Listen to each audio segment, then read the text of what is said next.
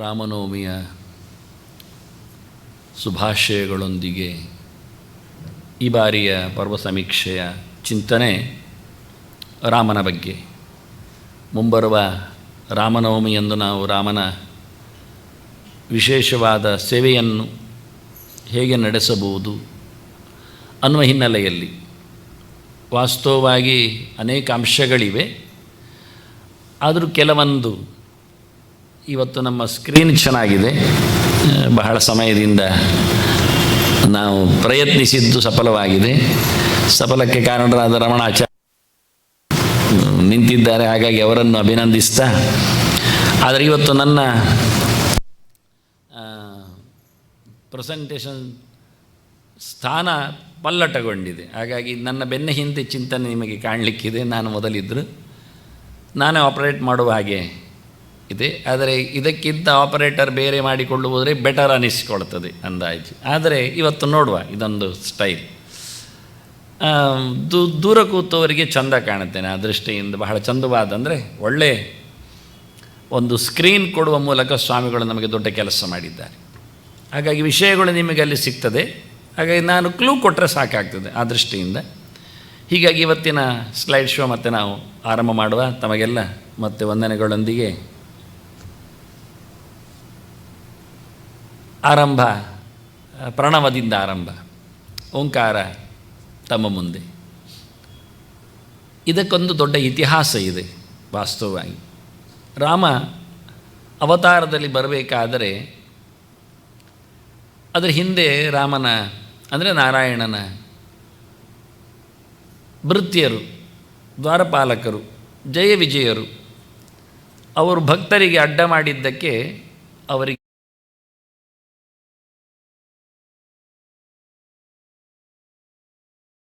ಬಂದಾಗ ಅವರನ್ನು ಸಂಹಾರ ಮಾಡಲಿಕ್ಕೆ ಭಗವಂತ ವರಾಹ ರೂಪದಿಂದ ಮತ್ತು ನರಸಿಂಹ ರೂಪದಿಂದ ಬಂದ.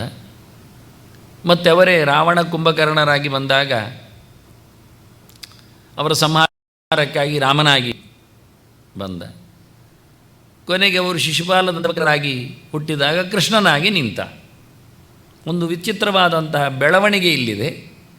ವರಾಹ, ನರಸಿಂಹ ಎರಡು ರೂಪಗಳಿಂದ ಇಬ್ಬರ ಸಂಹಾರ ಆಗಿದೆ. ಹಿರಣ್ಯಾಕ್ಷ, ಹಿರಣ್ಯಕಶಿಪುಗಳದ್ದು. ಒಬ್ಬೊಬ್ಬನಿಗೆ ಒಂದೊಂದು ಭಗವಂತ ರೂಪವನ್ನು ತಳೆದಿದ್ದಾನೆ. ಅದೇ ಜಯ ವಿಜಯರು ಮತ್ತು ರಾವಣ ಕುಂಭಕರ್ಣರಾಗಿ ಬಂದಾಗ ಮೊದಲು ಹುಟ್ಟಿದ್ದು ಅಣ್ಣ ತಮ್ಮಂದಿರೇ. ಎರಡನೇ ಬಾರಿ ಅಣ್ಣ ತಮ್ಮಂದಿರಾಗಿ ಹುಟ್ಟಿದರೂ ಮೊದಲು ಎರಡು ರೂಪದಿಂದ ದೇವರು ಸಂಹಾರ ಮಾಡಿದರೆ ಮತ್ತೆ ಒಂದೇ ರೂಪದಿಂದ ಸಂಹಾರ ಮಾಡಿದೆ, ರಾಮರೂಪದಿಂದ ಮಾತ್ರ.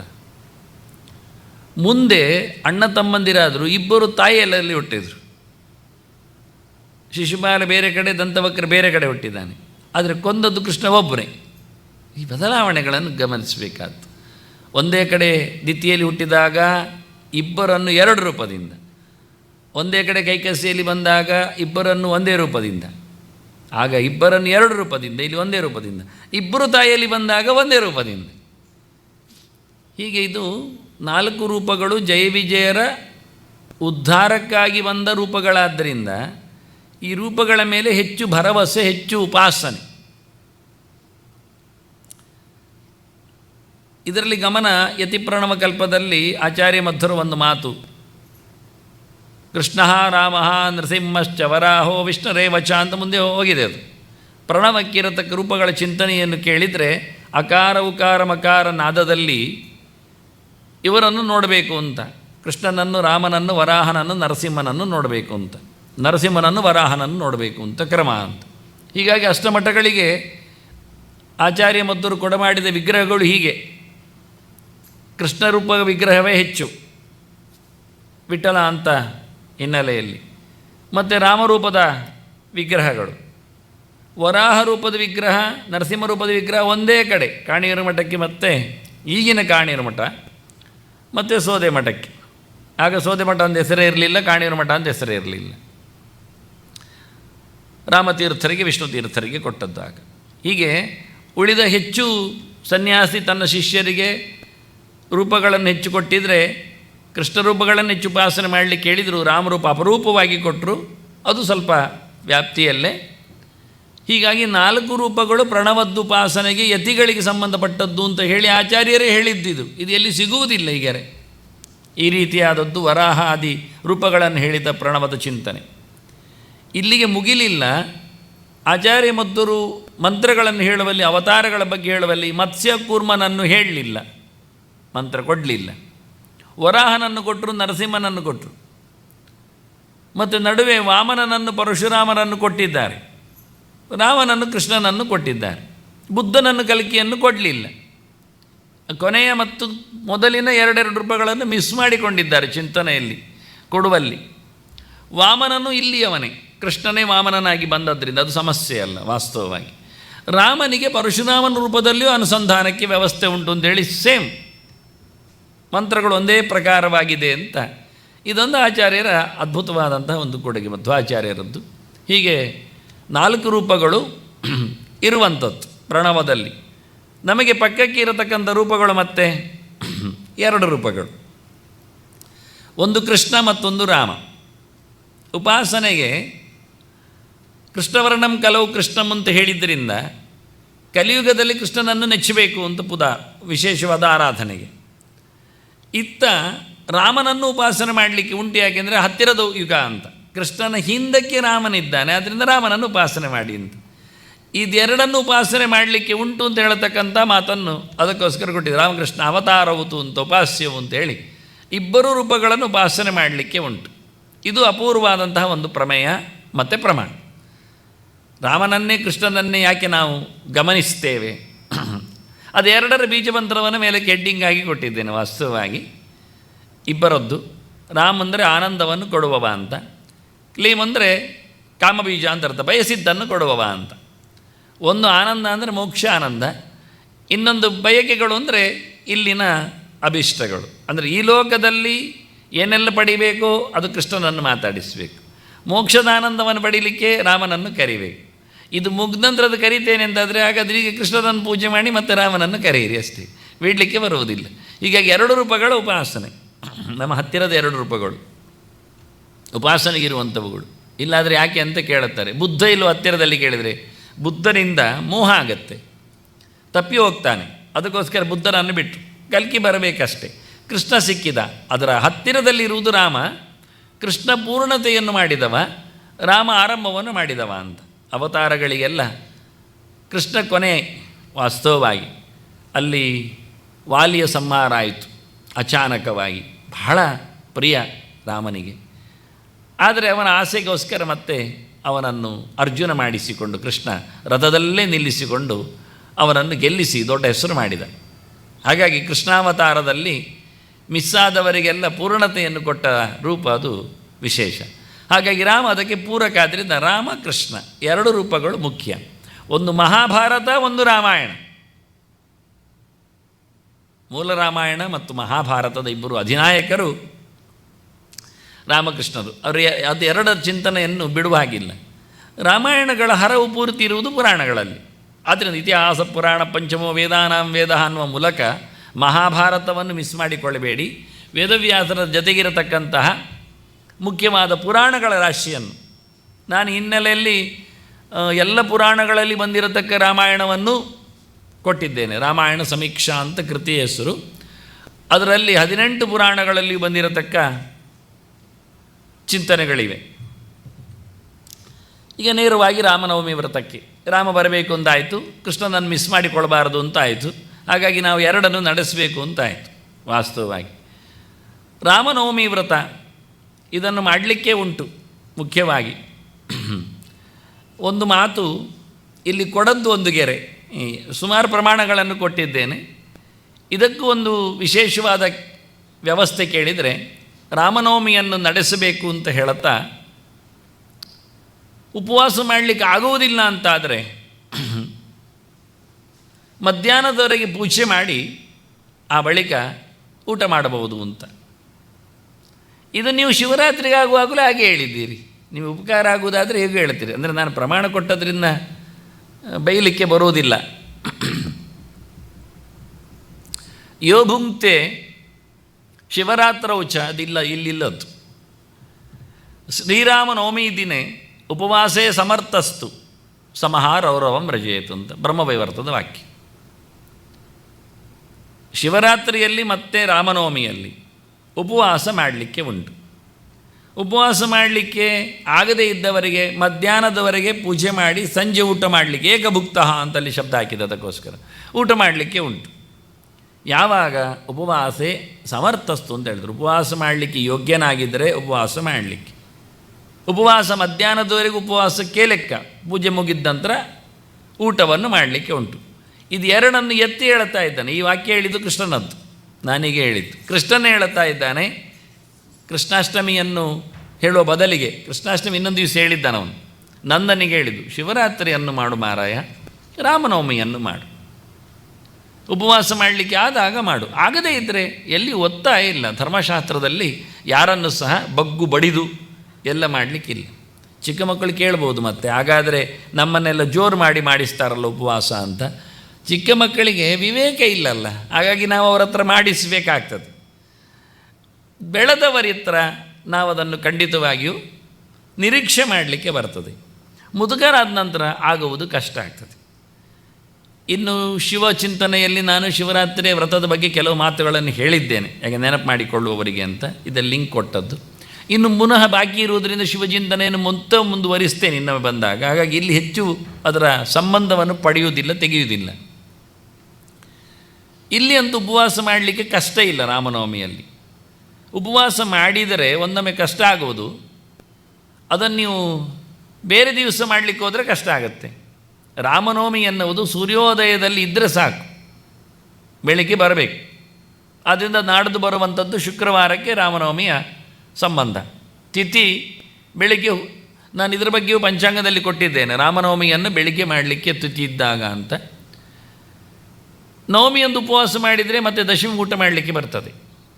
ಆನಂತರ ಏಕಾದಶಿ ಬರುವುದು, ಅದರಿಂದ ಸಮಸ್ಯೆ ಹೆಚ್ಚಾಗುವುದಿಲ್ಲ. ಆದರೆ ಶಿವರಾತ್ರಿ ಉಪವಾಸ ಮಾಡಿದರೆ, ಏಕಾದಶಿ ಉಪವಾಸ ಮಾಡಿರ್ತಾರೆ, ದ್ವಾದಶಿಯಂದು ಪಾರಾಯಣ ಮಾಡ್ತಾನೆ, ಮತ್ತು ಮರುದಿವಸ ತ್ರಯೋದಶಿ ಅಂದೇ ಚತುರ್ದಶಿ ಸಂಜೆ ಇರಲಿಕ್ಕೆ ಹೋಗಿ ಶಿವರಾತ್ರಿ ಲೆಕ್ಕಾಚಾರದಲ್ಲಿ ಉಪವಾಸ ಆಗುತ್ತೆ. ದ್ವಾದಶಿ ಏಕಾದಶಿ ಆದ ನಂತರ ಮಾಡೋದರಿಂದ ಉಪವಾಸ ಸ್ವಲ್ಪ ಕಷ್ಟ. ಮೊದಲು ಮಾಡಲಿಕ್ಕೆ ಸುಲಭ, ಮತ್ತೆ ಮಾಡಲಿಕ್ಕೆ ಕಷ್ಟ. ಉಪವಾಸ ಮಾಡಿದವರಿಗೆ ಗೊತ್ತಿರೋದು ಅದು ವಿಷಯ. ಎರಡು ಕಡೆಯಲ್ಲಿ ಒಂದೊಂದೇ ದಿನ ಮಿಸ್ ಆಗೋದು ನಮಗೆ. ನವಮಿ ಉಪವಾಸ ಮಾಡಿದರೆ ದಶಮಿ ತಿನ್ನಲಿಕ್ಕೆ ಉಂಟು, ಏಕಾದಶಿ ಮತ್ತೆ ಉಪವಾಸ ಮಾಡಲಿಕ್ಕೆ ಉಂಟು, ದ್ವಾದಶಿ ತಿನ್ನಲಿಕ್ಕೆ ಉಂಟು, ಮತ್ತು ಪುನಃ ತ್ರಯೋದಶಿ ತಿನ್ನಲಿಕ್ಕಿಲ್ಲ ಅಂತ ಶಿವರಾತ್ರಿ ಹೊತ್ತಿನಲ್ಲಿ ಆಗ್ತದೆ, ಒಂದು ಆಚೆ ಒಂದು ಈಚೆ ಅಂತ. ಆದರೆ ತ್ರಯೋದಶಿ ತಿಂದ ಬಳಿಕ ಅಥವಾ ಉಪವಾಸ ಮಾಡಿದ ನಂತರ ಮತ್ತೆ ಪುನಃ ಅಮಾವಾಸ್ಯೆ ಬರಲಿಕ್ಕಿರೋದ್ರಿಂದ, ಅದು ಕೃಷ್ಣ ಪಕ್ಷದ್ದು ಅಮಾವಾಸ್ಯೆಯು ಕೆಲವರೆಲ್ಲ ಉಪವಾಸ ಮಾಡ್ತಾರೆ ಅಥವಾ ಒಂದು ಊಟ ಮಾಡ್ತವರಿದ್ದಾರೆ. ಹೀಗಾಗಿ ಸಾಲಿನಲ್ಲಿ ಶಿವರಾತ್ರಿಯ ಉಪವಾಸವನ್ನು ಮಾಡಲಿಕ್ಕೆ ಹೋದರೆ ಇತ್ತ ಏಕಾದಶಿಯೂ ಇರ್ತದೆ, ಅತ್ತ ಅಮಾವಾಸ್ಯೆ ಇರ್ತದೆ. ಅದರಿಂದ 4-5 ದಿನದಲ್ಲಿ 2-3 ಉಪವಾಸಗಳು ಬಿದ್ದೋಗ್ತವೆ ಹೇಳಿ, ಇದಕ್ಕೋಸ್ಕರ ಅಸಾಮರ್ಥ್ಯ ಆಗ್ತದೆ. ಅಸಾಮರ್ಥ್ಯದಿಂದ ಶಿವರಾತ್ರಿ ಮೈನ್ ಅಂತ ಹೇಳಿಕೊಂಡು ಏಕಾದಶಿಯನ್ನು ಬಿಟ್ಟುಕೊಡ್ತಾರೆ ಕೆಲವರು. ಆವತ್ತು ತಿಂದರೆ ತೊಂದರೆ ಇಲ್ಲ, ನಾಡ್ದು ಏಕಾದಶಿ ಉಪವಾಸ, ನಾಡ್ದು ಶಿವರಾತ್ರಿ ಉಪವಾಸ ಮಾಡಲಿಕ್ಕಿಲ್ಲ ಅಂತ ಹೇಳಿಕೊಂಡು ಒಂದನ್ನು ಮಿಸ್ ಮಾಡ್ತಾರೆ. ಒಂದನ್ನು ಮಿಸ್ ಮಾಡುವುದು ಧರ್ಮಶಾಸ್ತ್ರಕ್ಕೆ ಇಷ್ಟ ಇಲ್ಲ. ಏಕಾದಶಿ ಅದು ನಿತ್ಯವಾದ ವ್ರತ, ಶಿವರಾತ್ರಿ ಅದು ನೈಮಿತ್ತಿಕ, ಅಂದರೆ ಒಂದು ಶಿವನ ಜಯಂತಿಯನ್ನು ಇಟ್ಟುಕೊಂಡು ಬಂದದ್ದು, ವರ್ಷಕ್ಕೊಂದೇ ಸರಿ ಬರುವಂಥದ್ದು. ಹಾಗಾಗಿ ಕೆಲವರು ಹೇಳೋದು ವರ್ಷಕ್ಕೊಂದೇ ಬರೋದು ಗೌಜಿ ಅಲ್ವಾ, ಇದು ದಿನ ಉಂಟಲ್ಲ. ಆದರೆ ನಿತ್ಯ ಇರುವಂಥದ್ದು ಬಿಡಲಿಕ್ಕೇ ಇಲ್ಲ. ಇದು 24 ಇರುವಂಥದ್ದು ಮೈನ್ ಮಾಡಲೇಬೇಕಾದ್ದು. ಒಂದೊಮ್ಮೆ ಶಿವರಾತ್ರಿ ವರ್ಷಕ್ಕೊಮ್ಮೆ ಬರುವುದಾದರೂ ಅದನ್ನು ಒಂದು ಹೊತ್ತು ಊಟ ಮಾಡುವ ಮೂಲಕ ನಿಲ್ಲಿಸ್ಬೋದು. ಅಲ್ಲ, ಶಿವರಾತ್ರಿ ನಿತ್ಯ ಅಂತ ಕೆಲವರು ಹೇಳಲಿಕ್ಕೆ ಹೋಗ್ತಾರೆ. ಶಿವರಾತ್ರಿ ಅನ್ನೋದು ನಿತ್ಯ ಆಗುವುದು ಅಂತ ಹೇಳಿದರೆ ಅದು ಕೃಷ್ಣಾಷ್ಟಮಿ ಅಂತ ಹೇಳಲಿಕ್ಕುಂಟು. ಅದು ಕೃಷ್ಣಾಷ್ಟಮಿಗೂ ಏಕಾದಶಿಗೂ ಸಂಬಂಧ ಉಂಟು, ಯಾಕೆ ಒಂದೇ ದೇವರ ಪೂಜೆ ಪುನಸ್ಕಾರದು. ಆದರೆ ಶಿವರಾತ್ರಿಯನ್ನು ಕಳೆದ ಬಾರಿ ಹೇಳಿದ್ದೇನೆ ನಾನು, 12 ವರ್ಷದ ನಂತರ ಅದನ್ನು ಉದ್ಯಾಪನೆ ಮಾಡಿ ಮುಗಿಸಲಿಕ್ಕೆ ಬರ್ತದೆ ಅಂತ. ಇದರಿಂದ ಅದು ವ್ರತಗಳಂತೆ ಆಯಿತು. ಅನಂತ ವ್ರತ ನೋಡಿ 14 ವರ್ಷ ಮಾಡಲಿಕ್ಕೆ, ಮತ್ತೆ ಮಾಡಲಿಕ್ಕೂ ಮಾಡ್ಬೋದು, ಬಿಟ್ಟರೆ ಬಿಡ್ಬೋದು, ಇನ್ನೊಬ್ಬರಿಗೆ ಕೊಟ್ಟು ಅದನ್ನು ಮುಂದುವರಿಸಲಿಕ್ಕೆ ಹೇಳ್ಬೋದು, ದೋರ ಕಟ್ಟಿದವ. ಹಾಗೆ ಶಿವರಾತ್ರಿಯಲ್ಲಿ ಮತ್ತು ಅದರ ವಿಷಯ ಹೇಳುತ್ತೇನೆ, ದೋರ ಕಟ್ಟಲಿಕ್ಕೆ ಬರುವ ವಿಷಯಗಳು. ಹಾಗಾಗಿ ಅದನ್ನು ನೈಮಿತ್ತಿಕವಾಗಿ ಹೇಳಿದ್ದಾರೆ ಹೇಳುವಾಗಲೇ. ಆದ್ದರಿಂದ ನಿತ್ಯವಾಗಿ ಅದನ್ನು ಉಪಯೋಗಿಸಿಕೊಂಡು ಅದಕ್ಕೆ ಹೊಡಿಬೇಕಾಗಿಲ್ಲ. ಮತ್ತು ಒಂದು ಶಿವರಾತ್ರಿಯಲ್ಲಿ ಮಧ್ಯಾಹ್ನದವರೆಗೆ ನಿಂತು ಉಪವಾಸ ಮಾಡಿ ಸಂಜೆ ರಾತ್ರಿ ನಕ್ತ ಭೋಜನ ಮಾಡಲಿಕ್ಕೆ ಉಂಟು ಅಂತ ಪುರಾಣಕಾರರು ಹೇಳಿದ್ದಾರೆ. ಏಕಾದಶಿಯಲ್ಲಿ ಆಗಿಲ್ಲ, ಕೃಷ್ಣಾಷ್ಟಮಿಯಲ್ಲಿ ಆಗಿಲ್ಲ. ಆದ್ದರಿಂದ ನಿತ್ಯ ಯಾಕೆ ಆಯಿತು ಅಂತ ಅರ್ಥ ಆಗ್ತದೆ. ಫ್ಲೆಕ್ಸಿಬಲ್ ಅಲ್ಲದೇ ಇರುವಂಥದ್ದು ನಿತ್ಯ ಆಗ್ತದೆ ಅಂತ. ಆದರೆ ರಾಮನವಮಿಗೆ ಇನ್ನೊಂದು ಸ್ಪೆಷಲ್ ಅಂತ ಕೇಳಿದರೆ, ಕೋಟಿ ಸೂರ್ಯ ಗ್ರಹಾಧಿಕ ಅಂತ ಶ್ರೀರಾಮನವಮಿ.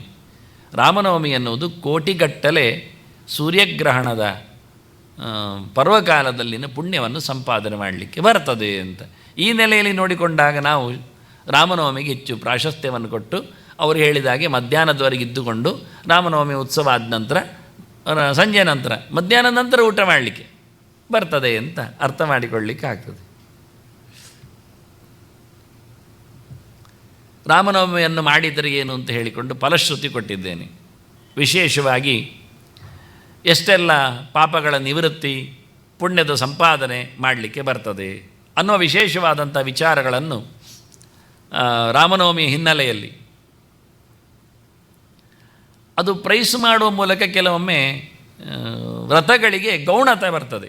ಏನೋ ಉಂಟಲ್ಲ ಅಂತ ಹೇಳ್ತಾರೆ, ನಮಗದು ಬೇಡ ಅಂತಾದರೆ ಏನು ಅಂತ.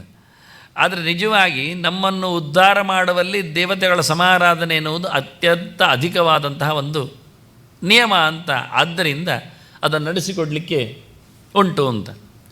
ಇನ್ನೊಂದು ವ್ರತದ ಬಗ್ಗೆ ಕೊಟ್ಟದ್ದು ನಾನು ಜ್ಯೇಷ್ಠ ಶುಕ್ಲ ಪಕ್ಷದಲ್ಲಿ ದ್ವಾದಶಿಯ ವ್ರತ. ಇದೂ ರಾಮವ್ರತವೇ. ಸಾಮಾನ್ಯವಾಗಿ ದ್ವಾದಶಿಗಳಲ್ಲಿಯೂ ಎಲ್ಲ ಅವತಾರಗಳ ವ್ರತಗಳಿವೆ ಬೇರೆ ಬೇರೆ. ಅದರಲ್ಲಿ ಈ ದಿನ ದಶರಥ ಉಪವಾಸ ಮಾಡಿ ಪೂಜೆ ಮಾಡಿ ವ್ರತ ನಿಯಮಗಳನ್ನು ನಡೆಸಿ ರಾಮನನ್ನು ಮಗನನ್ನಾಗಿ ಪಡೆದ ಅಂತ ಅದರ ಹಿನ್ನೆಲೆ. ಅದಕ್ಕಾಗಿ ಅದನ್ನು ನಾನು ಗುರುತಿಸಿದ್ದೇನೆ. ಇದು ಎಲ್ಲ ಪೂಜೆಗಳಲ್ಲಿ ನನ್ನದು ಒಂದು ಸ್ಪೆಷಾಲಿಟಿಯನ್ನು ಕೇಳಿದರೆ ಪ್ರತಿನಿತ್ಯ ಜಯಂತಿಗಳಲ್ಲಿಯೂ ದೇವರ ಅಂಗಪೂಜೆಯನ್ನು ಕೊಡೋದು, ಇದು ಮಾಮೂಲಿ. ಇದು ರಾಮನವಮಿಯಲ್ಲಿ ನಾವು ನಡೆಸಲೇಬೇಕಾದ್ದು. ಏನು ಖರ್ಚೇ ಇಲ್ಲ, ಹೆಚ್ಚು ಹೊತ್ತೇ ಇಲ್ಲ. ಭಗವಂತನ ಅಂಗಾಂಗಗಳನ್ನು ಪೂಜೆಯ ವಿಧಾನಕ್ಕಾಗಿ ಇದನ್ನು ಪರ್ವ ಸಮೀಕ್ಷೆಯಲ್ಲಿ ನಾನು ಕೊಟ್ಟಿದ್ದೇನೆ, ಕೊಡಲಿಲ್ಲ ಅಂತೇನಲ್ಲ. ಇರುವವರಿಗೆ ಕೆಲವು ಅಂಶಗಳು ಕೊಡುವುದಿಲ್ಲ ಎನ್ನುವುದು ಸತ್ಯ, ಪುಸ್ತಕಗಳ ಭಾರಕ್ಕಾಗಿ.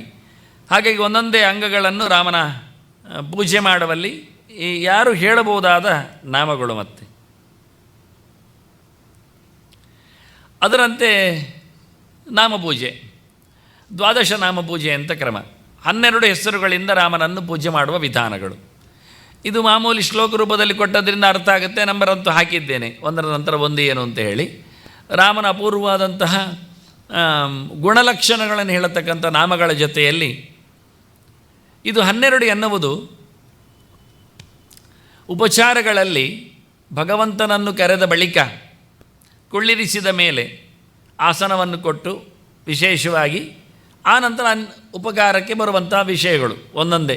ವಸ್ತ್ರಂ ಸಮರ್ಪಯಾಮಿ, ವಿಭೂಷಣಂ ಸಮರ್ಪಯಾಮಿ, ಉಪವೀತಂ ಸಮರ್ಪಯಾಮಿ, ಆನಂತರ ಗಂಧಂ ಸಮರ್ಪಯಾಮಿ, ಪುಷ್ಪಂ ಸಮರ್ಪಯಾಮಿ, ಧೂಪಂ ಸಮರ್ಪಯಾಮಿ, ದೀಪಂ ಸಮರ್ಪಯಾಮಿ, ನೈವೇದ್ಯಂ ಸಮರ್ಪಯಾಮಿ, ಪ್ರದಕ್ಷಿಣಾನಿ ಸಮರ್ಪಯಾಮಿ, ನಮಸ್ಕಾರ. ಮುಂದಿನ ಉಪಚಾರಗಳಿಗೋಸ್ಕರ ಇದನ್ನು 12 ಹೆಚ್ಚಾಗಿ ಬಳಸ್ತಾರೆ. ಆರಂಭದ 6 ಉಪಚಾರಗಳು ಅರ್ಘ್ಯ, ಪಾದ್ಯ, ಆಚಮನ, ಮಧುವರ್ಕ, ಪುನರಾಚಮನ, ಸ್ನಾನ ಅಂತ. ಇದು ಎಲ್ಲದರಲ್ಲಿ ನಡೆಯುವುದಿಲ್ಲ ವಾಸ್ತವವಾಗಿ. ಕೆಲವೊಮ್ಮೆ ಅಂದರೆ ಕಲಶ ಮಾಧ್ಯಮದಲ್ಲಿ ನಾವು ಪೂಜೆ ಮಾಡಿದರೆ ಇಲ್ಲ, ಅದರಲ್ಲಿ ಸ್ನಾನಾದಿಗಳನ್ನು ಮಾಡಿಸ್ಲಿಕ್ಕೆ ಆಗುವುದಿಲ್ಲ. ಅದೇ ಮಂಡಲದಲ್ಲಿ ಒಂದೊಮ್ಮೆ ಪೂಜೆ ಮಾಡಿ ಮುಂದೆ ನಾನು ಮಂಡಲದ ಚಿತ್ರ ಕೊಡುತ್ತೇನೆ, ಇದದು ಸ್ಪೆಷಲ್. ಎಲ್ಲ ಪೂಜೆಗಳಲ್ಲಿ ಅದನ್ನು ನೆಲದಲ್ಲಿ ನಮ್ಮ ಹತ್ರ ದಿನ ಪೂಜೆ ಮಾಡಲಿಕ್ಕೇನೇ ಇಲ್ಲ ವಸ್ತುಗಳು. ಆಗಾಗ ಅವರನ್ನು ಪೂಜೆ ಮಾಡೋದಾದರೆ ಹೇಗೆ ಅಂತ ಕೇಳಿ ಮೊನ್ನೆ ಯುಗಾದಿಗೂ ಕೊಟ್ಟಿದ್ದೇನೆ ಹಾಗೆ.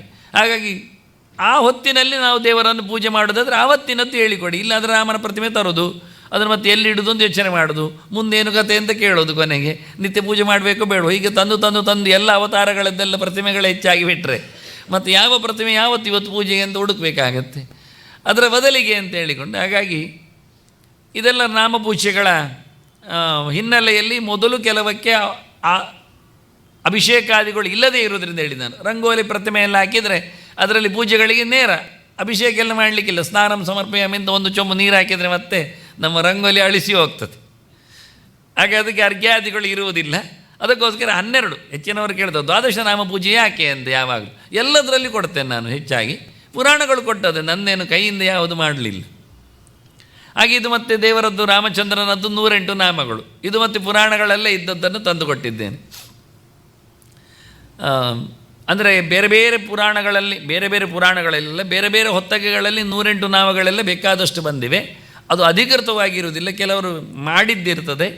ಹಾಗಾಗಿ ಇದು ಅತ್ಯಧಿಕ ಅಧಿಕೃತವಾದ ಪುರಾಣಗಳಲ್ಲಿ ವೇದವ್ಯಾಸರೇ ತೋರಿಸಿಕೊಟ್ಟ ರಾಮನ ಹಿರಿಮೆಗಳನ್ನು ಹೇಳುವ, ಅವನ ಚರಿತ್ರೆಗಳನ್ನು ಬಣ್ಣಿಸುವ 108 ನಾಮಗಳು ಪೂರ್ತಿಯಾಗಿದೆ. ಮುಂದೆ ಪೂಜೆ ಮುಗಿಯಿತು ಅಂತ ಅರ್ಥ. ಪೂಜೆಯಲ್ಲಿ ಪ್ರಧಾನಾಂಶ ಯಾವುದು ಕೇಳಿದರೆ ಅರ್ಘ್ಯ ಕೊಡೋದು. ಕೌಸಲ್ಯ ಗರ್ಭಸಂಭೂತ ಹೇಳಿಕೊಂಡು ಹೇಗೆ ದಶಾನನ ವದಾರ್ಥಾಯ ಅಂತ ಯಾವುದಕ್ಕಾಗಿ ದೇವರು ಬಂದ ಅಂತ ಪ್ರಯೋಜನವನ್ನು ಚಿಂತನೆ ಮಾಡಿ, ಅಲ್ಲ ರಾವಣನನ್ನು ಕೊಲ್ಲಿಕ್ಕೆ ದೇವರು ಬರಲಿ, ನಮಗೆ ಯಾಕೆ ಬೇಕು ಅಂದರೆ ನಮ್ಮಲ್ಲೇ ಕೆಲವರು ರಾವಣರು ಇರುವುದಿಲ್ವಾ, ಅದಕ್ಕೋಸ್ಕರ ಸುತ್ತಮುತ್ತಲಿನಲ್ಲಿದ್ದ ರಾವಣನನ್ನು ಸಾಯಿಸಲಿಕ್ಕೆ ನಮ್ಮ ಅರ್ಘ್ಯ ಅಲ್ಲ, ಮತ್ತು ನಮ್ಮೊಳಗೆ ಇದ್ದಾನೆ. ಅದಕ್ಕೆ ಹೇಳಿ ನಾನು, ರಾವಣ, ಕುಂಭಕರ್ಣ, ವಿಭೀಷಣ ಅಂತ 3 ಜನ. 3 ಜನರಲ್ಲಿ ವಿಭೀಷಣ ನಮಗೆ ಗೊತ್ತುಂಟು, ಅವನಿಂದ ಯಾರಿಗೂ ಹೆದರಿಕೆ ಇಲ್ಲ, ವಿಭೀಷಣ ಅಂತ ಹೆಸರು. ಅವನಿಂದ ಯಾರು ಹೆದರಿಕೊಳ್ಳುವುದಿಲ್ಲ, ಅವನು ಯಾರಿಗೆ ಹೆದರುವುದಿಲ್ಲ, ಯಾಕೆ ಅವನು ದೇವರ ಕಾಲಿಡಿದವ. ಹಾಗಾಗಿ ನಾವು ಭಗವಂತನೆಡೆಗೆ ಸಾಗಿದರೆ ನಮಗೂ ಆರಾಮ, ಇಲ್ಲದಿದ್ದರೆ ಲಂಕೆ ಜೊತೆಯಲ್ಲಿ ನಾವು ಸುಟ್ಟೋಗಬೇಕಾಗ್ತದೆ. ಹಾಗಾಗಿ ರಾವಣ ಮತ್ತು ಕುಂಭಕರ್ಣರು ಒಬ್ಬ ಯಾವತ್ತು ಎದ್ದಿರುವುದೇ, ಹಾಗಿದ್ದರೂ 10 ತಲೆ ಅವನಿಗೆ, 20 ಕೈ. ಎಂಥದ್ದು ಹಿಡಿದಾನು 10 ದಿಕ್ಕುಗಳಿರುವುದು ನೋಡಿ, 10 ದಿಕ್ಕುಗಳಿಗೂ ಕೈ ಹಾಕ್ತಾನೆ, 20 ಕೈಗಳು ಅವನಿಗೆ, ಮತ್ತು 10 ತಲೆ, 10 ದಿಕ್ಕುಗಳಿಗೂ ತಲೆ ಓಡಿಸ್ತಾನವ.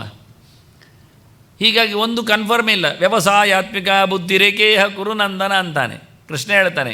ಬುದ್ಧಿ ಅಂದರೆ ಒಂದೇ ಇರಬೇಕು, 10 ಕಡೆಗೆ ಡೈವರ್ಟ್ ಆಗ್ತಾ ಏನೇನೋ ಯೋಚನೆ ಮಾಡ್ತಾ ಇದ್ದರೆ ಅದು ಬಹಳ ಕಷ್ಟ ಆಗ್ತದೆ ಅಂತ ಜನರಿಗೆ ಅರ್ಥ ಆಗುವುದಿಲ್ಲ ಅವನ ವ್ಯಕ್ತಿ. ಮತ್ತೆ ಹೀಗಾಗಿ ರಾವಣ ಹಾಗೆ ಲೋಕರಾವಣ, ಇಡೀ ಜಗತ್ತನ್ನು ಅಳಿಸಿದವ, ಬೊಬ್ಬೆ ಹೊಡೆಸಿದವ. ಹೀಗಾಗಿ ರಾವಣ ನಮ್ಮೊಳಗೆ ಇರ್ತಾನೆ, 10 ಕಡೆ ಕೈ ಹಾಕ್ತಾ 20 ಕೈ ಚಾಚುತ್ತಾ ಇರ್ತಾನೆ, ಅವನು ಸಂಹಾರ ಆಗಲಿಕ್ಕೆ ಕೊಟ್ಟು. ಮತ್ತು ಕುಂಭಕರ್ಣ ನಾನು ವಿವರಿಸಬೇಕಾಗಿಲ್ಲ, ಎಲ್ಲರಿಗೂ ಅಲ್ಲಿ ಬಿದ್ದಲ್ಲಿ ನಿದ್ದೆ ಮಾಡುವವರು. ಹಾಗಾಗಿ ಇವರಿಬ್ಬರ ನಾಶಕ್ಕಾಗಿ ಬಂದಿದ್ದಾನೆ ಅಂತ ಹೇಳಲಿಕ್ಕೋಸ್ಕರ ವರ್ಡ್ ಎತ್ತಿಕೊಳ್ಳೋದವರು. ದಶಾನನ ಪದಾರ್ಥ ಹೇಳಲಿಕ್ಕೆ ಕಾರಣ ಭಾಳ ಸುಂದರವಾಗಿರ್ತದೆ. ಕೆಲವೊಮ್ಮೆ ಹೀಗೆ ಭಗವಂತನಿಗೆ ಅರ್ಘ್ಯವನ್ನು ಕೊಡಲಿಕ್ಕೆ ಉಂಟು. ಅರ್ಘ್ಯಲ್ಲಿ ವಿಶೇಷ ಅಂತ ಕೇಳಿದರೆ ಅಶೋಕ ಕುಸುಮೈರ್ಯುಕ್ತಂ ಅಂತ ಅರ್ಘ್ಯಂ ದದ್ಯಾತ್ ವಿಚಕ್ಷಣ. ಪುರಾಣಗಳು ಹೇಳುತ್ತವೆ ರಾಮನ ಪೂಜೆಯಲ್ಲಿ ಅಶೋಕ ಪುಷ್ಪ ಬರಬೇಕು ಅಂತ. ಅದಕ್ಕೆ ಒಂದು ತೊಂಪೆಲಿಟ್ಟಿದ್ದೇನೆ, ಒಂದು ಗೊಂಚಲಿಟ್ಟಿದ್ದೇನೆ ನಾನು ಅಶೋಕ ಪುಷ್ಪ. ಅದು ನನ್ನ ಮನೆಯಲ್ಲಿದೆ. ಅಂದರೆ ಮನೆಯಲ್ಲಿ ಅದು ಬರೋದಿಲ್ಲ ತನ್ನಷ್ಟಕ್ಕೆ, ರಾಮ ಬಂದರೆ ಬರ್ತಾನೆ. ಅಂದರೆ ಬರಬೇಕಾದ್ರೆ ಇಡಬೇಕಾಗತ್ತೆ, ಒಪ್ಪಬೇಕಾಗತ್ತೆ. ನೀವೆಲ್ಲಿ ಮಾರ್ಕೆಟಲ್ಲೆಲ್ಲ ನೋಡುವುದಿಲ್ಲ, ಹೇಳಲಿಲ್ಲ ಯಾರು, ಇನ್ನು ಶುರು ಮಾಡಿ ಯಾರು ಹೇಳಿಕೊಂಡು ಬಂದರೆ. ನಾನೀಗ ಅದನ್ನು ಚಾಲ್ತಿಯಲ್ಲಿ ತಂದದ್ರಿಂದ, ತೋರಿಸಿಕೊಡುವುದರಿಂದ ಸ್ವಲ್ಪ ಕೆಲವರಿಗೆಲ್ಲ ಹಬ್ಬದ ದಿವಸದಲ್ಲಿ ಕೆಲವರೆಲ್ಲ ಉತ್ತರಣೆ ಹುಡುಕಿದ್ದುಂಟು. ಗಿಡ ಎಲ್ಲಿ ಅವರ ತಲೆಗೆ ಸುತ್ತು ತೆಗಿಲಿಕ್ಕೆ ಏನು ಬೇಕಾಗ್ತದೆ ಅಂತ ಅದು ಹೇಳ್ತಾ ಇದ್ರು ನನ್ನ ಹತ್ರ ಕೆಲವರೆಲ್ಲ. ಇನ್ನೆಲ್ಲ ಇರಲಿಲ್ಲ ಮಾರೆ, ಇವರದ್ದೆಲ್ಲ ಹೊಸತೆಲ್ಲ ಉಂಟು ಅಂದರೆ ನಾನೇನು ಹೊಸತು ತರಲಿಲ್ಲ, ಇದ್ದದ್ದನ್ನು ತೋರಿಸಿಕೊಟ್ಟೆ, ನೀವೆಲ್ಲ ಬಿಟ್ಟಿದ್ದೀರಿ ಅಂತ. ಬಿಟ್ಟದ್ದು ಯಾಕೆಂದರೆ ನಿಮ್ಮ ಒಂದು ಗೌಜಿಯಲ್ಲಿ ಗಮ್ಮತ್ತಿನಲ್ಲಿ ಅಲ್ಲ, ಅದು ಬ್ರಿಟಿಷರದ್ದು ಇರ್ಬೋದು, ಆಳ್ವಿಕೆಯ ಒಂದು ಕಸರತ್ತು. ಅದನ್ನು ನಾವು ಹಾಗೆ ಕಣ್ಮುಚ್ಚಿಕೊಂಡು ಒಪ್ಪಿಕೊಂಡು ಬಂದಿದ್ದೇವೆ. ಯಾರು ಚೇಂಜ್ ಮಾಡಲಿಕ್ಕೆ ಯಾರು ಹೋಗುವುದಿಲ್ಲ. ಹಾಗೆ ಇರಲಿ, ಹೇಳ್ಕೊಂಡು ಹೋಗುದೆ ಪ್ಯಾಂಟ್ ಎಲ್ಲಿಗೆ ಅಂತ. ಇರಲಿ, ಕಿರುಮ್ತಾ ಉಂಟು, ಕಿರುಮಿಲಿ ಪರವಾಗಿಲ್ಲ, ಪ್ಯಾಂಟ್ ಇರಲಿ ಅಂತ. ಅವ ಎಳೆದದ್ದು ಯಾಕೆ ಪ್ಯಾಂಟ್ ಕೇಳಿದರೆ, ಅಲ್ಲಿ ಚಳಿ ಉಂಟಲ್ಲ, ಒಳಗೆ ಚೇರಟೆ ಹೋಗಬಾರ್ದು ಅಂತ ಎಳೆದಿದ್ದಾನೆ ಅವ. ನಮಗೆಂತಾಗಿದೆ, ಇಲ್ಲಿ ಚಳಿ ಉಂಟಾ, ನಮಗೆ ಸೆಕೆ ಉಂಟು ಕರ್ಮಕ್ಕೆ, ಮತ್ತೆ ಹಾಕ್ಕೊಂಡು ಬರೋದು ಯಾಕೆ, ಹಾಕಿಕೊಂಡು ಬರ್ತಾನೆ. ಮತ್ತು ಒಂದಿಷ್ಟು ಪೇಸ್ಟ್ ಎಲ್ಲ ತೊಗೊಳ್ತಾನೆ, ಅದೆಂಥದ್ದು ಲೋಷನ್ ಎಲ್ಲ ಹಚ್ಚಲಿಕ್ಕೆ, ಮತ್ತು ಅದೆಲ್ಲ ಹಚ್ಚಿಗಿಚ್ಚೆಲ್ಲ ಬಂದಿದೆ, ಹಾಳಾಗ್ತಾ ಉಂಟು. ಆದರೂ ಎಳೆಯುವುದು ಬಿಡುವುದಿಲ್ಲ, ಮತ್ತು ಪುನಃ ಸರ್ತ ನಿಲ್ಲುವುದಿಲ್ಲ ಸೊಂಟದಲ್ಲಿ ಪ್ಯಾಂಟ್, ಆದರೂ ಹೇಳ್ಕೊಳ್ತಾನೆ, ಬೆಲ್ಟ್ ಹಾಕ್ತಾನೆ. ಅವರೆಲ್ಲ ಚೂರು ಗಾಳಿ ಒಳಗೋಗದಂತೆ ಚಳಿಗಾಲದಲ್ಲಿ ಸಾಕ್ಸು, ಮತ್ತೊಂದು ಶೂ ಮತ್ತು ಗ್ಲೌಸು, ಟೈ ಎಲ್ಲ ಹಾಕ್ಕೊಂಡು ಬರೋದು. ನಮಗೆ ಅಂತ ಕುತಿಯೇ ಸಾಯ್ತದ. ಆದರೆ ಇನ್ನೂ ಬಿಡಲಿಲ್ಲ ನಾವು ಆ ಪ್ರಾಣಿ ಹಾಕಿಕೊಟ್ಟ ರೂಟನ್ನು. ಶಾಸ್ತ್ರ ಹೇಳುವಂತೆ ನಮಗೆ ಅಂದರೆ ಖಂಡಪಟ ಆಗಬಾರ್ದು. ನಾನು ಮುಟ್ಟಿದ್ದಕ್ಕೆ ಹೇಳಿ ಮುಗಿಸ್ತೇನೆ ಅಷ್ಟೆ. ತುಂಡು ಮಾಡಿದ ಬಟ್ಟೆ ಹಾಕಬಾರ್ದು ಅಂತ ಕ್ರಮ. ಅದು ಉಪಯೋಗ ಇಲ್ಲದ್ದು ಅಂತ ದಾರಿದ್ರ್ಯ ಅಂತ ಆ ದೃಷ್ಟಿಯಲ್ಲಿ ಹೇಳಿ, ಬಡತನ. ಇಡೀ ಬಟ್ಟೆಯನ್ನು ತೊಟ್ಕೊಳ್ಳಿಕ್ಕೆ ಆಗೋದಿಲ್ವ, ಅಂಚು ಇರಬೇಕು. ಅಂಚು ಅಂದರೆ ಬಾರ್ಡರ್ ಇಲ್ಲದ ಬಟ್ಟೆ ಖಂಡಪಟ ಅಂತ ಅರ್ಥ. ಆದ್ದರಿಂದ ಮದುವೆ ಹೊತ್ತಿನಲ್ಲಿ ಹೆಣ್ಮಗಳನ್ನು ಅಲಂಕಾರ ಮಾಡಿ ತಂದಾಗ ಒಂದು ಉತ್ತರೀಯವನ್ನು ಹಾಕಿಬಿಡೋದು, ಸೀರೆಯನ್ನೇ ಇಡೀ. ಅದು ತುಂಡು ಮಾಡಲಿಕ್ಕಿಲ್ಲ, ತುಂಡು ಅವರಿಗೆ ಉತ್ತರಿ ಹಾಕಲಿಕ್ಕೆ ಚಂದ ಮಾಡಿ ಒಂದು ಪಟ್ಟೆ ಹಾಕ್ಕೊಂಡು ಬರ್ಬೋದಿತ್ತಲ್ಲ, ಅದು ಮತ್ತೆ ತುಂಡಾಗ್ತದೆ. ಅಂದರೆ ಇಡೀ ಬಟ್ಟೆ ಆಗಬೇಕು. ಅದನ್ನು ಹೇಗಾದರೂ ಪೇಂಟಿಸಿ ಕುತ್ತಿಗೆಯಲ್ಲಿ ಹಾಕಿ ತರ್ತಾರೆ, ಬ್ರಹ್ಮವಸ್ತ್ರದಾಗೆ ಹಾಕ್ತಾರೆ. ಉತ್ತರೀಯ ಅಂದರೆ ಹಾಗೆ ಹಾಕಬೇಕು. ಅದು 3ನೇ ಬಟ್ಟೆ ಮನುಷ್ಯನಿಗೆ, ಕೆಳಗೊಂದು ಮೇಲೊಂದು ಇದ್ದು, 3ನೇದು ತೃತೀಯ ಉತ್ತರೀಯ ಅರ್ಥದಿಂದ, ಉತ್ತರೀಯಕ್ಕಾಗಿ 3, ಮತ್ತು ಇನ್ನೂ ಒಂದು ಬಟ್ಟೆ ಹಾಕೋದಾದರೆ 4ನೇದು. ಅದು ಸೊಂಟಕ್ಕೆ ಕಟ್ಟಿಯೋ ಕೈಯಲ್ಲಿಟ್ಕೊಂಡೋ ಕರವಸ್ತ್ರದಾಗಿಯೋ ಹಾಗೆ ಮನುಷ್ಯನಿಗೆ ಒಬ್ಬರಿಗೆ 3, 4, 5 ಬಟ್ಟೆಗಳು ಸಾಮಾನ್ಯ. ಮೋರೆ ಒರೆಸಲಿಕ್ಕೆ ಬೇರೆ, ಕಾಲು ಒರೆಸಲಿಕ್ಕೆ ಬೇರೆ, ಅದನ್ನು ಇದಕ್ಕೆ ಒರೆಸುವುದಲ್ಲ, ಉಪಯೋಗಿಸಿಕೊಳ್ಳುವುದಲ್ಲ. ಇದನ್ನೆಲ್ಲ ಬಹಳ ಹಿಂದೆ ಕಲೀಲಿಕ್ಕಿರ್ತದೆ. ಹಾಗಾಗಿ ಬಹಳ ಚಂದವಾಗಿ ನಮ್ಮ ದೇಶದ ಸಾಂಸ್ಕೃತಿಕ ಮೌಲ್ಯ ಬಟ್ಟೆಯಲ್ಲಿ ದುರುಸಿನಲ್ಲಿ ಇರುವಂಥದ್ದು, ಉಡುಗೆ ತೊಡುಗೆಯಲ್ಲಿ, ಅದನ್ನು ಮಡಿವಂತಿಗೆಯಲ್ಲಿ ಶೌಚದಲ್ಲಿ ಉಪಯೋಗಿಸಿಕೊಂಡಿದ್ದಾರೆ. ಕಂಠಪಟ ಹಾಕುವುದು ಬಹಳ ಕಡಿಮೆ, ಅಂದರೆ ಹೊಲಿದ ಬಟ್ಟೆಯನ್ನು ಹಾಕುವುದು ಅದು ಅಷ್ಟು ಇಷ್ಟದಲ್ಲಿ ಅಲ್ಲ ವಾಸ್ತವವಾಗಿ. ಹಾಗಾಗಿ ನಾವು ಅದನ್ನು ಇನ್ನೂ ಕಾಪಿ ಮಾಡ್ತಾ ಇದ್ದೇವೆ. ಅದರಂತೆ ನಮ್ಮದು ಕೃಷ್ಣಾಷ್ಟಮಿಯಂದು ಬಿಲ್ಲುಪತ್ರೆ ಬೇಕು ಅಂತ ಗೊತ್ತಾಗಿದೆ, ಅದೊಂದು ಅಭ್ಯಾಸ ಆಗಿದೆ. ಆದ್ದರಿಂದ ಮಾರ್ಕೆಟಲ್ಲಿ ತಂದು ಹಾಕ್ತಾರೆ ಬಿಲ್ಲುಪತ್ರೆಯನ್ನು. ನಾನು ಅದರ ಬಗ್ಗೆ ಭಾಳಷ್ಟು ಬೇಸರ ಪಟ್ಟಿದ್ದೆ. ದುಡ್ಡು ಕೊಟ್ಟು ಪಡೆದುಕೊಂಡು ಹೋದ ಕ್ರಯ ವಿಕ್ರಯವಾದ ಪುಷ್ಪಗಳನ್ನಾಗಲಿ ಪತ್ರೆಗಳನ್ನಾಗಲಿ ಏರಿಸಲಿಕ್ಕಿಲ್ಲ ಅಂತ ಕಡಾಕಡಿಯಾಗಿ ಹೇಳಿದ ಮಾತುಗಳು ಸುಮಾರಿವೆ. ಮತ್ತು ಹುಡುಕ್ತಾ ಮಾಡುವವರಿಗೇನಾದರೂ ಒಂದು ಸಹಾಯ ಮಾಡಬೇಕಲ್ಲ. ಕೊನೆಗದು ಮಾತು ಸಿಕ್ಕಿತು. ಎಂತ ಕೇಳಿದರೆ, ಕೊಂಡುಕೊಂಡು ಹೋದ ಪುಷ್ಪವನ್ನಾಗಲಿ ಅಥವಾ ಪತ್ರೆಯನ್ನಾಗಲಿ ದೇವರಿಗೆ ಏರಿಸಬಹುದು. ಯಾವಾಗ ಅಂದರೆ ಒಂದು ಕಂಡೀಷನ್ ಮೇಲೆ, ಅವರು ಹೇಳಿದಷ್ಟು ರೇಟ್ ಕೊಟ್ಟು ತೊಗೊಂಡು ಬರಬೇಕು. ಇದು ವ್ಯಾಪಾರಿಗಳಿಗೆ ಸಿಕ್ಕಿದ್ರೆ ಭಾರಿ ಖುಷಿ ಇರ್ತದೆ. ಆವತ್ತು ರಥಬೀದಿಯಲ್ಲಿ ನಾನು ಈ ಪ್ರವಚನ ಮಾಡಿಬಿಡ್ಬೇಕು. ಆವತ್ತು ದಿವಸ ಎಲ್ಲ ಹಾಕ್ಕೊಂಡಿರ್ತಾರಲ್ಲ. ಆಗ ಯಾಕೆಂದರೆ ಪೂಜೆ ಮಾಡಲಿಕ್ಕೆ ಅಂತ ಹೊರಟವ ಪುಷ್ಪವನ್ನು ತೊಗೊಂಡು ಹೋಗ, ಪುಷ್ಪ ಹೇಳಿದವನಿಗೆ ರೇಟ್ ಕೊಟ್ಟಷ್ಟು ತರಬೇಕು ಹೇಳಿ ಅವನು ಏರಿಸ್ತಾ ಇರ್ತಾನೆ, ಖುಷಿಯಲ್ಲಿ ಇರ್ತಾನೆ. ಚೌಕಾಶಿ ಮಾಡಿದರೆ ಅದು ದೇವರಿಗೆ ಆಗೋದಿಲ್ಲ ಪುಷ್ಪ. ಇದು ಒಂದು ಮುಖ. ಅವರಲ್ಲೇ ಕಾಂಪಿಟೇಟಿವ್ ಆಗಿ ಏನಾದರೂ ಹೇಳಿಕೊಳ್ಬೋದು, ಡೌನ್ ಮಾಡ್ಬೋದು. ಆದರೆ ಅವರಿಗೆ ಬಂಗಾರದ ರೇಟ್ ಉಂಟು ಹೇಳಿದರೆ ಭಾರಿ ಕಷ್ಟದಲ್ಲಿ ನಾವು ಸೋಲಬೇಕಾಗುತ್ತೆ. ಇಷ್ಟಾದ ನಂತರ ಮತ್ತೆ ನಾನು ಹುಡುಕಿದೆ, ಕೊನೆಗೊಂದು ಪ್ರಮಾಣ ಸಿಕ್ಕಿದೆ. ಏನು ಅಂದರೆ, ಕೊಂಡುಕೊಂಡ ಪುಷ್ಪದಲ್ಲಿ ಮಾಡಿದರೆ ಅತ್ಯಂತ ಕಡಿಮೆ ಮಟ್ಟಿನ ಪುಣ್ಯ ಬರ್ತದೆ ಅಂತ. ಸಾಕು ಅಂತ ಕೂಡಲೇ ಉಳಿದವರಿಗೆ ಹೇಳಲಿಕ್ಕೆ ಬಂತು. ಕೊಂಡ ಪುಷ್ಪದಲ್ಲಿಯೂ ಪೂಜೆ ಮಾಡಲಿಕ್ಕೆ ಬರ್ತದೆ ಅಂತ ಒಂದೇ ಒಂದು ಪ್ರಮಾಣ ಸಿಕ್ಕಿದ್ದು. ರಾಯರಾಗ ಒಂದು ಸರ್ತಿ ಹೇಳಿದ್ದೇನೆ ನಾನು ಅದನ್ನು. ಹಾಗಾಗಿ ಅಶೋಕ ಪುಷ್ಪದ ಬಗ್ಗೆ ಮಾತಾಡಲಿಕ್ಕೆ ಬಂದೆ ನಾನು. ಬಿಲ್ಲುಪತ್ರೆಯನ್ನು ಹೇಳಿ ಮಾರ್ಕೆಟಲ್ಲಿ ತಂದಿದ್ದಾರೆ. ಕೃಷ್ಣಾಷ್ಟಮಿ ಹೊತ್ತಿನಲ್ಲಿ ಬರ್ತದೆ ಅದು. ಹಾಗೆ ನಮ್ಮ ರಾಮನವಮಿ ಹೊತ್ತಿನಲ್ಲಿ ಮಾರ್ಕೆಟಿಗೆ ಅಶೋಕ ಪುಷ್ಪ ಬಂದರೆ ಭಾರಿ ಒಳ್ಳೆಯದು. ಅಂದರೆ ಈ ಕಾಲದಲ್ಲಿ ಅದು ಬಿಡುವಂಥದ್ದು ಪುಷ್ಪ. 1-2 ತಿಂಗಳ ಹಿಂದೆ ಬಿಡಲಿಕ್ಕೆ ಶುರು ಮಾಡುತ್ತೆ. ಮರದಲ್ಲಿ ತುಂಬ ಆಗ್ತದೆ. ಅದೇ ಕಲರಿನ ಇರುವೆಯೂ ತುಂಬ ಇರ್ತದೆ. ತೆಗಿಲಿಕ್ಕೆ ಅದು ಬಿಡೋದಿಲ್ಲ. ಕೆಂಪು ಇರುವೆ ಭಾಳ ಚೆನ್ನಾಗಿರುತ್ತೆ. 2-3 ದಿನ ಬರ್ತದೆ. ಕೆಂಪಾದದ್ದು ಅದು 2-3ನೇ ದಿನದ್ದು. ಕೇಸರಿ ಗಟ್ಟಿ ಇದ್ದದ್ದು ಅದು ಒಂದು 2 ದಿನದ್ದು. ಲೈಟ್ ಕೇಸರಿ ಉಂಟು, ಅದು ಈಗ ತಾನೇ ಅರಳಿತ್ತು. ಈಗ ಗೊಂಚಲಿನಲ್ಲಿ ಪಕ್ಕ ತಾಳುವುದು ಬೀಳುವುದೂ ಇಲ್ಲ. ಅದು ಸುಮಾರು ಆಗ್ತದೆ. ಇದಕ್ಕಿಂತ ದೊಡ್ಡ ಗೊಂಚಲು ಆಗ್ತದೆ.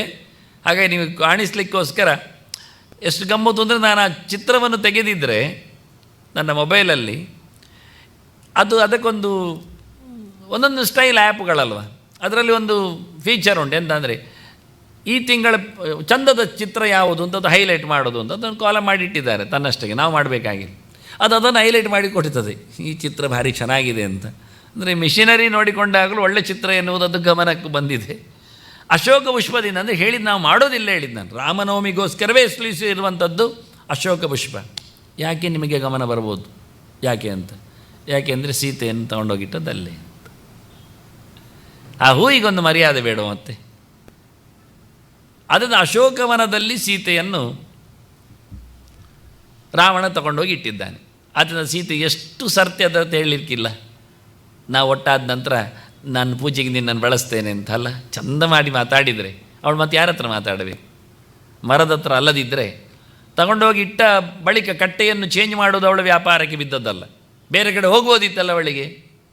ಇಟ್ಟದ್ದು ಯಾಕೆ ಇಲ್ಲಿಗೆ? ತಗೊಂಡೋಗಿ ಇಟ್ಟದ್ದೇವನು ಅಶೋಕದ ಕಟ್ಟೆಯಲ್ಲಿ, ಅಶೋಕದ ವನದಲ್ಲಿ. ಅವನಿಗೆ ಬಾಳೆವನ, ಪೂಗವನ, ನಾರಿಕೇಲ ವನ ಎಲ್ಲ ಇತ್ತು. ಎಲ್ಲ ಮರಗಳ ವನಗಳು ಲಂಕೆಯಲ್ಲಿ ರಾವಣನಲ್ಲಿದ್ದವು. ಚೂತವನವೂ ಇತ್ತು, ಪನಸವನವೂ ಇತ್ತು. ಎಲ್ಲ ಅರಳಿ ಮರಗಳದ್ದು, ಅಶ್ವತ್ಥ ಮರದ್ದು ಎಲ್ಲದೂ ತೋಪುಗಳಿದ್ದವು. ಅವನು ಹನುಮಂತ ನಾಶ ಮಾಡುವಾಗ ನಮಗೆ ಪಟ್ಟಿಯೆಲ್ಲ ಸಿಗ್ತದೆ ವಾಸ್ತವವಾಗಿ ನೋಡಿಕೊಳ್ಳಿಕ್ಕೆ ಹೋದರೆ. ಹಾಗಾಗಿ ಅಶೋಕವನದಲ್ಲಿ ಇಟ್ಟದ್ರಿಂದ ಯಾಕಿಟ್ಟ? ಆ ಮರ ಅದು ಉದುರುವುದಿಲ್ಲ ಎಲೆ. ಅದರ ವಿಷಯ ಅಂದರೆ 360 ದಿವಸ ಹಚ್ಚ ಹಸಿರಾದ ಎಲೆಗಳನ್ನು ಕೊಟ್ಟಿರ್ತದೆ. ಮಾವಿನ ಎಲೆಗಳಾಗಿ ದೊಡ್ಡ ದೊಡ್ಡ ಎಲೆಗಳು. ಆದರೆ ಅದರ ನೆರಳು ಜಾಸ್ತಿ ಇರ್ತದೆ, ತಂಪು ಜಾಸ್ತಿ ಇರ್ತದೆ. ಸೀತೆಯನ್ನು ತಂಪಿನಲ್ಲಿ ನೆರಳಿನಲ್ಲಿಡುವ ಮರ ಅಂತ. ಬಾಳೆ ಮರದ ಅಡಿಯಲ್ಲಿ ಯಾರಾದರೂ ಇಡ್ತಾರ? ಅದು ಬಗ್ತದೆ, ಅದು ಚೆಂದ ಇಲ್ಲ. ಅದು ದೊಡ್ಡ ಎಲೆ ನೆರಳು ಚೆನ್ನಾಗಿ ಕೊಡ್ತದೆ ಸರಿ, ಆದರೆ ಸರಿ ಇಲ್ಲ ಅದು. ಹಾಗೆ ತೆಂಗಿನ ಮರದಲ್ಲಿ ಇಟ್ಟರೆ ಆಯಿತು, ಇಡುವುದಿಲ್ಲ ಯಾರು ಸಹ. ತೆಂಗಿನ ಮರದ ಅಡಿಯಲ್ಲಿ ಇಟ್ಟರೆ ಮತ್ತು ತೆಂಗು ಬೀಳುವುದಿಲ್ವ? ಮಡಲೆಲ್ಲ ಬೀಳುವುದಿಲ್ವ? ಅದು ಗೊತ್ತುಂಟು ರಾವಣನಿಗೆ. ಮತ್ತು ಮಾವಿನ ಮರದ ಅಡಿಯಲ್ಲಿ ಹುಳಗಳ ಬಾಧೆ ಜಾಸ್ತಿ ಇರ್ತದೆ, ಮಿಡಿಗಳು ಬೀಳ್ತಾ ಇರ್ತವೆ. ಮತ್ತು ಅದು ಹೆಂಗಸರಿಗೆ ಇಳಿಸಿದ್ದಲ್ಲ. ಯಾಕೆಂದರೆ ಅವರಿಗೆ ಬೇಕಾದು ತಿನ್ನಲಿಕ್ಕಲ್ಲ, ಅವರಿಗೆ ಪರಿಮಳ ಹೂ ಬೇಕು, ಅರಳುವ ಚಿಂತನೆ. ಅಂದರೆ ಇಷ್ಟೆಲ್ಲ ಯೋಚನೆ ಮಾಡಿದ್ದ ನಾವು. ಅದು ಅಶೋಕ ವನಿಕಾ ನ್ಯಾಯ ಅಂತಲೇ ಒಂದುಂಟು ಚಿಂತನೆಯಲ್ಲಿ ಬಂದಾಗ. ಯಾಕೆ ಅಶೋಕ ಮರದಲ್ಲಿ ಅಡಿಯಲ್ಲಿಟ್ಟ, ಬೇರೆ ಕಡೆ ಇರಬಾರ್ದ? ಬೇರೆ ಎಲ್ಲಿಟ್ಟರು ನೀವು ಕೇಳೋದು ಕೇಳ್ತೀರಿ, ಅದಕ್ಕೆ ಎಲ್ಲಿಟ್ಟರೆ ಏನು ಅಂತ ಅದಕ್ಕೆ ಉತ್ತರ ಕೊಟ್ಟು ಬಾಯಿ ಮುಚ್ಚಿದ್ದಾರೆ ಅವರು. ನಾನು ಹಾಗೆ ಹೇಳುವುದಿಲ್ಲ. ಅದರ ಹೆಸರು ಅಶೋಕ ಅಂದುಂಟು, ಅವನಿಗೆ ಅದು ಬೇಕು. ಇವಳಿಗೆ ನೋವಾಗಬಾರ್ದು, ನನಗೂ ಶೋಕ ಬರಬಾರ್ದು, ಅವನ ಯೋಚನೆಗಳೆಲ್ಲ. ಆದ್ದರಿಂದ ಸೀತೆ ಆ ಮರಕ್ಕೆ ಹೆಚ್ಚು ಒಲಿಮೆ ಕೊಟ್ಟಳು. ಇದು ಕೇವಲ ಸೀತೆಯ ಚರಿತೆ ಮಾತ್ರ ಅಲ್ಲ, ಅದು ಪಾರ್ವತಿಯ ಕಥೆಯಲ್ಲಿಯೂ ಅಶೋಕಕ್ಕೆ ಹೆಸರು ಬಂದಿದೆ. ಅವಳು ಶಿವ ಬೈಲಿಕ್ಕೆ ಬಂದಾಗ, ಆಗ ಇನ್ನೂ ಶಿವ ಅಂತ ಹೇಳಲಿಲ್ಲವ, ಹುಡುಗನಾಗಿ ಬಂದಿದ್ದಾನೆ. ಎಂಥದ ತಪಸ್ಸು ಮಾಡೋದು ನೀನು ಆ ಬೋಳೆ ಶಂಕರನ ಬಗ್ಗೆ, ಮನೆ ಹೋಗು ಅಂತ ಹೇಳಲಿಕ್ಕೆ ಬಂದಿದ್ದಾನವ. ಇವಳು ಭಾರಿ ಜೋರಾಗಿ ಅವನನ್ನು ಓಡಿಸೋದು. ನೀನು ಹೋಗ್ತೇ ಇಲ್ವಾ, ಯಾರ್ಯಾರ ಬಗ್ಗೆ ಏನೇನೋ ಸುದ್ದಿ ಹೇಳ್ತಾನೆ ಹುಡುಗ ಅಂಥೇಳಿ ಅವನು ಹುಡುಗನಾಗಿ ಬಂದಿದ್ದ. ಹೊಡಿಲಿಕ್ಕಿಲ್ಲ ಹೇಳಿಕೊಂಡು ಅಶೋಕದ ತಳಿರುಗಳಿಂದ ಅವನ ಮೇಲೆ ಬಿಸಾಡ್ತಾಳೆ. ಹೀಗಾಗಿಯೂ ಶಿವನಿಗೂ ರಾಮನಿಗೂ ಭಾರಿ ಇಷ್ಟ ಅಶೋಕ. ಹೀಗೆ ಸುಮಾರು ಕಥೆಗಳಿವೆ ನನ್ನ ಹತ್ರ, ಇರಲಿ ಇಷ್ಟು ಸಾಕು ನಿಮಗೆ. ಅದರಿಂದ ಅಶೋಕ ಪುಷ್ಪವನ್ನು ಹುಡುಕಿ ಒಂದು 4 ರಾಮನಿಗೆ ಏರಿಸಲು ಪ್ರಯತ್ನ ಪಡೀರಿ. ಬರ್ತೀರಿ ಅಂತಾದರೆ ನನ್ನ ಮನೆಗೆ ಬರ್ರಿ, ಪರವಾಗಿಲ್ಲ, ತೊಗೊಂಡು ಹೋಗಲಿಕ್ಕೆ ತೊಂದರೆ ಇಲ್ಲ. ಆದರೆ ಇರುವೆಗಳಿದ್ದಾವೆ, ಎಚ್ಚರಿಕೆ, ನಾಯಿಗಳಿಲ್ಲ ನಮ್ಮ ಮನೆಯಲ್ಲಿ. ಇದು ಪರಿವಾರ ಪೂಜೆ. ಇಲ್ಲಿ ಕೊಟ್ಟಿದ್ದೇನೆ, ಅರಳಿದ ಪುಷ್ಪದ ನಡುವೆ ಸೀತಾರಾಮರ ಪೂಜೆ. ನಡುವೆ ಸೀತಾರಾಮ, ರಾಮನ ತೊಡೆಯಲ್ಲಿ ಸೀತೆ, ಮತ್ತು ಅಕ್ಕಪಕ್ಕದಲ್ಲಿ ಭರತ ಶತ್ರುಘ್ನರು, ಎದುರಿನಲ್ಲಿ ಹನುಮಂತ ಬರ್ತಾನೆ, ಮತ್ತು 4 ಜನ 4 ಕಡೆಯಲ್ಲಿ ಜಾಂಬವಂತ, ಅಂಗದ, ಸುಗ್ರೀವ, ವಿಭೀಷಣರು. ಇದು ಪೂಜೆಯೇ ವೈಚಿತ್ರ್ಯ ವಾಸ್ತವವಾಗಿ. ಆದರೆ ಅವರು ಎಲ್ಲಿದ್ದಾರೆ ಎನ್ನುವುದರ ಬಗ್ಗೆ ಕೆಲವೆಲ್ಲ ಮಾತುಗಳು, ಪ್ರಮಾಣಗಳು ಕೊಟ್ಟಿದ್ದೇನೆ. ಇನ್ನು ಅವರ ಸೇವೆಗಳ ಬಗ್ಗೆಯೂ ಪ್ರಮಾಣಗಳಿವೆ. ಒಂದಕ್ಕೊಂದು ಟ್ಯಾಲಿ ಆಗ್ತಾ ಇಲ್ಲ ಕೆಲವೊಮ್ಮೆ. ಆದರೂ ಒಂದು ಪೂಜೆ ಮಟ್ಟಿನಲ್ಲಿರತಕ್ಕ ಪ್ರಮಾಣಕ್ಕಾಗಿ ಈ ಡಯಾಗ್ರಾಮು, ನಾನು ಆ ಡಯಾಗ್ರಾಮಿಗೂ ಆ ಗೆರೆಗೂ ಅಷ್ಟೇನು ಸಾಜಾತ್ಯ ಇಲ್ಲ. ಆದರೂ ವಾಸ್ತವವಾಗಿ ಪೂಜೆ ಮಾಡಬೇಕಾದ ವಿಧಾನವನ್ನು ಅವರು ಹೇಳಿದ್ದು. 2 ಕಡೆಯಲ್ಲಿ ಭರತ ಶತ್ರುಘ್ನರ ಅವರಿಬ್ಬರ ಸೇವೆ, ಚಾಮರ ಹಿಡಿದ ಸೇವೆ, ಆನಂತರ ಲಕ್ಷ್ಮಣನ ಸೇವೆ ಶ್ವೇತಛತ್ರ ಹಿಡಿಯುವಂಥದ್ದು. ವಾಸ್ತವವಾಗಿ ಹಿಂಬದಿಯಲ್ಲಿ ನಿಂತಿರ್ತಾನೆ ಹನುಮಂತ, ಎದುರಲ್ಲಿ ಪ್ರಾರ್ಥನೆ ಮಾಡಲಿಕ್ಕೆ. ನಮ್ಮಲ್ಲಿ ಪ್ರಾರ್ಥನೆ ಮಾಡಲಿಕ್ಕೆ ಹನುಮಂತ, ನಾವು ಯಾರ್ಯಾರನ್ನು ಇಡ್ತೇವೆ ಪ್ರಾರ್ಥನೆ ಮಾಡಲಿಕ್ಕೆ. ಅವರು ಬಂದ ತಕ್ಷಣವೇ ವಾಟ ಪಿ ಗಣಪ ಅಲ್ಲ, ಇಲ್ಲಿ ಇರುವುದು ಯಾವುದೋ ವಿಷಯ ಇರ್ತದೆ. ಯಾರನ್ನು ಪ್ರಾರ್ಥನೆ ಮಾಡಿದ ಯಾವುದೋ ಕಾರ್ಯಕ್ರಮ ಮಾಡಲಿಕ್ಕೆ, ನಾನು ರಾಮನವಮಿ ಮಾತಾಡ್ತೇನೆ ಅಂದರೆ ರಾಮನ ಪ್ರಾರ್ಥನೆ ಮಾಡಬೇಕು ಎಲ್ಲರೂ. ಕ್ರಮ ಹಾಗೆ. ಇದು ಶುರು ಮಾಡೋದು ಅಲ್ಲ, ಶುರು ಮಾಡಿ ಆದರೂ ಮುಂದೆ ಹೋಗೋದಿಲ್ಲ, ಅದು ಪ್ರಯೋಜನ ಆಗಲಿಲ್ಲ.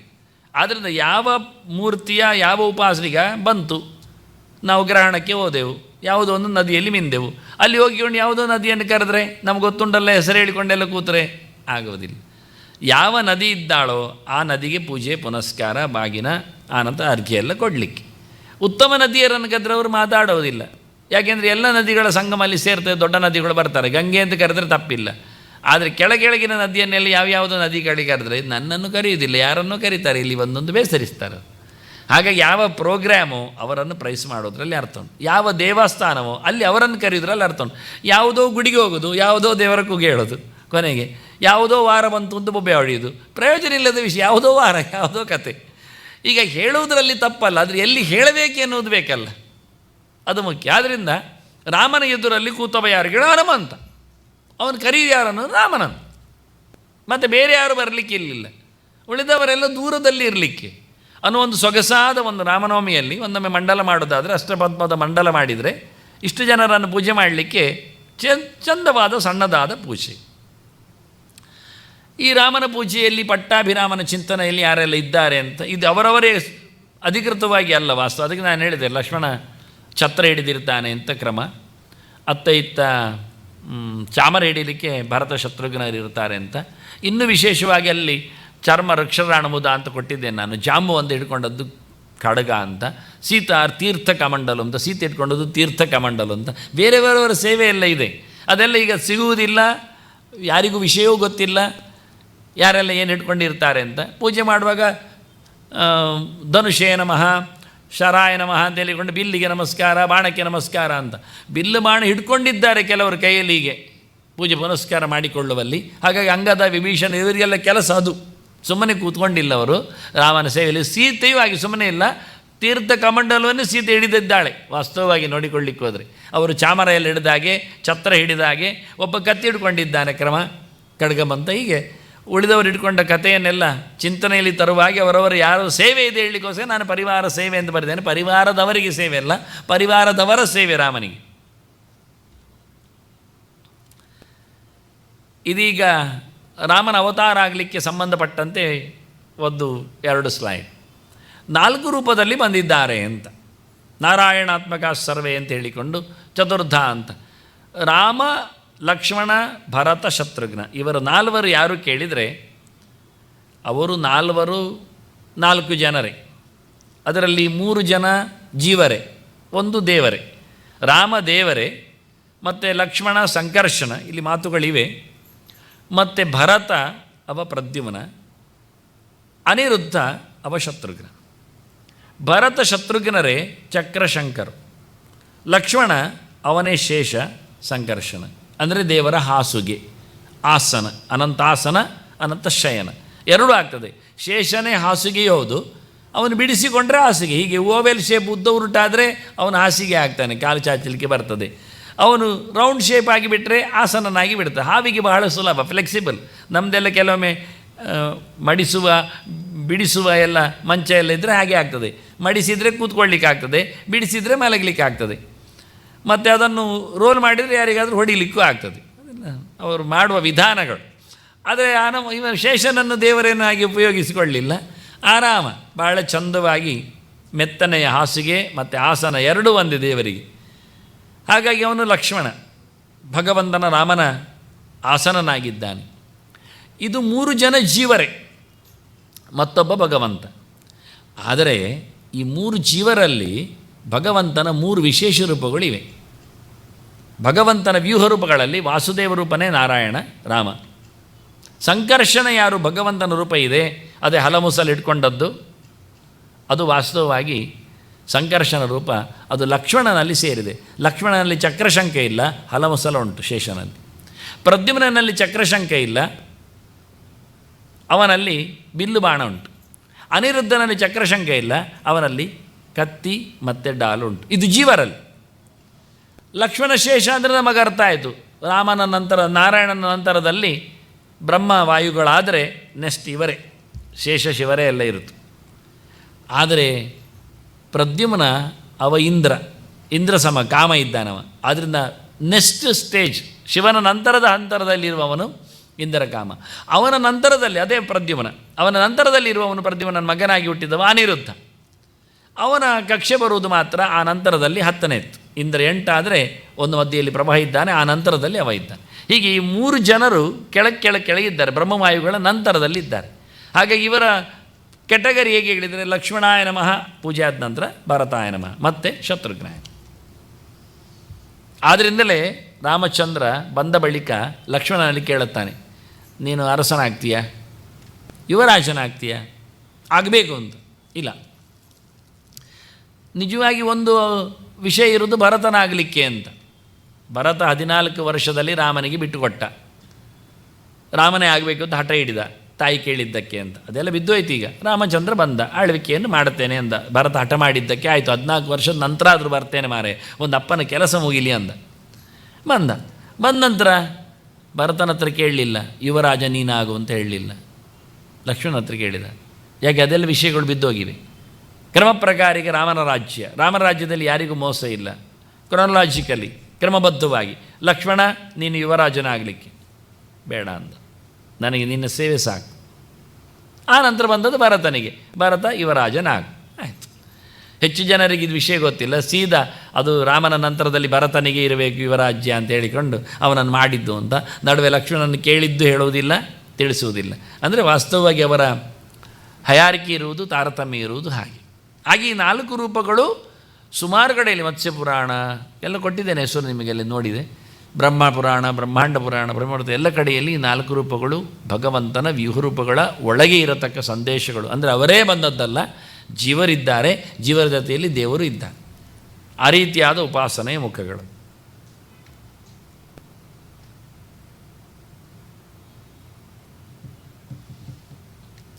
ಇನ್ನು ರಾಮನವಮಿಗೆ ಸಂಬಂಧಪಟ್ಟಂತೆ, ಯಾಕೆಂದರೆ ರಾಮನಲ್ಲಿ ಉಪಾಸನೆಯಲ್ಲಿ ರಾಮಾಯಣ ನಮಃ ಹೇಳಿದಾಗ ಉಳಿದವರು ರಾಮನೇ ಅಲ್ಲ, ಭಗವಂತನಲ್ಲ, ನಾರಾಯಣಾತ್ಮಕ ಅಂದಾಗ ನಾರಾಯಣ ಸ್ವರೂಪರು ಅಂದಾಗ ಆವೇಶರೂಪರು ಮತ್ತು ಸ್ವರೂಪರೂಪರು ಅಂತ ಎರಡು ಅರ್ಥ ಇದೆ ಅಂತ ಹೇಳಲಿಕ್ಕೋಸ್ಕರ ಬಂದೆ. ಈಗ ರಾಮನವಮಿಯಲ್ಲಿ ಕೊಡಬೇಕಾದ ಒಂದು ದಾನದ ವಿಶೇಷತೆ. ದಾನ ಯಾವುದು ಕೇಳಿದರೆ ಸೀತಾರಾಮರ ಪ್ರತಿಮೆಯನ್ನು ದಾನ ಮಾಡಬೇಕಂತೆ. ಅದು ಹೀಗೆ ಇರಬೇಕು ಪ್ರತಿಮೆ ಅಂತ ಅವರು ಹೇಳಿದ್ದಾರೆ. ಆದರೆ ಅದರಲ್ಲಿ ಜ್ಞಾನ ಮುದ್ರೆಯನ್ನು ಹೇಳಿದ್ದಾರೆ, ಇಲ್ಲಿ ಕೈಯಲ್ಲಿ ಅಭಯ ಮುದ್ರೆ ಮಾತ್ರ ಆಗಿದೆ. ಮತ್ತೊಂದು ಸೀತೆಯನ್ನು ಆಲಿಂಗನ ಮಾಡಿದ್ದನ್ನು ಹಾಗೆ ಇಟ್ಟುಕೊಂಡಿದ್ದೇನೆ. ಕೊಡ್ಬೋದಿತ್ತು, ಹೇಳ್ಬೋದಿತ್ತು. ಈಗ ಎಲ್ಲಿ ಬಂದದ್ರಿಂದ ಮಾತು ಮಾಡಲಿಕ್ಕೆ ಭಾಳ ಚೆನ್ನಾಗಿದೆ. ಅದಕ್ಕೆ ಇನ್ಸ್ಟ್ರಕ್ಷನ್ ಕೊಟ್ಟರೆ ಅದು ಜ್ಞಾನ ಮುದ್ರೆ ಮಾಡು ಅಂತ ಹೇಳಿದರೆ ಮಾಡ್ತದೆ. ಕೆಲವೊಮ್ಮೆ ಎಂಥದೋ ಮೇರೆಯೂ ಮಾಡಿಕೊಡ್ತದೆ. ಅದು ಗಮ್ಮತ್ತಂದರೆ ಇರಲಿ, ನಾನು ಮಾಡಲಿಕ್ಕೆ ಹೋಗಲಿ, ಇದ್ದೊಮ್ಮೆ ಮಾಡುವ. ಹಾಗಾಗಿ ರಾಮ ಮತ್ತು ಸೀತೆ, ತೊಡೆಯಲ್ಲಿ ಕೂತ ಸೀತೆಯ ಮೂರ್ತಿಯ ದಾನ ಮಾಡಲಿಕ್ಕೆ, ಬಂಗಾರದ ಪ್ರತಿಮೆ ಮಾಡಲಿಕ್ಕೆ. ಅಲ್ಲ ಆದರೆ ಬೆಳ್ಳಿದ್ದು ಅಂತ ನಾನು ಬಂಗಾರದ ಇಟ್ಟಿದ್ದೆ. ಅಂದರೆ ಇಲ್ಲಿ ಚಿತ್ರದಲ್ಲಿ ಹಳದಿ ಕಲರ್ ಹಾಕಿದ್ದಾರೆ. ಹಾಗೆ ದಾನದ ಮಂತ್ರವನ್ನು ಕೊಟ್ಟಿದ್ದೇನೆ. ದಾನ ಮಾಡಲಿಕ್ಕೆ ಇಂಥದ್ದೆಲ್ಲ ಪ್ರತಿಮೆ ಮಾಡಿಸಬೇಕು ಅಂತ ಹೇಳಿದ ಪ್ರಮಾಣವನ್ನು ಹಾಕಿದ್ದೆ. ಈಗ ರಾಮ ಸೀತೆಯರಲ್ಲಿ ನಮ್ಮ ಪ್ರಾರ್ಥನೆಗಳು, ಸುಮಾರು ಬಗೆಯ ಪ್ರಾರ್ಥನೆಗಳು ಬಂದಿವೆ. ವಿಶೇಷವಾಗಿ ರಾಮಾಯ ರಾಮಭದ್ರಾಯ ರಾಮಚಂದ್ರಾಯ ವೇದಸೆ ರಘುನಾಥಾಯ ನಾಥಾಯ ಸೀತಾಯ ಪತಯೇ ನಮಃ. ಇದು ಮಾಮೂಲಿ ಎಲ್ಲರೂ ಮಾಡತಕ್ಕಂಥ ಪ್ರಾರ್ಥನೆ. ಆ ಪ್ರಾರ್ಥನೆ ಪದ್ಮಪುರಾಣದದು. ಹೀಗೆ ಅನೇಕ ಪುರಾಣಗಳಲ್ಲಿ ಬಂದಿರತಕ್ಕಂಥ, ಅಂದರೆ ಹೇಳಲಿಕ್ಕೆ ಶ್ಲೋಕವೇ ಇಲ್ಲ ಅಂತ ಹೇಳುವುದು ಬೇಡ ಅಂತ ಹೇಳಿಕೊಳ್ಳಿಕ್ಕೋಸ್ಕರ ಅನೇಕ ಶ್ಲೋಕಗಳು ಹೇಗೆಲ್ಲ ಬಂದಿವೆ. ನಡುವೆ ಪಾದ ಸಂಹಿತೆಯಲ್ಲಿ ಪದ್ಮಪುರಾಣದಲ್ಲೆಲ್ಲ ಬಂದಿದೆ ಹೇಗೆ ಅಂತ ಕೊಡಲಿಕ್ಕೆ. ಅದು ಕರಿತಾ ಇದ್ದ ಸೊಗಸದು.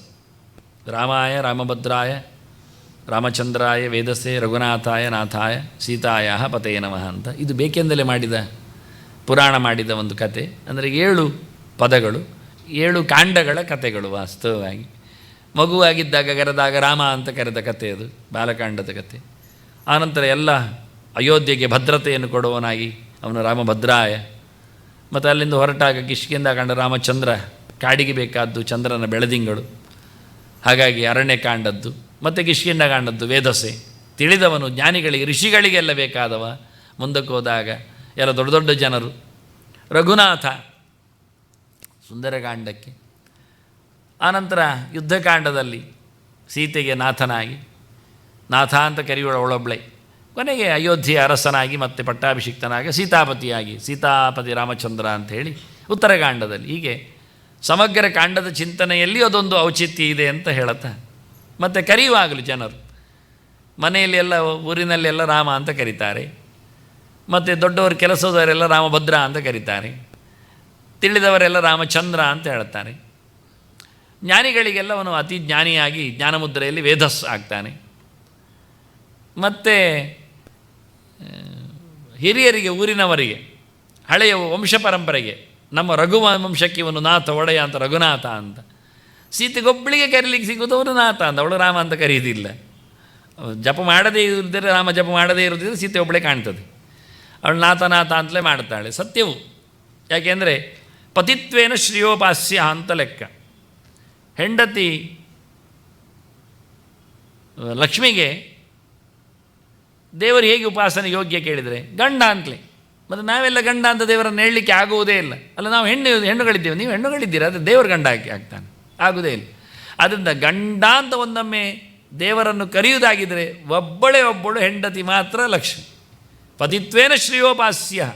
ಮತ್ತು ಬ್ರಹ್ಮದೇವರು ಕರೆಯುವುದು, ಗಂಡ ಕರೆಯುವುದೇ ಇಲ್ಲ, ಅಪ್ಪ ಅಂತ ಕರೀತಾನೆ. ಅಪ್ಪ ಅಂತ ಕರೆಯುವುದಾದರೆ ಅವನಿಗೆ ಮಾತ್ರವೇ ಅಧಿಕಾರ. ಹಾಗೆ ಮತ್ತು ಅಜ್ಜ ಅಂತ ಕರೀದು ಉಳಿದವರೆಲ್ಲ. ಹೀಗೆ ಯಾರ್ಯಾರು ಹೇಗೆ ಉಪಾಸನೆ ಮಾಡಬೇಕು ಅಂತ ಕ್ರಮ. ಹಾಗಾಗಿ ನಾಥ ಅಂತ ಹೇಳಿ, ಪತಿ ಅಂತೇಳಿ ಕರೆಯುವುದು ಲಕ್ಷ್ಮಿ.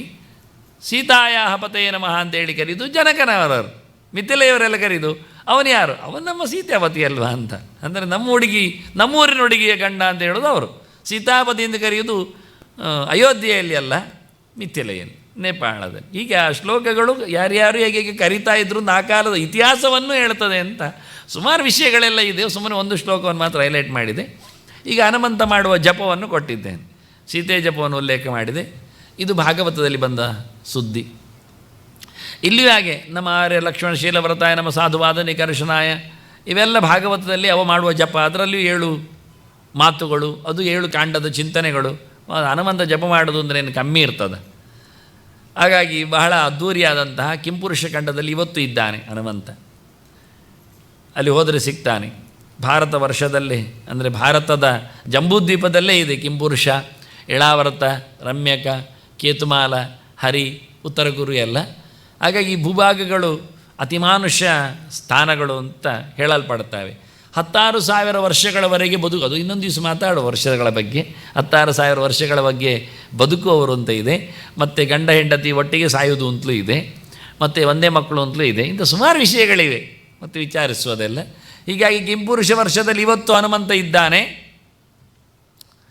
ಜಪ ಮಾಡ್ತಾ ಇದ್ದಾನೆ ಭಗವಂತನ ಬಗ್ಗೆ.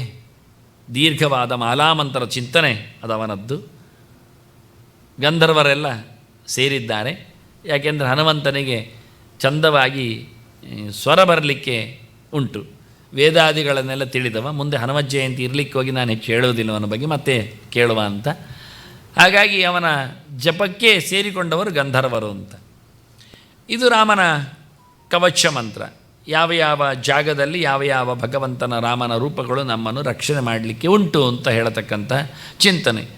ಇದನ್ನು ನಾವು ಹೇಳಿಕೊಂಡು ಪೂಜೆ ಮಾಡಬೇಕು ಅಂತಲ್ಲ, ಪೂಜೆ ಮಾಡೋ ಮುಂಚೆ ಹೇಳಿಕೊಳ್ಳುವುದು ಚಂದ ಅಂತ, ನಮ್ಮ ದೇಹದಲ್ಲಿ ರಾಮಮಯ ಆಗಲಿ ಅಂತ. ಅದಕ್ಕೆ ಕವಚ ರಕ್ಷಣೆಗೆ ಇರ್ತದೆ ಹೇಳಲಿಕ್ಕೋಸ್ಕರ ನಾನೊಂದು ಚಂದವಾದ ನಮ್ಮ ದೇಶ ರಾಮನ ಬಗ್ಗೆ ನೆನಪಿನಲ್ಲಿ ಮಾಡಿದ ಒಂದು ಸ್ಟ್ಯಾಂಪ್ ಹಾಕಿದ್ದೇನೆ. ಅಂದರೆ ಗುಹ ರಾಮನನ್ನು ಹೇಗೆ ನದಿ ದಾಟಿಸ್ತಾ ಇದ್ದ, ರಾಮಲಕ್ಷ್ಮಣ ಸೀತೆಯರನ್ನು, ಬಹಳ ಸುಂದರವಾದ ಒಂದು ಸನ್ನಿವೇಶ. ಇಡೀ ರಾಮಾಯಣದಲ್ಲಿ ಬರುವ ಒಂದೇ ಒಂದು ಸೀನ್ ಮತ್ತೆ ಬರಲಿಕ್ಕಿಲ್ಲ. ಗುಹ ಮತ್ತೆ ಸಿಗ್ತಾನೆ, ಭರತನಿಗೆ ಸಿಗ್ತಾನೆ, ಚೋರಿತಾನೆ ಮಾತ್ರವ. ಅದೇ ರೂಟಲ್ಲಿ ಬಂದವ ಭರತ ಹುಡುಕಿಕೊಂಡು. ಎಲ್ಲ ಸೈನ್ಯ ಎಲ್ಲ ಬಂದಿದೆ, ಅವನಿಗೆ ಗೊತ್ತಿಲ್ಲ ಅದು ಸೈನ್ಯ ಯಾಕೆ ಬಂದದ್ದು. ಸೈನ್ಯ ಬಂದದ್ದು ರಾಮನನ್ನು ಮೆರವಣಿಗೆಯಲ್ಲಿ ಕರ್ಕೊಂಡು ಹೋಗಲಿಕ್ಕೆ. ಭರತನ ಉದ್ದೇಶ ಹಾಗಿತ್ತು. ಎಲ್ಲರೂ ಬನ್ನಿ ಹೇಳಿದೆ ಯಾಕೆಂದರೆ ನಮ್ಮನ್ನೆಲ್ಲ ನೋಡಿ ಆದರೂ ರಾಮ ಬರಲಿ ಹಿಂದೆ ಅಂತ. ಆಗ ಗುಹ ದೂರದಲ್ಲಿ ನೋಡ್ತಾನೆ, ಬಾವುಟ ನೋಡ್ತಾನೆ, ಸೂರ್ಯವಂಶದ್ದು ಗೊತ್ತಾಗ್ತದೆ. ಏನು ಭರತ ಬರ್ತಾ ಇದ್ದಾನೆ ರಾಮನನ್ನು ಓಡಿಸ್ಲಿಕ್ಕ. ಅಲ್ಲೇ ನಿಂತು ಹೇಳ್ತಾನೆ ಭರತನ ಹತ್ರ, ತಪ್ಪು ಪಿನಿ ಹೆಜ್ಜೆ ಇಡುವುದಾದರೆ ಇಲ್ಲಿ ಗುಹ ಬಿಡಲಿಕ್ಕಿಲ್ಲ, ಸೈನ್ಯ ಜೊತೆಯಲ್ಲಿ ನಿನ್ನನ್ನು ಮುಗಿಸ್ತೇನೆ ಅಂತ. ಭರತ ಹತ್ತು ಸೋಲ್ತಾನೆ. ನನ್ನನ್ನು ತಪ್ಪು ತಿಳ್ಕೊಂಡ್ರಲ್ಲ ಎಲ್ಲರೂ. ಅತ್ತ ಭರದ್ವಾಜರು ಹಾಗೆ ಹೇಳಿದ್ರಲ್ಲ, ದುರುದ್ದೇಶ ಉಂಟ ನಿನಗೆ, ಸೈನ್ಯ ಯಾಕೆ ತಂದಿದ್ದಿ ಅಂತ. ಎಷ್ಟು ಹಾಳಾದೆ ಅಂತಾನೆ ಭರತ. ನನ್ನ ರಾಮ ನನಗೆ ಬೇಕು ಅಂತ ಬಂದೆ ಗುಹ, ಹೌದಾ ಅಯ್ಯೋ ಅಂತ ಹತ್ತುಕೊಳ್ತಾನೆ ಮತ್ತೆ ಗುಹ. ಹಾಗೆ ಬರೋ ಒಂದೆರಡು ಕಡೆಯಲ್ಲಿನ ಗುಹ ಅವನು ಏನೋ ಜಾತಿ ಭೇದದವ ಅಂತ ಹೇಳಿಕೊಂಡು ಉಳಿದ್ನೇನು ನಮ್ಮ ದೇಶದಲ್ಲಿ ಗೊತ್ತಿಲ್ಲ. ಚಿತ್ರದಲ್ಲಿ ಬಂದದ್ದು ಅವನ ಆಯ್ಕೆ ಯಾಕೆ ಕೇಳಿದರೆ, ಬೇಡರವ ಅಂತ ಆಯ್ಕೆ ಆಯಿತು, ಬೆಸ್ತರವ ಅಂತ ಆಯ್ಕೆ ಆಯಿತು, ನಾವಿಕ ಅಂತ ಆಯ್ಕೆ ಆಯಿತು. ಅವನ ಗುಟ್ಟುತನ ಗೊತ್ತಿದ್ದು ಆಯ್ಕೆ ಆದದ್ದಲ್ಲ ವಾಸ್ತವವಾಗಿ. ಅದನ್ನು ಯಾರು ಹೇಳುತ್ತಾರೆ? ಒಂದು ಸಣ್ಣ ಗುಹನನ್ನೇ ಬಹಳ ಚಂದವಾಗಿ ಚಿಂತನೆ ಮಾಡಲಿಕ್ಕೆ ವಾಲ್ಮೀಕಿಯ ನೆಲೆಯಲ್ಲಿಯೂ ಆಗುತ್ತೆ, ಆಚಾರ್ಯರ ನೆಲೆಯಲ್ಲಿಯೂ ಬರುತ್ತೆ. ಅಂಥ ಅದ್ಭುತವಾದ ವ್ಯಕ್ತಿ. ಹಾಗಾಗಿ ನನಗದು ತುಂಬ ಇಷ್ಟ ಆಯಿತು. ರಾಮನನ್ನೇ ರಕ್ಷಣೆ ಮಾಡುವ ಒಬ್ಬ ಭಕ್ತ. ಹಾಗಾಗಿ ನಮಗೆ ರಾಮಕವಚ ಎಷ್ಟು ಸುಂದರ, ಖುಷಿ ಆಗಲಿಕ್ಕಿಲ್ಲ ಅಂತ ನೋಡಿ ಸನ್ನಿವೇಶ ಹೇಗೆ ಕ್ರಿಯೇಟ್ ಆಗ್ತದೆ ಅಂತ. ನಾವು ಯಾವ ರಾಮನನ್ನು ಯೋಚನೆ ಮಾಡಿಕೊಂಡು ನಮ್ಮನ್ನು ರಕ್ಷಣೆ ಮಾಡಿಕೊ ಅಂತ ಪ್ರಾರ್ಥನೆ ಮಾಡ್ತೇವೆ ಅಂತ ಹೇಳಿಕೊಳ್ಳತಕ್ಕಂಥ ಪುರಾಣ ಪುಟಗಳು ನಮ್ಮ ಮುಂದೆ ತೆರೆದಿರ್ತವೋ, ಅಂಥ ರಾಮನನ್ನೇ ಒಂದು ದಾಟಿಸುವ ರಾಜಕೀಯದ ಒಂದು ಸನ್ನಿವೇಶದಲ್ಲಿ ಒಬ್ಬ ಯಕ್ಕಶ್ಚಿತ್ ಅಂದರೆ ಆ ಕಾಲದಲ್ಲಿ ಅರಸರಿಗೆ ಯೋಧರಾಗಿ, ಇದನ್ನೆಲ್ಲ ಚಾಣಕ್ಯನಲ್ಲಿ ನೋಡಲಿಕ್ಕೆ ಬರ್ತದೆ, ಭೀಷ್ಮರಲ್ಲಿ ಕೇಳಲಿಕ್ಕೆ ಬರ್ತದೆ. ಯುದ್ಧ ನೀತಿಗಳ ಕಥೆಯನ್ನು ಕೇಳಿದರೆ ನಮ್ಮ ತುಕುಡಿಗಳು ಇರ್ತಾವೆ, ನಾವು ಬೇರೆ ಕಡೆಯಲ್ಲಿ ನಮ್ಮ ಸೇನೆಗಳನ್ನು ಇಡ್ತೇವೆ. ಅಷ್ಟೇ ಅಲ್ಲದೆ ಊರಿನವರಲ್ಲೇ ಯುದ್ಧ ಮಾಡಿಸಲಿಕ್ಕೆ ಬರ್ತದೆ, ಅವರನ್ನು ಹಾಗೆ ಟ್ರೈನ್ ಮಾಡಲಿಕ್ಕೆ ಆಗ್ತದೆ. ಈ ಶಿಬಿರಗಳಿದ್ದಾಗಿ 10 ದಿನದ 20 ದಿವಸದ್ದು ಮಾಡಿಡುದು, ಯಾರಿಗೆ ಗೊತ್ತಿಲ್ಲ ಯಾರೆಲ್ಲ ಬಂದಿದ್ದಾರೆ ಅಂತ. ಬೇಕು ಹೇಳಿದಾಗ ಅವರಿಗೊಂದು ಕೋಡ್ ವರ್ಡ್ ಹೇಳುತ್ತೇವೆ, ಆವತ್ತು ಅವರು ರೆಡಿ ಆಗ್ತಾರೆ. ಹಾಗೊಂದು ಕ್ರಮ. ಅಲ್ಲದೆ ಗುಡ್ಡಗಾಡುಗಳಲ್ಲಿ, ಗಡಿ ಪ್ರದೇಶಗಳಲ್ಲಿ, ದೂರದಲ್ಲಿ ಏನೋ ವೃತ್ತಿ ಮಾಡುವವರು ನಮ್ಮ ದೇಶದ ರಕ್ಷಣೆಗಾಗಿ ಬರುವಾಗ ಹೋರಾಟಕ್ಕೆ ಸಿದ್ಧರಿರ್ತಾರೆ ಹೇಳಿ ಅವರನ್ನು ಅಲ್ಲಿ ಹೋಗಿ ತಯಾರಿಸಿ ಬಂದಿರ್ತಾರೆ. ಇದು ಗೊತ್ತೇ ಇಲ್ಲ ಯಾರಿಗೆ. ಹಾಗೆ ಅದರಲ್ಲಿ ಒಬ್ಬ ಗುಹನ ರೋಲ್ ಹಾಗೆ.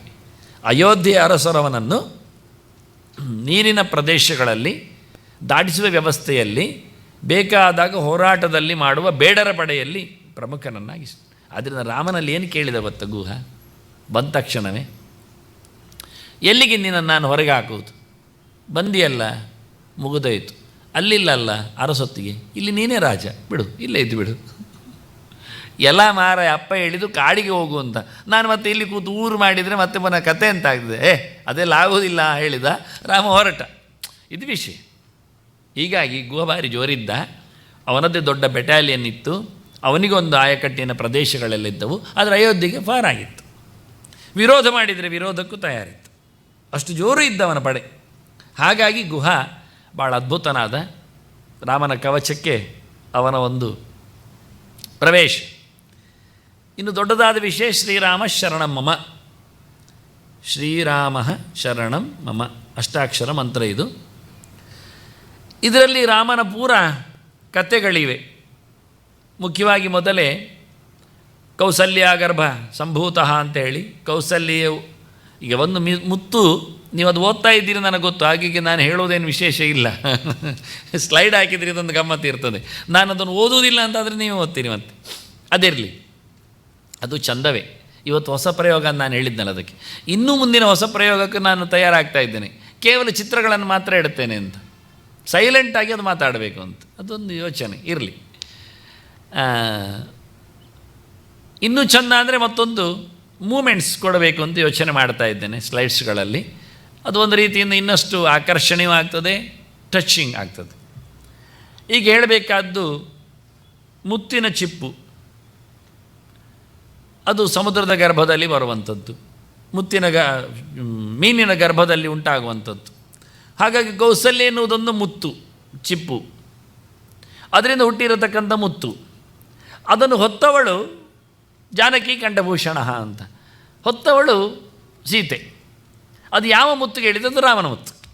ರಾಮ ಎನ್ನುವ ಮುತ್ತನ್ನು ಕೌಸಲ್ಯ ಎನ್ನುವ ಗರ್ಭ ಹೊತ್ತಿತ್ತು.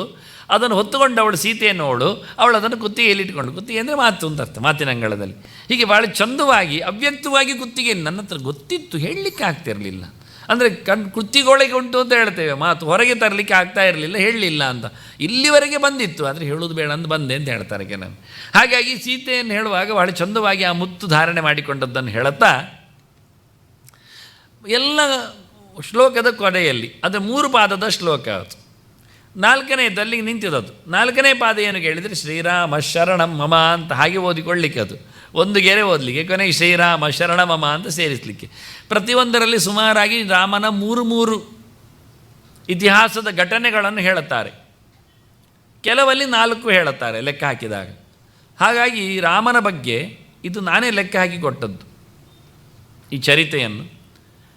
ಇದು ಬಹಳ ಸುಂದರವಾಗಿದೆ ವಾಸ್ತವವಾಗಿ ಹೇಳಿದರೆ. ಒಂದು, ರಾಮ ನನಗೆ ಆಸರೆ ಅಂತ ಹೇಳಿಕೊಳ್ಳುವ, ರಾಮನ ಮೇಲೆ ನನ್ನ ಭರವಸೆ ಅಂತ ಹೇಳಿಕೊಳ್ಳುವ, ರಕ್ಷತೀತ್ಯೇವ ವಿಶ್ವಾಸ ಎನ್ನತಕ್ಕಂಥ ಒಂದು ದೀಕ್ಷೆ. ಇದು 2 ಪುಟ ಇರುವುದು, ಇನ್ನೊಂದು ಪುಟ ಉಂಟು, ಅಲ್ಲಿಗೆ ಮುಗಿಯಿತು ವಾಸ್ತವವಾಗಿ.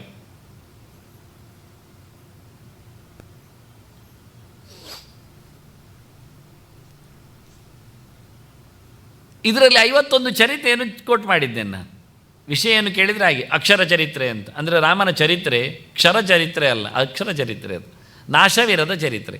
ಹಾಗಾಗಿ ಪ್ರತಿಯೊಂದು ಬೀಜ ಮಂತ್ರವನ್ನು ಹಾಕ್ಕೊಂಡು ಪ್ರತಿಯೊಂದು ಲಕ್ಷಣಗಳನ್ನು ವಿಶೇಷಣಗಳನ್ನು ಜಪ ಅನುಸಂಧಾನ ಮಾಡಲಿಕ್ಕೆ ಬರ್ತದೆ. ಕೆಲಸ ತುಂಬ ಉಂಟಿದ್ರಲ್ಲಿ. ಇದು 51 ಮಂತ್ರ ಪ್ರತ್ಯೇಕ ಆಗ್ತದೆ. ನಮ್ಮ ರಾಮ ಸೀತಾರಾಮ ಪುರೋಹಿತರು ಆಚಾರ್ಯರು, ಅವರು ಆಚಾರ್ಯರು ತಂತ್ರಿಗಳು ಭಟ್ರು ಗೊತ್ತಿಲ್ಲ, ಇರಲಿ ಆಚಾರ್ಯ ಕಾಣುತ್ತೆ. ಅವರು ನಾನು ಮಂತ್ರ ರಾಮಾಯಣದಲ್ಲಿ 100 ಗಟ್ಟಲೆ ರಾಮನ ಮಂತ್ರವನ್ನು ಕೊಟ್ಟಾಗ ಮೊದಲು ಖುಷಿಪಟ್ಟು ಅದನ್ನೆಲ್ಲ ಪ್ರಯೋಗದಲ್ಲಿ ತಂದವ. ಸುಮಾರು ಕಡೆ ಪ್ರಯೋಗ ಎಲ್ಲ ಮಾಡಿಸಿದ್ರು. ಅದರ ವೈಶಿಷ್ಟ್ಯ ನೋಡಿಕೊಂಡು ಬಹಳ ಸುಂದರವಾಗಿದೆ, ಒಂದೊಂದು ಬಹಳ ಚೆಂದ ಇದೆ. ಇದು ಒಂದು ಪ್ರತ್ಯೇಕವಾದ 51 ಮಂತ್ರಗಳು, ನಾವು ಮಂತ್ರಗಳು. ಇದರಲ್ಲಿ ಇರತಕ್ಕ ಒಂದೊಂದು ವಿಶೇಷಣಗಳು ಒಂದೊಂದು ಮಂತ್ರವಾಗಿ ನಮಗೆ ಬೇಕಾದ್ದನ್ನು ತೆಗಿಲಿಕ್ಕೆ ಆಗುವಂತೆ, ಅದರ ರಿಸಲ್ಟ್ ಏನು ಬರಬೇಕದನ್ನು ಅದಕ್ಕೆ ವಿಶೇಷಣ ಅರ್ಥವಾಗುವ ಹಾಗೆ ಅದೊಂದು ದೊಡ್ಡ ಕೆಲಸವೇ. ಹೀಗೆ ದುಡಿಸಿಕೊಳ್ಳಿಕ್ಕೆ ಬರ್ತದೆ ಅಂತ ಪುರಾಣಗಳು ನಮಗೆ ಕೊಟ್ಟಿವೆ. ಅದರಲ್ಲಿ ಪ್ರಧಾನವಾದದ್ದು ಶ್ರೀರಾಮ ಶರಣ ಮಮ ಎನ್ನತಕ್ಕ ಅಷ್ಟಾಕ್ಷರ ಮಂತ್ರ. ಇದನ್ನು ಪ್ರತ್ಯೇಕವಾಗಿ 1000 ಗಟ್ಟಲೆ ಜಪ ಮಾಡಿಕೊಂಡು ಎಕ್ಸ್ಕ್ಲೂಸಿವ್ಲಿ, ಇದು ಹೇಗೆ ಕೇಳಿದರೆ ಹೇಳೋದು ಏಕೆ ನಾನು ಪವಮಾನ ಮಂತ್ರಗಳಲ್ಲಿ 610 ಮಂತ್ರಗಳುಂಟು.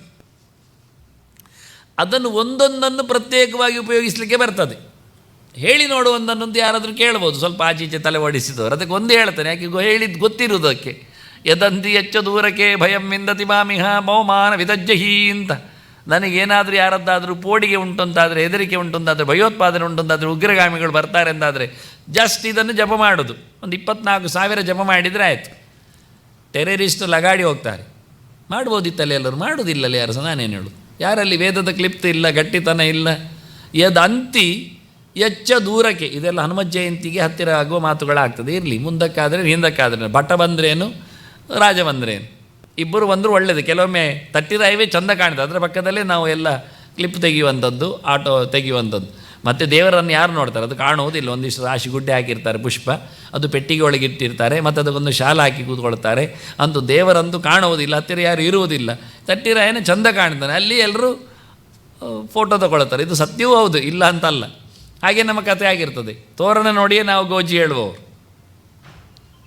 ಹಾಗಾಗಿ ಯದ್ ಅಂತಿ, ಯಾವುದು ಅಂತಿಕ ಹತ್ತಿರದಲ್ಲಿ ಉಂಟೋ, ಎಚ್ಚ ದೂರಕ್ಕೆ, ಯಾವುದು ದೂರದಲ್ಲಿ ಉಂಟೋ, ಯದಂತಿ ಎಚ್ಚ ದೂರಕ್ಕೆ ಭಯಂ ವಿಂದತಿ ಮಾಂ ಇಹ, ಮಾಂ ನನ್ನನ್ನು, ಇಹ ಇಲ್ಲಿ ಈ ಬದುಕಿನಲ್ಲಿ, ಲೋಕದಲ್ಲಿ, ನೆಲದಲ್ಲಿ, ಈ ಆಫೀಸಿನಲ್ಲಿ, ಆಫೀಸಿನಲ್ಲಿ ಹೇಳಿದ ಮತ್ತು ಜನರು ಮತ್ತೆ ಅಲ್ಲಿ ಮೈದ್ರಗಷ್ಟು, ಈ ಮನೆಯಲ್ಲಿ, ಅದೊಂದು ಹೇಳಲೇಬಾರ್ದು ಕೊನೆಗೆ, ಈ ವಠಾರದಲ್ಲಿ ಸ್ವಲ್ಪ ಹೇಳಬಹುದು, ಈ ಊರಿನಲ್ಲಿ ಖಂಡಿತ, ಈ ದೇಶದಲ್ಲಿ ಆಗಲೇಬಹುದು.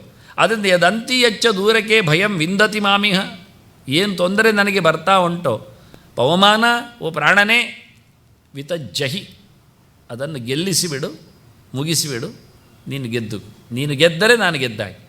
ಅದು ಎಲ್ಲಿ ಉಂಟು ಹತ್ತಿರದಲ್ಲಿ ಕೇಳಿದರೆ, ಹತ್ತಿರದಲ್ಲಿ ನಿನ್ನೊಳಗೆ ಉಂಟು ಕೆಲವು ತಪ್ಪುಗಳು, ಹೌದಲ್ಲ. ಮತ್ತು ದೂರದಲ್ಲಿ ನಾಳೆ ಮಾಡಲಿಕ್ಕೆ ರೆಡಿ ಮಾಡಿಕೊಂಡಿದ್ದಿಲ್ಲ, ಅದು ಸಹ ನಿನ್ನದೇ. ಹಾಗಾಗಿ ನಮ್ಮದೇ ಆದದ್ದು ಹೋದದ್ದು ಎಲ್ಲ ಸೇರಿಸಿಕೊಳ್ಳಿಕ್ಕೂ ಬರ್ತದೆ. ಇದು ಮೋಮಾನದಲ್ಲಿ ಒಂದು ಮಂತ್ರ, ಭಯ ನಿವಾರಕ ಮಂತ್ರ. ಇದು ಯಾವುದರ ಹೆದರಿಕೆ, ರೋಗದ ಹೆದರಿಕೆ, ಇನ್ನೇನು ಯಾವುದರ ಹೆದರಿಕೆಯನ್ನು ಸಹ ಇದು ನಮಗೆ ತೆಗಿಲಿಕ್ಕೆ ಸಾಧ್ಯ. ಒಂದು ಸರ್ತಿ ಪವಮಾನ ಪಾರಾಯಣ ಇಡೀ ಮಾಡುವುದು ಮತ್ತು ಇದನ್ನು ಜಪ ಮಾಡುವುದು ಕೂತ್ಕೊಂಡು. ಇದೆಲ್ಲ ಪ್ರಯೋಗಗಳ ಕ್ರಮಗಳು, ಇಂಥದ್ದೆಲ್ಲ ಉಂಟು, ಸುಮಾರು ಮಂತ್ರಗಳುಂಟು. ಉಪಶಿಕ್ಷಾ, ಇನ್ನೊಂದು ಹೇಳಿ ಕೇಳಿದ್ರು, ಇದನ್ನು ಗೊತ್ತೇ ಇತ್ತು, ಗೊತ್ತಿದ್ದನ್ನೇ ಹೇಳಿದ್ದು, ಹೊಸತ್ತು ಹೇಳಲಿಲ್ಲ. ಅದು ಉಪಶಿಕ್ಷಾ ಪತಸ್ತುಷಃ ಸಮಾದೇಶಿ ಶತ್ರುಷು ಪವಮಾನ ವಿದಾರೈಂ. ದುಡ್ಡು ಬೇಕಾದರೆ ಇದನ್ನು ಹೇಳ್ಬೋದು, ಅರ್ಥ ಹೇಳೋದಿಲ್ಲ ಇವತ್ತು, ಇನ್ನೊಂದು ದಿವಸ ಹೇಳ್ತೀನಿ, ಯಾಕೆ ಪುರುಸೋತಿಲ್ಲ. ಮತ್ತು ಇಂಥದ್ದು ಈ 610 ಮಂತ್ರಗಳನ್ನು ಒಂದು ರೀತಿಯಿಂದ ಪ್ರಯೋಗ ಮಾಡಲಿಕ್ಕೆ ಬರ್ತದೆ. ಯಾರಿಗೆ ಪ್ರಾಣನ ಮೇಲೆ ಪ್ರೀತಿ ಉಂಟು? ಇಲ್ಲ, ಯಾರಿಗದು ಬೇಡ. ವೇದವೂ ಬೇಡ, ಪ್ರಾಣನೂ ಬೇಡ. ನಮಗೆ ಶಾರ್ಟ್ಕಟ್ ವೇವ್ಸ್ಗಳು ಬೇಕಾದಷ್ಟಿವೆ, ಅದನ್ನೇ ನಾವು ಮಾಡ್ತೇವೆ. ಇದೆಲ್ಲ ಸ್ಟಡಿ ಮಾಡುವಂಥದ್ದು, ರಿಸರ್ಚ್ ಮಾಡುವಂಥದ್ದು, ಕಲಿಯುವಂಥದ್ದು, ಕಲಿಸುವಂಥದ್ದು. ಹಾಗೆ ಶ್ರೀರಾಮ ಶರಣ ಮಮ ಅನ್ನುವಲ್ಲಿನ 51 ಇದೆಲ್ಲ ಯಾಕೆ ಲೆಕ್ಕ ಹಾಕ್ತಾರೆ, ಯಾಕೆ ಸ್ಲೈಡ್ ಕೊಡ್ತಾರೆ ಎಲ್ಲ ಕೇಳಬೇಡಿ, ದೊಡ್ಡ ಕೆಲಸಗಳು. ಇದನ್ನು ನಾನು ಮಂತ್ರರಾಮಾಯಣದಲ್ಲಿ ಮಾಡಲಿಕ್ಕೆ ಹೋಗಲಿಲ್ಲ, ಜಾಗ ಇಲ್ಲ ಎಂತ ಮಾಡಲಿಕ್ಕೆ ಹೋದರು. ಹಾಗಾಗಿ ಮಂತ್ರಗಳ ನೆನಪಾಗಿ ಹೇಳಿದ್ದು ನಾನು. ಇಂತಹ ನೂರಾರು ಮಂತ್ರಗಳು ಇದರಲ್ಲಿ ಅಕ್ಷರಗಳ ಪ್ರಯೋಗಗಳು ಮಾಡಿಕೊಂಡು, ಅಂ ಹೇಳಿಕೊಂಡು, ಆಮ್ ಹೇಳಿಕೊಂಡು, ಅಕ್ಷರಗಳು ಹಾಕಿಕೊಂಡು, 51 ಅಕ್ಷರ ಹಾಕಿಕೊಂಡು, ಅಕ್ಷರದ್ದೇ ಒಂದು ಸಮೀಕ್ಷೆ ಅನ್ನೋದು ದೊಡ್ಡದಿದೆ, ಮುಗಿಯಲಾರದ್ದಷ್ಟು. ಈಗ ಸೀತಮ್ಮ, ಅದು ಯಾರನ್ನು ತೋರಿಸುವುದೇ ಬಹಳ ಕಡಿಮೆ, ಸೀತೆ ಹೇಗಿದ್ದಾಳೆ ಅಂತ. ಹಾಗಾಗಿ ಸೀತೆಯನ್ನು ತಂದಿಟ್ಟಿದ್ದೇನೆ ಭಾಳ ಚಂದವಾಗಿ. ಅವಳ ಜಯಂತಿಯನ್ನು ಹಾಕಿದ್ದೇನೆ, ಕೆಳಗಿರುವುದು ಜಯಂತಿ, ಅದು ಅವಳ ದಿನ, ಅಷ್ಟಮಿ, ಸೀತಾ ಅಷ್ಟಮಿ. ಸೀತೆಯ ಪ್ರಧಾನವಾದ ಚಿಂತನೆ ವಾಸ್ತವವಾಗಿ ಅವಳು ಭೂಮಿ ಜಾತೆ, ಅಯೋನಿಶಿ. ಸೀತೆ ಅನ್ನುವಲ್ಲೇ ಸೀರ ಜಾತೆ. ಜನಕರಾಜ ನೇಗಿಲು ಹಾಕಿದ, ಸೀರ ಅಂದರೆ ನೇಗಿಲು, ಅದರಲ್ಲಿ ಜಾತೆಯನ್ನು ಹುಟ್ಟಿದವಳು. ಮಧ್ಯದಲ್ಲಿ 2 ಅಕ್ಷರ ಕಟ್ ಮಾಡಿದರು. ಇಲ್ಲಿ 2 ಅಕ್ಷರದ ಹೆಸರು ಹೇಳಿ ಹೇಳುವುದಲ್ಲ, ಆವತ್ತೇ ಆಗಿ ಇವತ್ತೇ ಅಂತ, ಆವತ್ತೇ ನಾವು ಅದನ್ನು ಕದ್ದದ್ದಷ್ಟು ಕಾಪಿ ಮಾಡಿದ್ದು. 2 ಅಕ್ಷರದ ಹೆಸರು ಹೇಳಿ, 1 ಅಕ್ಷರದ ಹೆಸರು ಹೇಳಿ, ಜನರಿಗೆ ಉದ್ದ ಆಗಬಾರ್ದು ಹೆಸರು. ಸೀರ ಜಾತೆ, ರಜಸ್ ಎನ್ನುವುದನ್ನು ತೆಗೆದರು, ಸೀತೆ ಉಳಿಸಿದ್ರು, ಸೀರ ಜಾತ ಸೀತಾ ಮಾಡಿದರು. ಅದು ಯಾಕೆ ರಜಸ್ಸು ತೆಗೆದದ್ದು ಕೇಳಿದರೆ, ಅವಳು ನೆಲದಲ್ಲಿ ಹುಟ್ಟಿದ್ದು ಮತ್ತು ಧೂಳುಂಟು ಹೇಳಬೇಡಿ ಅಂತ ತೆಗೆದದ್ದು. ರಜಸ್ಸು ಅಂದರೆ ಧೂಳು, ಧೂಳು ಮಾತ್ರ ಅಲ್ಲ, ಹೆಣ್ಣಿಗಿರತಕ್ಕ ದೋಷ ರಜಸ್ಸು, ರಜಸ್ವರೆ. ಅದು ಅವಳಲ್ಲಿ ಇಲ್ಲ ಹೇಳಲಿಕ್ಕೆ, ಅದು ಲಕ್ಷ್ಮಿ, ಅವಳು ಅಂಥವಳಲ್ಲ. ಇನ್ನೇನೇನೆಲ್ಲ ಪುರೋಹಿತರೆಲ್ಲ ಹೇಳ್ತಾರೆ, ನನಗದು ಗೊತ್ತಿಲ್ಲ. ಯಾಕೆ ಅಂದರೆ ನಾನು ವಾಸ್ತವವಾಗಿ ಇತಿಹಾಸ ಹೇಳುತ್ತೇನೆ. ಇಂದ್ರ ವೃತ್ರನನ್ನು ಕೊಂದ ಬಳಿಕ ದೋಷ ಬಂದದ್ದನ್ನು ಹಂಚಿಲಿಕ್ಕೆ ಹೋದಾಗ ಹೆಣ್ಣುಮಕ್ಕಳಿಗೆ ಕೊಟ್ಟಾಗ ರಜಸ್ವಲೆಯಾಗಿ ಋತುಮತಿಯಾಗಿ ಅವಳಿಗೆ ಆ ಅವಕಾಶವನ್ನು ಕೊಟ್ಟ. ಆಯಿತು ಒಂದು ಒಪ್ಪಿಕೊಂಡ್ರು. ಅವರು ಒಪ್ಪಿಕೊಂಡ ಬಳಿಕ ಪ್ರತಿ ತಿಂಗಳಲ್ಲಿ ಆ ದೋಷವನ್ನು ಅವರು ನೋಡಿಕೊಂಡರು. ಅದಕ್ಕೆ ಪರ್ಯಾಯ ವ್ಯವಸ್ಥೆಯಾಗಿ ಅವರಿಗೆ ಹೆಚ್ಚು ಹೆರುವ ಅಂಶವನ್ನು ಕೊಟ್ಟಿದ್ದ. ಅದು ಗುಣ. ಹೇಗೆ ಮರಗಳನ್ನು ಕಡಿಯುವಲ್ಲಿಯೂ ನಿರ್ಯಾಸ, ಮರದಲ್ಲಿ ನಿರ್ಯಾಸ, ಅಂಟು ಮೇಣ, ಅದು ಮೇಲಿಗೆ, ಅದು ವೃತ್ರನ ದೋಷ ಸಂಹಾರದಲ್ಲಿ ಇಂದ್ರನಿಗೆ ಬಂದದ್ದು ಬ್ರಹ್ಮಹತ್ಯೆ. ಅದಕ್ಕೆ ಏನು ಪ್ರತ್ಯಂಶ ಕೇಳಿದರೆ ಅದನ್ನು ಮತ್ತೆ ಕಡಿದ್ರೆ ಬೆಳೆಯುವ ಹಾಗೆ ಮಾಡಿದ. ಅದನ್ನು ಮರ ಕಡಿದ್ರೂ ಬೆಳೀತದೆ ಎನ್ನುವುದು ಅದಕ್ಕೆ ಗುಣ, ಅದಕ್ಕೆ ವರ ಕೊಟ್ಟದ್ದು. ಹಾಗೆ ಹೆಣ್ಣುಮಕ್ಕಳಿಗೆ ವರ ಏನು ಕೊಟ್ಟ ಅಂದರೆ ಮತ್ತೆ ಹಡಿಯುವ ವರ ಕೊಟ್ಟ, ಹೇರಲಿಕ್ಕೆ ಆಗುತ್ತೆ ಇನ್ನೊಮ್ಮೆ ಅಂತೇಳಿ. ಇದು ಅವನು ಕೊಟ್ಟದ್ದು ವರ. ಅದಕ್ಕೆ ನಾನಾಗಿ ಹೇಳಿ ಧೃತಾನೇಕ ಗರ್ಭ ಆಗ ಶಬ್ದ ಇಲ್ಲಿಗೆ ಹೇಳಿದಷ್ಟೇ. ಕೆಲವು ವರ್ಷಗಳಲ್ಲಿರುವವರಿಗೆಲ್ಲ ಒಂದೇ ಮಕ್ಕಳು ಅಂತ ಹೇಳಿದಲ್ಲ, ಅದು ಮೈನಸ್ ಪಾಯಿಂಟ್ ಅಲ್ಲ, ಅದು ಅವ್ರ ಲಕ್ಷಣ. ಅದು ಈ ದೋಷದಿಂದ ದೂರವರು ಹೇಳಲಿಕ್ಕೆ ಅವ್ರು ಹೆಚ್ಚು ಮಕ್ಕಳನ್ನು ಹಡಿಯುವುದಿಲ್ಲ ಎನ್ನುವುದು ವಿಶೇಷ. ಅದು ಹಾಗೆ ಇಲ್ಲಿ ಅದನ್ನು ಅವರು ಪ್ರತಿಪ್ರಸವವಾಗಿ ಆಗಲಿಕ್ಕೆ ಗುಣವನ್ನು ಹೊತ್ತುಕೊಂಡು ಇದನ್ನು ಒಪ್ಪಿಕೊಂಡದ್ದು ದೋಷವನ್ನು. ನಮಗಾಗಾದರೆ ಇನ್ನು ಮಕ್ಕಳು ಹೆಚ್ಚಾಗ್ತದೆ, ನಾವೇನು ಹೆಚ್ಚು ಆಗಲಿ ಆಯಿತು ಅಂತೇಳಿ ಅವನು ಕೊಟ್ಟ ಅದಕ್ಕೆ. ಹಾಗಾಗಿ ಇದು ಅವಳಲ್ಲ. ಈಗ ಅರ್ಥ ಆಯ್ತು ನಮಗೆ ಸೀತೆ ಏನು ಅಂತ. ಅವಳಿಗೆ ಒಂದೇ ಮಕ್ಕಳು, ಮತ್ತು ಇಬ್ಬರು ಇದ್ರಲ್ಲ, ಅದೇ ಒಂದೇ ಹೆರಿಗೆ, ಸರಿ ತಾನೆ, ಲವಕುಶ. ಇದೆಲ್ಲ ಅರ್ಥ ಯಾರು ಹೇಳಬೇಕು ನಾವು? ಅವರು ರಜಸ್ಸು ಇಲ್ಲದವಳು ಅನ್ನತಕ್ಕ ವ್ಯವಸ್ಥೆಯನ್ನು ಹೇಳಲಿಕ್ಕೆ ಇಷ್ಟೆಲ್ಲ ನಾನು ಸುತ್ತು ಬಳಸಿ ಹೇಳಬೇಕಾಗಿ ಬರ್ತದೆ. ಆದರೂ ಅರ್ಥ ಆಗಬೇಕಲ್ಲ ಜನರಿಗೆ. ಹಾಗಾಗಿ ಲಕ್ಷ್ಮಿಯಲ್ಲಿ ಇದು ಮಾನುಷ ಲೋಕಕ್ಕೆ ಕೊಟ್ಟದ್ದವ ದೋಷವನ್ನು ಸಮ ಮಾಡಲಿಕ್ಕೆ. ದೇವಲೋಕಕ್ಕೆಲ್ಲ ಅಲ್ಲ ಅದು. ದೇವಲೋಕದಲ್ಲಿ ಯಾರು ಸಹ ಮುಟ್ಟಾದವರಿಲ್ಲೋ ಎಲ್ಲ ಕೇಳಲಿಕ್ಕೆ ಹೋಗಬೇಡಿ. ಮತ್ತೆ ಅವರೆಲ್ಲ ಎಷ್ಟು ವಯಸ್ಸಿನವರು, ಎಲ್ಲ ಮುದುಕರೆಯ, ಮತ್ತು ಋಷಿಪಂಚಮಿ ಆಗಿದೆ ಎಲ್ಲ ಮಾತಾಡೋದಲ್ಲ. ಕೆಳಲೋಕದ ಸ್ತ್ರೀಯರಿಗೆ ಕೊಟ್ಟ ವಿಷಯ ಅದು. ಆದ್ದರಿಂದ ನಾವು ಅಗ್ನಿ ಪ್ರತಿಷ್ಠಾದಿಗಳಲ್ಲೆಲ್ಲ ಋತುಸ್ನಾತ ಮಾಗೆಲ್ಲ ಹೇಳುವಂಥದ್ದು ತುಂಬ ವಿಚಾರಣೀಯ ಸಂಗತಿ. ಇದು ಸೀತೆ ಹಿನ್ನೆಲೆಯಲ್ಲಿ ನಾನು ರಜಸ್ಸಿನ ಬಗ್ಗೆ ಮಾತಾಡುವಾಗ ಎರಡು ತೆಗೆದ ಅಕ್ಷರಗಳ ಬಗ್ಗೆ ಚಿಂತನೆ ಕೊಟ್ಟೆ. ಇನ್ನೆಷ್ಟೋ ಮಾತುಗಳೆಲ್ಲ ಅಲ್ಲಿವೆ, ಇರಲಿ. ಇದು ಸೀತೆಯ ಕೆಲವು ಲಕ್ಷಣಗಳು.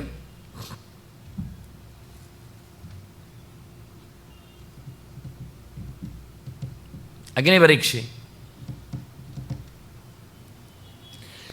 ಸೀತೆ ಮಾತು ಹಿಂದೆ ಬಂದಾಗ ನಾನು ಕೊಟ್ಟದ್ರಲ್ಲಿ ಸೀತೆಯ ಬಗ್ಗೆ, ಸೀತೆ ಒರಿಜಿನಲ್ ಅಲ್ಲ, ಕದ್ದು ಹೋದಾಗ ಪ್ರತಿಕೃತಿ ಅನ್ನೋದ ಬಗ್ಗೆ ಹಿಂದಿನ ಸ್ಲೈಡಲ್ಲಿ ಅಗ್ನಿಪುರಾಣದ್ದು ಮತ್ತು ಬ್ರಹ್ಮಪುರಾಣದ್ದು ಎಲ್ಲ ಕೊಟ್ಟಿದ್ದೆ. ಅದಕ್ಕೆ ಸೀತೆನೆಯನ್ನು ನಾನು ಒರಿಜಿನಲ್ ಆಗಿ ತೋರಿಸಿಕೊಟ್ಟದ್ದು. ಇಲ್ಲಿ ಮುಂದೆ ಕಳೆದು ಹೋದಾಗ ಅದು ಬೆಂಕಿಯಾಗಿ ಕಿಡಿ ಹಾರುವಂತೆಲ್ಲ ಮಾಡುವಂಥದ್ದು ಅವನ ಟೆಕ್ನಾಲಜಿ. ನಮ್ಮ ಸಚಿನ್ ಕೈಯಲ್ಲಿ ಕೊಟ್ಟರಿಗೆಲ್ಲ ಇವತ್ತಿಗೆ ಮಾಡಿ ತಂದ ಹೊಸದಾಗಿ ಎಲ್ಲ ಅದರಲ್ಲಿ ಒಂದು ತಂತ್ರಾಂಶಗಳು ಎಲ್ಲ ಸ್ಲೈಡ್ ಮೂವಿಂಗಲ್ಲಿ. ಇದು ಯಾರಿಗೂ ಗೊತ್ತಿಲ್ಲ ಈ ಚಿತ್ರ. ಇದು ಏನ್ಷಂಟ್ ಪಿಕ್ಚರ್, ಅದರದ್ದು ನಾನು ಇವತ್ತಿಗೆ ರಿಯಲಿಸ್ಟಿಕ್ಗೆ ತಂದಿಟ್ಟಿದ್ದೇನೆ.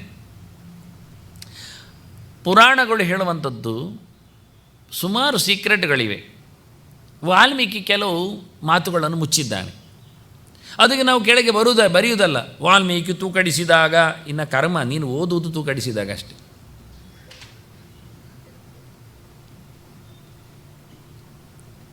ವಾಲ್ಮೀಕಿ ಬರೆದಾಗ ಸಾಹಿತ್ಯಿಕ ದೃಷ್ಟಿಯನ್ನಿಟ್ಟುಕೊಂಡ.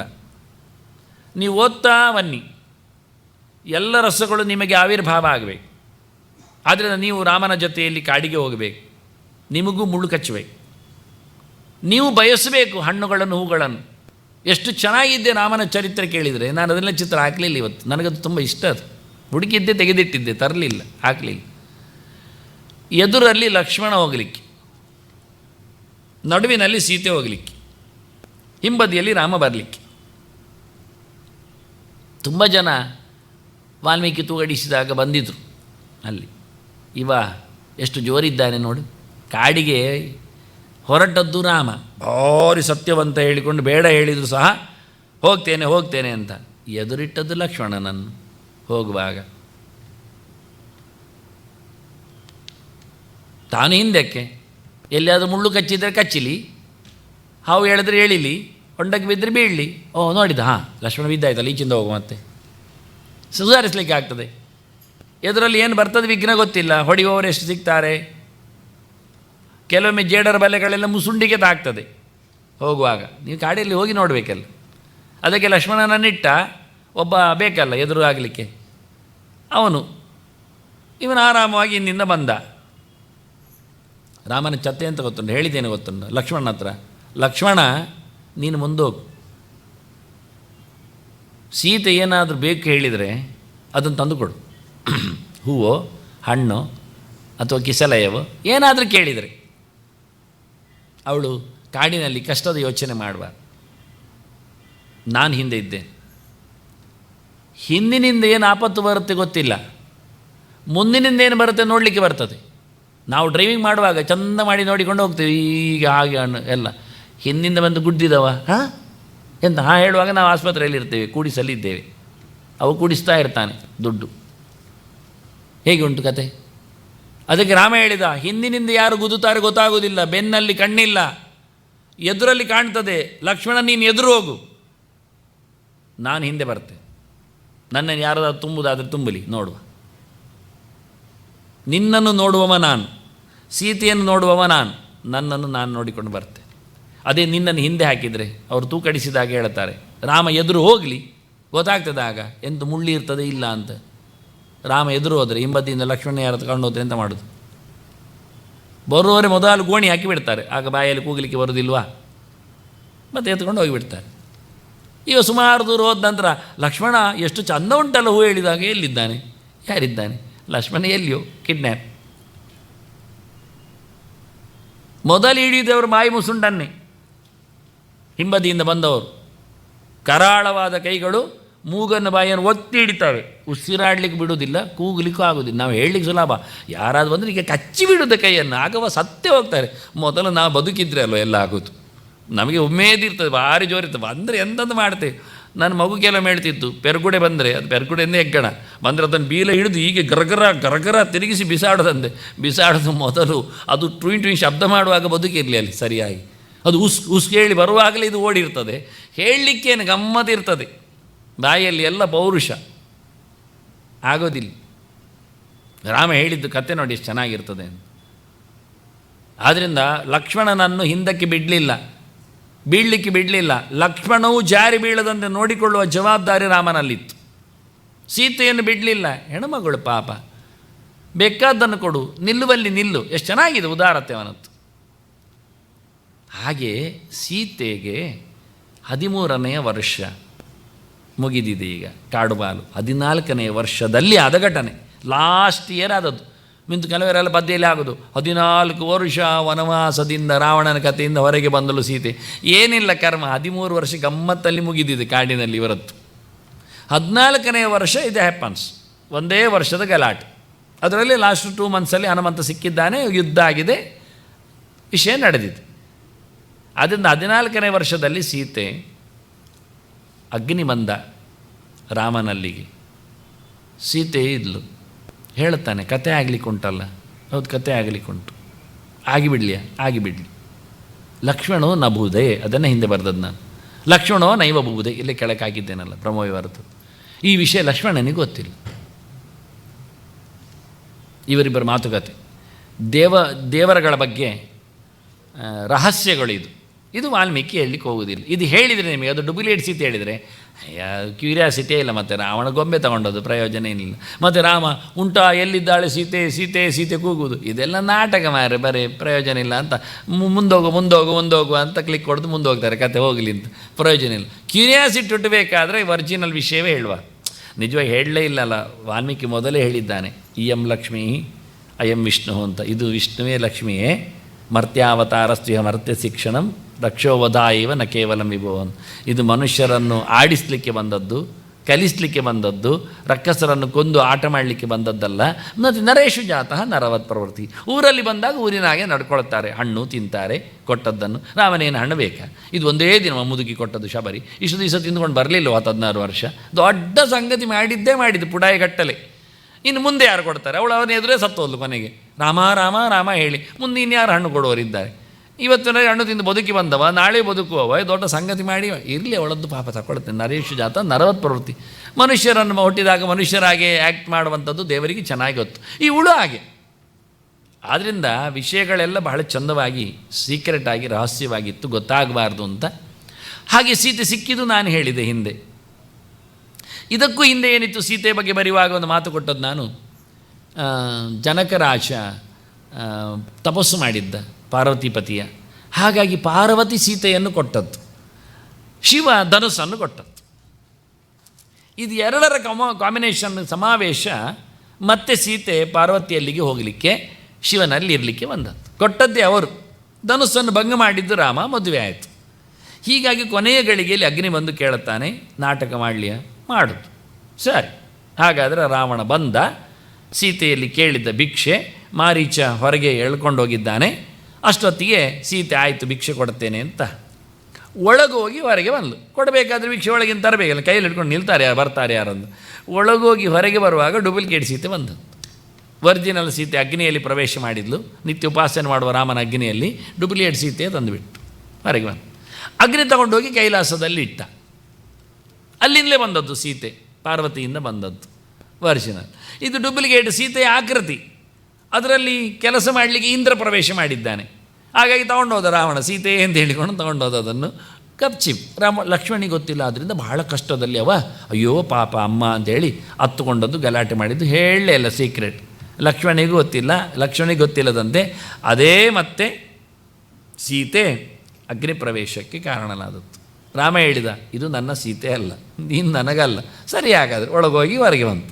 ಒಳಗೋಗುವಾಗ ಡೂಪ್ಲಿಕೇಟ್ ಸೀತೆ ಹೋಯಿತು, ಹೊರಗೆ ಬಂದಾಗ ಒರಿಜಿನಲ್ ಸೀತೆ. ಖಾಲಿ ಬರಲಿಲ್ಲ, ಅಗ್ನಿ ತಂದು ಕೊಟ್ಟಿದ್ದಾನೆ, ಅದಕ್ಕೋಸ್ಕರ ಚಿತ್ರ ಕೊಟ್ಟಿದ್ದೆ.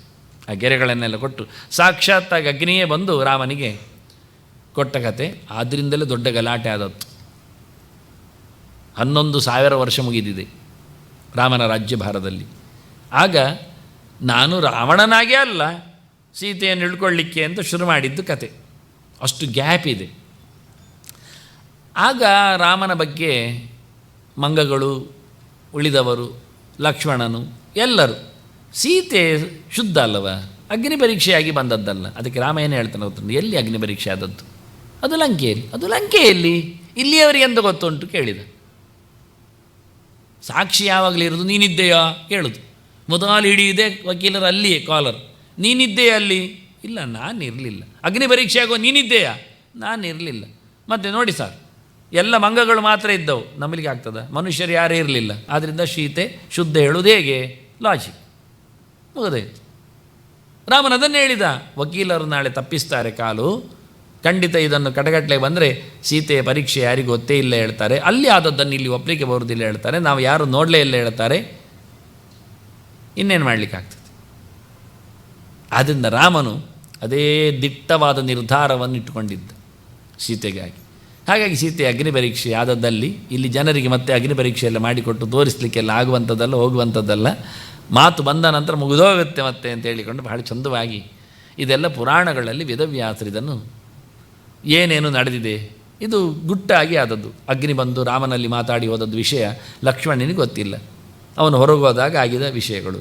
ಇದನ್ನೆಲ್ಲ ವಾಲ್ಮೀಕಿ ಬರೀಲಿಕ್ಕೆ ಹೋಗಲಿಲ್ಲ. ರಹಸ್ಯವಾದದ್ದು ಸುಮಾರು ಒಳಗಿದೆ. ನಾನು ಓವರಾಲ್ ಲುಕಿಂಗ್ ಏನು ಕತೆ ಉಂಟು ಅದನ್ನು ಹೇಳ್ತಾ ಇರ್ತೇನೆ. ಇದೇ ಚೆನ್ನಾಗಿರುತ್ತದೆ ಅಂತೇಳಿ ಜನರಿಗೆ ರಾಮನ ಮೇಲೆ, ಸೀತೆಯ ಮೇಲೆ ಅತ್ಯಧಿಕವಾದ ಭಕ್ತಿ ಮೂಡುವಂತೆ ನನ್ನದು ಕಾವ್ಯ ಆದರೆ ಆಯಿತು. ಅದಕ್ಕೆ ಕಾವ್ಯದ ಸೊಗಸಿದೆ ಅವನಿಗೆ, ಅದರಿಂದ ಶಾಸ್ತ್ರದ ಒಂದು ನಿಲುಮೆ ಅಲ್ಲ ಅವನದ್ದು. ಹೀಗಾಗಿ ಅದನ್ನೆಲ್ಲ ಹೇಳಲಿಲ್ಲಲ್ಲ, ಅವನು ಸುಳ್ಳು ಮಾಡಲಿಲ್ಲ. ಇವರು ಲಕ್ಷ್ಮೀ, ಇವನು ನಾರಾಯಣ ಬಂದಾಗೆಲ್ಲ ನಾಟಕ ಮಾಡ್ತಾರೆ ಎನ್ನುವ ಸುದ್ದಿಯನ್ನು ಅಲ್ಲಿಯ ಮಧ್ಯೆಯಲ್ಲಿ ಹೇಳುಕೊಂಡು ಓಡಿದ್ದಾನೆ. ಆದರೆ ಅದನ್ನೇ ಹೈಲೈಟ್ ಮಾಡ್ತಾ ಕೂತ್ಕೊಳ್ಳೋದಿಲ್ಲ. ಅದೆಲ್ಲ ಭಾಳ ಚಂದವಾಗಿ ಹೊರಗಿಂದ ನೋಡಿಕೊಳ್ಳುವವರಿಗೆ ಭಾಳ ಚಂದವಾಗಿ ರಾಮಾಯಣದ ಚರಿತ್ರೆ ಅದು ಕೆನ್ನೆ ತಟ್ಟುಕೊಂಡು ಆಗಿರಬೇಕು ಅಂತ ಹೇಳಿಕೊಂಡು ಕಥೆಯಾಗಿ ಬರೆದಿದ್ದ.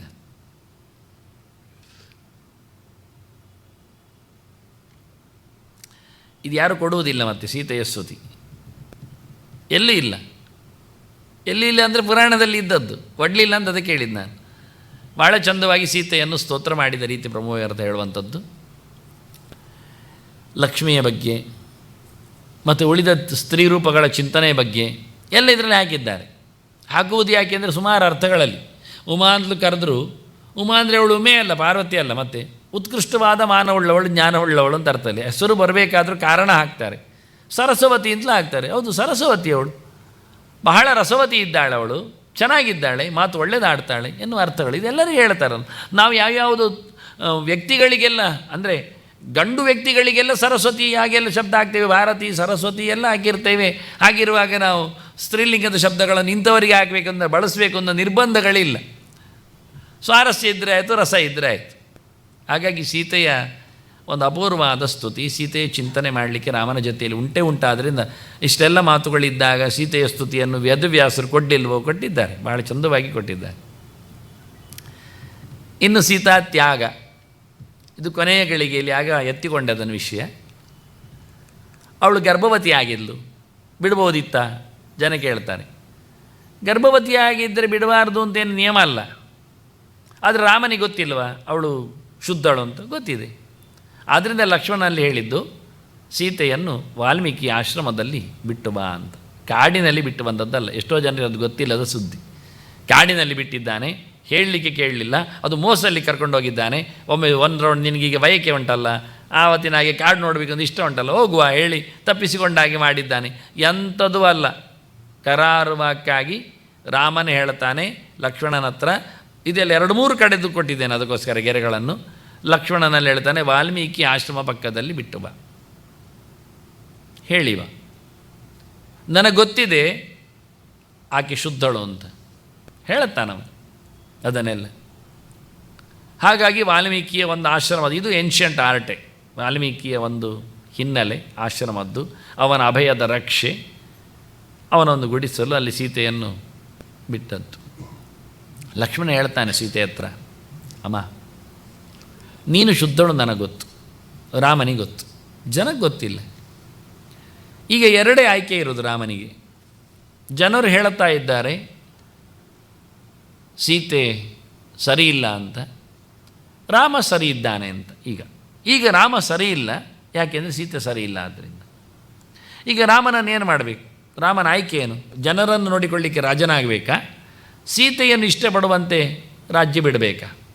ಈ ರಾಜನಿಗೆ ಧಿಕ್ಕಾರ ಅಂತ ಹೇಳ್ತಾ ಇದ್ದಾರೆ. ಸೀತೆಯ ಮರುಳ ಇದ್ದಾನೆ, ಅವಳು ಸರಿಯಿಲ್ಲದವಳಿದ್ದಾಳೆ, ನೈತಿಕ ಮಟ್ಟದಿಂದ ಅವನು ರಾಜೀನಾಮೆ ಕೊಡಬೇಕು ಅಂತ ಜನರ ಆಗ್ರಹ ಆಗ್ತದೆ. ಊರು ತುಂಬ ಒಬ್ಬ ರಜಕ ಹೇಳಿ, ಯಾರೋ ಒಬ್ಬ ಹೇಳಿದ್ದಂತೆ ಎದ್ದು ಬಂದು. ಮತ್ತೆ ರಜಕ ಅಂದರೆ ಮಡಿವಾಳ, ಬಟ್ಟೆ ಒಗೆಯುವವ. ಬಟ್ಟೆ ಒಗೆಯುವ ಹಬ್ಬ ಅಲ್ಲ, ಎಲ್ಲರೂ ಹೇಳಿಕೊಂಡು ಊರು ತುಂಬ ಪ್ರಚಾರ ಆಗಿದೆ. ಹಾಗಾಗಿ ನಾವು ಎಲ್ಲರನ್ನು ಕರೆದು ಗಲಾಟೆ ಮಾಡಲಿಕ್ಕಿಲ್ಲ. ರಾಮನೇ ಖುದ್ದಾಗಿ ಕೇಳಿದ್ದಾನೆ ಊರಲ್ಲಿ. ಮತ್ತೆ 11,000 ವರ್ಷಗಳು ಕಳೆದಿವೆ ಅಂದಿದ್ದೇನೆ ಮತ್ತೆ ಬಂದು. ಹಾಗಾಗಿ ಇದು ದೊಡ್ಡ ಸಂಗತಿ ಅಲ್ಲ. ಗ್ಯಾಪ್, ಜನ್ರೇಷನ್ ಗ್ಯಾಪ್ ಇದ್ದದ್ದೇ. ಆವತ್ತಿನ ಜನ ಬೇರೆ, ಇವತ್ತಿನ ಜನ ಬೇರೆ. ಆವತ್ತು ರಾಮಚಂದ್ರ 27ನೇ ವರ್ಷದಲ್ಲಿ ಅರಸೊತ್ತಿಗೆಯಲ್ಲಿ ರಾಜನಾಗಬೇಕು ಅಂತ ಹೊರಟಾಗ, ಕೈಕೇಯಿಯ ಮಾತಿನಂತೆ ಕಾಡಿಗೆ ತೆರಳಿದಾಗ, ಅಗ್ನಿಹೋತ್ರಾಣಿ ಸಾಯಾನ್ನೇ ನಾಹೂಯಂತ ಅಂತಾನೆ. ಯಾರ ಮನೆಯಲ್ಲಿಯೂ ರಾತ್ರಿ ಬೆಂಕಿ ಹಚ್ಚಲಿಲ್ಲ. ಅದೀಗ ನಮ್ಮ ಮನೆಯಲ್ಲಿ ಹಚ್ಚೋದಿಲ್ಲ. ಯಾಕೆ? ಹೋಗುವಾಗ ನಾವು ಕ್ಯಾರಿಯರ್ ತೊಗೊಂಡು ಹೋಗು ತಿನ್ನಲಿಕ್ಕೆ. ಹಾಗೆಲ್ಲ ಕರ್ಮ. ಆವತ್ತು ಇವತ್ತಿನ ಹಾಗೆ ನಿನ್ನೆದ್ದು ಮೊನ್ನೆದ್ದೆಲ್ಲ ತಂಗಳ ಪೆಟ್ಟಿಯಲ್ಲಿ ಇಟ್ಟು ತಿನ್ನುವವರು ಯಾರು ಇರಲಿಲ್ಲ. ಬೆಳಿಗ್ಗಿನ ಮಧ್ಯಾಹ್ನದ ಊಟಕ್ಕೆ ಬೆಳಿಗ್ಗೆ ತಯಾರು ಮಾಡೋದು, ಸಂಜೆ ಊಟಕ್ಕೆ ರಾತ್ರಿ ಊಟಕ್ಕೆ ಸಂಜೆ ತಯಾರು ಮಾಡೋದು. ಅದನ್ನು ದೇವರಿಗೆ ಸಮರ್ಪಣೆ ಮಾಡಿ ರಾತ್ರಿ ಪೂಜೆ ಮಾಡಿ ಊಟ ಮಾಡೋದು. ಹೇಗೆ ಮಧ್ಯಾಹ್ನದ ಗೋಜಿ ಪೂಜೆ ಇರ್ತದೋ ಹಾಗೆ ರಾತ್ರಿ ಪೂಜೆಯೂ ಇರ್ತದೆ. ಅಡುಗೆಯನ್ನೆಲ್ಲ ರಾತ್ರಿ ಇದನ್ನು ದೇವರಿಗೆ ಸಮರ್ಪಣೆ ಮಾಡಿ, ರಾತ್ರಿ ಅಡುಗೆ ಮಾಡಿದ್ದಕ್ಕೆ ರಾತ್ರಿ ವೈಶ್ವದೇವ ಮಾಡಿ ಮತ್ತೆ ಊಟ ಮಾಡ್ತಿದ್ದು. ರಾತ್ರಿ ಊಟ ಇಲ್ಲ ದಿವಸ ಇಲ್ಲ. ಯಥಾ ಪ್ರಕಾರ ಸಾಯಂಕಾಲ ಅಗ್ನಿಹೋತ್ರ ಇರ್ತದೆ, ಊಟದ ವ್ಯವಸ್ಥೆ ಇರ್ತದೆ, ಅವಿಶೇಷದ ಊಟದ ವ್ಯವಸ್ಥೆ ಇದೆ. ರಾಮ ಕಾಡಿಗೆ ಹೋದ ದಿವಸ ಯಾರ ಮನೆಯಲ್ಲಿಯೂ ಸಾಯಂಕಾಲದ ಅಗ್ನಿಹೋತ್ರವೇ ಆಗಲಿಲ್ಲ. ಅಷ್ಟು ಗೇರಾವ್, ಹರತಾಳ ಬಹಳ ಜೋರಿತ್ತು. ಆಗ ತಾನೇ ಹಸಿಯಾಗಿ ಹುಟ್ಟಿದ, ನಿರೀಕ್ಷೆಯಲ್ಲಿ ಬಂದ ಮೊದಲ ಮಗುವನ್ನು ಬಹಳ ಕಾಲದ ನಂತರದಲ್ಲಿ ಹಡೆದವಳು ಬೈದಿದ್ಲು. ನೀನು ಹುಟ್ಟಿದ ಕೆಟ್ಟಗಳಿಗೆ ನನ್ನ ರಾಮ ಕಾಡಿಗೆ ಹೋದ ಅಂತ. ನನ್ನ ರಾಮ ಕಾಡಿಗೆ ಹೋದ ಅಂತಾಳೆ. ಈ ಮಗುವನ್ನು ನಾನು ಕೆಟ್ಟಗಳಿಗೆ ಹುಟ್ಟಿದ್ದು ಅಂತ ಬೈತಾಳೆ. ನನ್ನ ಮಗು ಹೇಳೋದಿಲ್ಲ ಅವಳು. ಪುತ್ರಂ ಪ್ರಥಮಜಂ ದೃಷ್ಟ ಜನನಿ ನಾಭ್ಯನಂದತ. ಮೊದಲ ಹೆರಿಗೆಯನ್ನು, ಚೊಚ್ಚಲ ಹೆರಿಗೆ 9 ತಿಂಗಳಲ್ಲಿ ಕಾಯ್ತಾ ಇದ್ದಾಳೆ ಮಗುವನ್ನು.